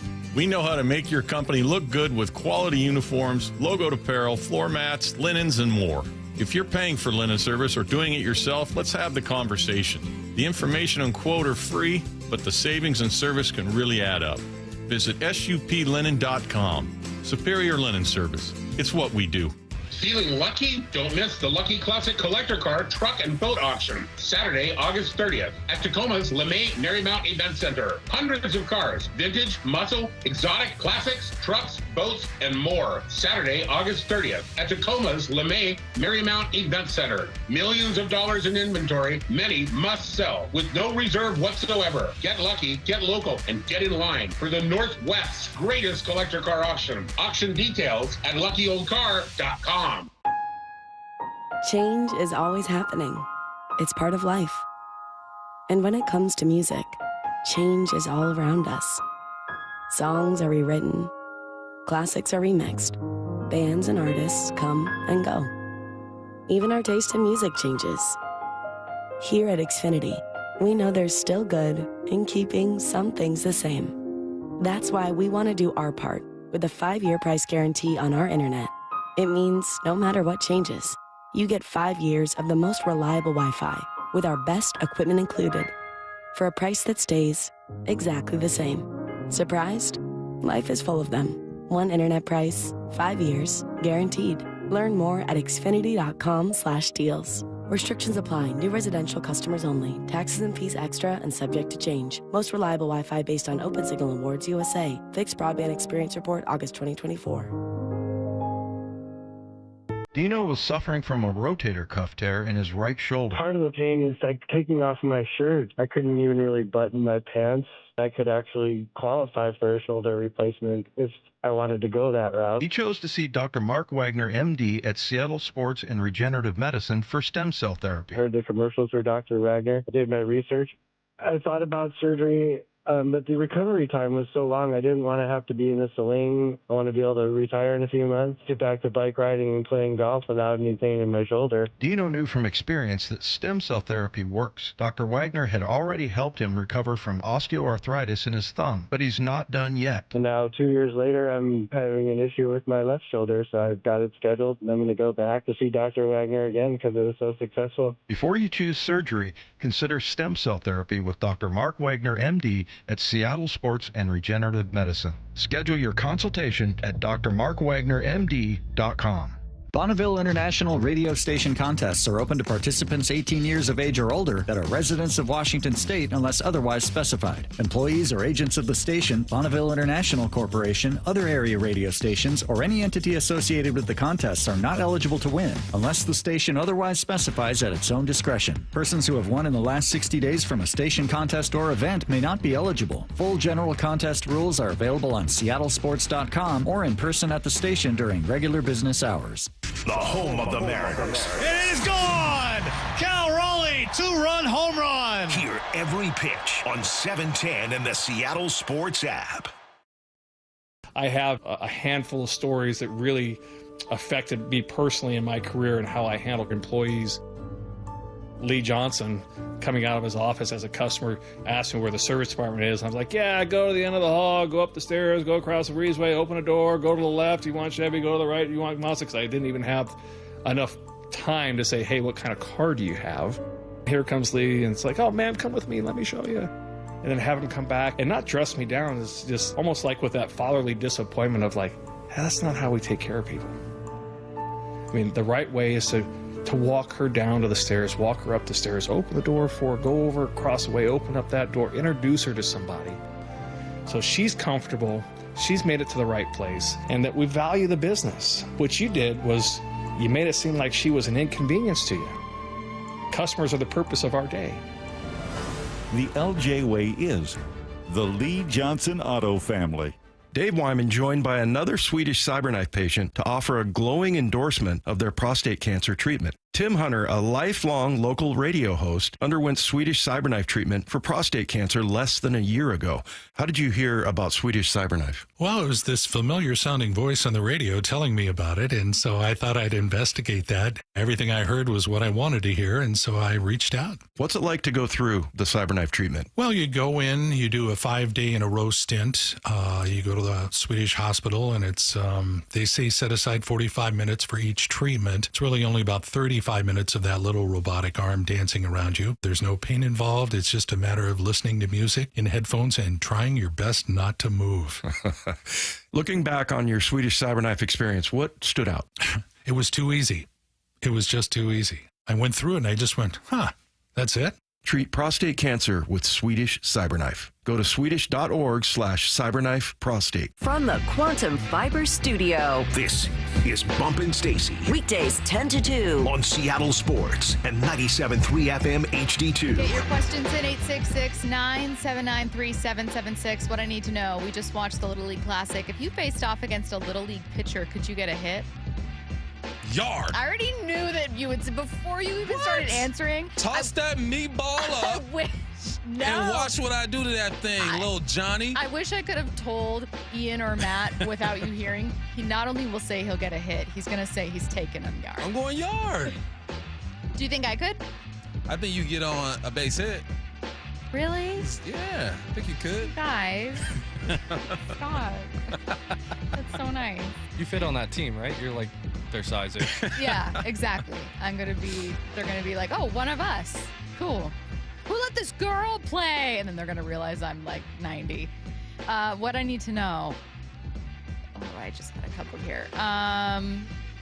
What I need to know, who's worse to invite to the cookout? The person who always brings one bag of chips, meaning only one bag of chips and it's annoying, or the person who brings a Caesar salad? I find this question to be targeting. Here's the thing. Both are essential. I wouldn't say, well, if we're talking cookout, salad not essential. But no. It's so much more. It's a Caesar salad. But if we're talking cookout, just for cultural purposes, right? The Caesar salad is not essential. But chips are. The Caesar salad's not essential. Now, if we're going to the barbecue, it's delicious. If we're going to the barbecue, I don't even know if I'm allowed to bring a Caesar salad to the barbecue. I got to be completely honest. You have to have a device to keep it cool. I'm just walking around with my Caesar salad, and no one wants to invite me anywhere. But I'm telling you guys, Caesar salad is the best salad. It's so good. I would eat it for every single meal, and like a really good Caesar too, where it's not just like grocery store out of a bag. Like a really good Caesar salad, a little bit of lemon, just tart, like a little some croutons, some really good fresh parm. I'm with you. It's bomb. I'm telling you, you got to keep that thing cold. If you invite me anywhere, most especially to a cookout, I'm bringing a Caesar salad. Yes, I am. No, you're not. I'll bring the bags of chips to kind of like provide something of value, but I'm bringing the Caesar salad, and it is going to be a hoot and a half. Are you making it? People are going to love it. Are you making it yourself, or is this like a bag of salad? No, I'm obviously going to make it myself, Ian. No, she's not. Yes, I'm a bag Yes, of I Caesar am. guy. I love a bag of Caesar. I'll eat 12 of them, but I will be making it myself. For the cookout, I will absolutely be making it myself because I have to prove Bump wrong. Hi, guys. This is Stacy. Says, hi, guys. My Caesar salad, it's a hoot. It's a hoot and a half. Hoot and a half. My bad. 866-979-3776. What's the most overrated restaurant chain? I have an answer. I ain't saying nothing. Why? Oh, because you're trying to get those deals? I'm trying to get every deal I can get. Sign me up. Let's go. The answer is In-N-Out. Heck no. Don't you hate on. Wait, are we saying fast food restaurant culture. chains? So like Olive Garden, Cheesecake Factory, Old Spaghetti Factory, Did you see? Applebee's. You see, it was like a 5-hour wait for the first In-N-Out to open up. Yeah, that was stupid. That's crazy. I've never had In-N-Out, but I would not wait not that serious. I'm It's not not going to that wait Sounds that long. overrated to me. It's not that serious. That level of attention is overrated. I'm going to go with Cheesecake Factory. So many options. But none of them are great. You get... I never walked out of the It is Cheesecake a- Factory thinking, oh, that was whack. Yeah, but did you ever walk out thinking, I have to go back? No. Exactly. The cheesecake? Fine, great, fantastic. I think they should serve only cheesecake.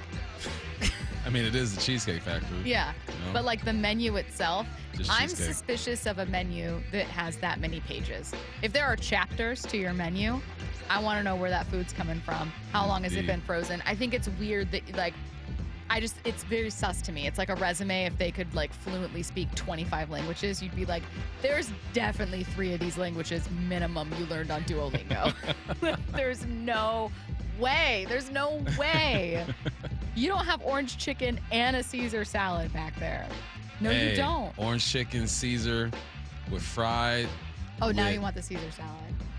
Yeah. Indoors, controlled environment, for sure. Stacy's definitely bringing Sun Chips. Sun Chips are great. Everyone loves Sun Chips. Everyone loves them. But I need to know. I was listening to Sports Center last night. They were talking about how Cal only has 41 home runs as a catcher. It felt like they were downplaying the fact he just made history, and I found myself getting very heated. What do you guys think? Yeah, I mean, what do you expect? That's just the life of the upper left. Of the downtrodden. It's the upper left. You know, this is what we do. It's all good. Someone said Applebee's can leave forever. False. Hey, Applebee's Listen. drinks are cheap as heck. Say it louder. Come on now. You want a quick little pre-funk and not have Yeah. to pay $60? Applebee's. Applebee's. You want some mozz sticks and Right. wings for like $1. Applebee's. Dollaritas. Exactly. You want to have the time of your life and make friends forever? Applebee's. You want a half circle bar we can see everybody? Yep. Applebee's. That's what I'm saying. You want to steal steak knives so that you can have them? Applebee's. Sign us up, Applebee's. What's good? Applebee's. You want to put a plate in your purse?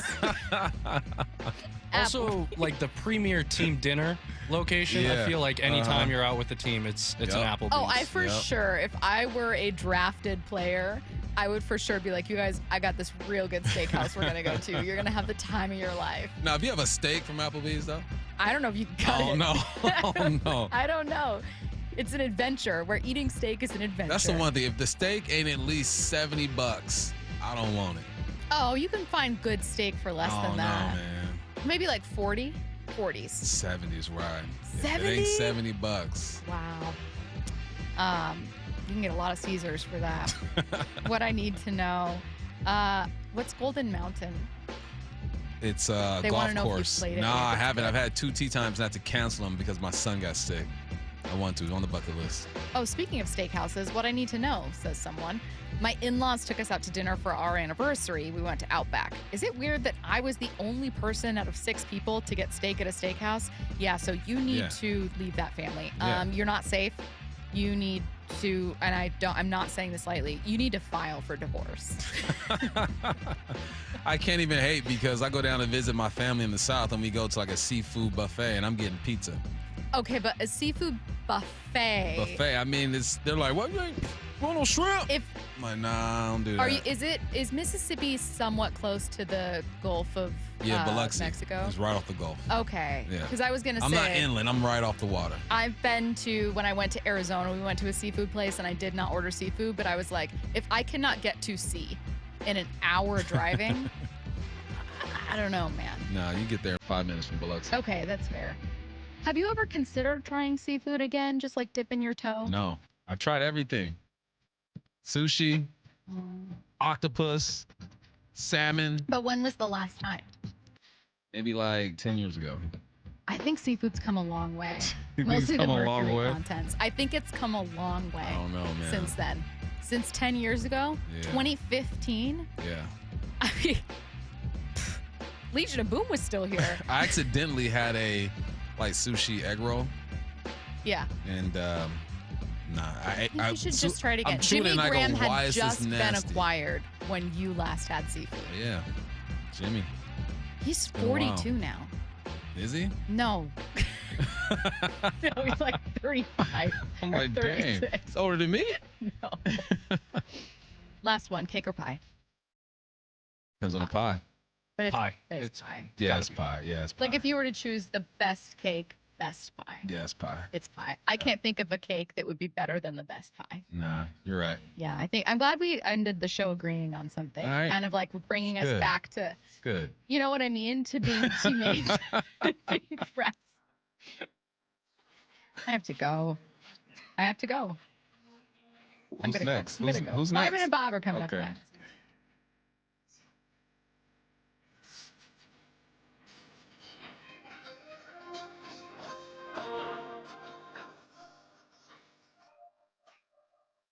Wyman and Bob. We got Gray Zabel, rookie guard. Every afternoon at 2. Our texters that text into the show will give you, some restaurant advice. Which way should they direct you? Man, the simple thing is just you run the damn ball with like a steak and potato type restaurant. I would certainly start with El Gaucho. That's my favorite. I'm getting cultured by my left tackle, Charles Cross. So I just tried sushi for the first time like a week ago. That was all right. Dave Wyman and Bob Stelton, only on Seattle Sports and Seattle Sports on YouTube. When it comes to the security of your business, doubts can creep in about who you're trusting to protect it. At Bay Alarm, we got you. For nearly 80 years, we've been putting our customers' minds at ease with our advanced technology and personalized support. Feeling insecure about your current security service? Visit bayalarm.com today. Why is Mazda of Everett the #1 dealer on the West Coast? Mazda of Everett is locally owned and operated for 20 years. They work hard to get you their best deal every time and to make sure you drive away happy. With over 700 new Mazdas, they stock more than anyone in the Seattle area. Find out for yourself why people keep coming back to Mazda of Everett. Take advantage of the Mazda of Everett price during the More to Move You sales event. MazdaofEverett.com. Claims based on Mazda USA inventory and sales reports. Mike Rowe here with a quick question. Is your concrete sinking? Whether it's your driveway, sidewalk, or patio, those uneven surfaces are not just ugly, they're dangerous. That's where Groundworks comes in. They use state-of-the-art concrete lifting solutions to prevent tripping hazards, and they're the best at what they do. Schedule your free inspection at groundworks.com/row. And while you're there, check out my latest dirty job. It's a good one. Licensed in all states where work is performed. See website for details. If you want that summer body you've always dreamed of, then this message is for you, ladies, and you men too. Get rid of extra stubborn fat and address areas of loose skin around the waistline, chin, and under the upper arms with ProSculpt, the new one-day instant permanent fat removal and skin tightening treatment. Maybe you've tried the lasers, fat freezing methods, even those new pills, but without the desired results. ProSculpt is different. It's minimally invasive, performed while fully awake, gentle yet powerful. Designed to target the waistline, chin, neck, arms, and thighs, ProSculpt uses FDA-cleared plasma technology to deliver immediate, permanent fat-reducing and skin-tightening results, all in just one visit. If you want that summer body this summer, then you must act now. Go to ProSculpt.com today to schedule your free consultation. Get $250 off. For instant, permanent fat reduction and skin tightening, visit ProSculpt.com. John here with Happy Hauler. Furniture and household items you plan to throw away? We work with organizations all over Western Washington to donate used items. Happy Hauler is Seattle's eco-friendly junk removal. HappyHauler.com, hauling with a heart. Comcast Business High Five Hotline. What's the state of your excitement? I signed my business up for the 5-year price lock guarantee, and I can't stop high-fiving people. High five! Okay, deep breath. You're in a good place. You signed your business up for 5 years of gig speed internet and advanced security, all on our ultra-reliable network. Gig speeds and advanced security? I'm so stoked. Yep, and you get it at a great rate that's locked in for 5 years. Woo! The high five is just your body's way of saying, I'm winning. So this is natural. High-fiving everyone you see in a state of business savings enthusiasm, totally natural. Sweet! Thank you! Thank you! High five, everybody! High five! The Comcast Business 5-year price lock guarantee is back, but only for a limited time, so sign your business up today. High five! Comcast Business, powering possibilities. Ends 9/21/25 for new customers with qualifying bundle. Current customers may be eligible depending on services and area. Guaranteed rate applies to monthly service charge, excluding taxes and fees. Other restrictions apply. This summer, make sure your roof is ready for the season ahead with a company you can trust, like 3 Tree Roofing. We're not just your roofers, we're your neighbors, and we're here to help you protect your home this season. Visit 3treeroofing.com to schedule your free on-site estimate and get your roof replaced before the summer rush and potential material price increases. Our certified technicians make your roof replacement easy and worry-free, so you can focus on the important things this summer. Visit 3treeroofing.com to schedule your free, no-pressure estimate. 3 Tree Roofing, your Puget Sound roofing experts. Making an Impact, sponsored by Grainger. Artist Rashid Johnson uses different mediums to examine race, identity, and masculinity. He hopes his work can bring joy to others. I'll tell you what I'm not afraid of. I'm not afraid to be vulnerable. The first thing that I learned to love outside of my family was art. For the ones who get it done, Grainger offers the professional-grade products you need, delivered when and where you need them. Call clickgrainger.com or just stop by. Get a bottle of Seafoam motor treatment for just $8.99 and receive 5 times O Rewards points with the purchase at O'Reilly Auto Parts.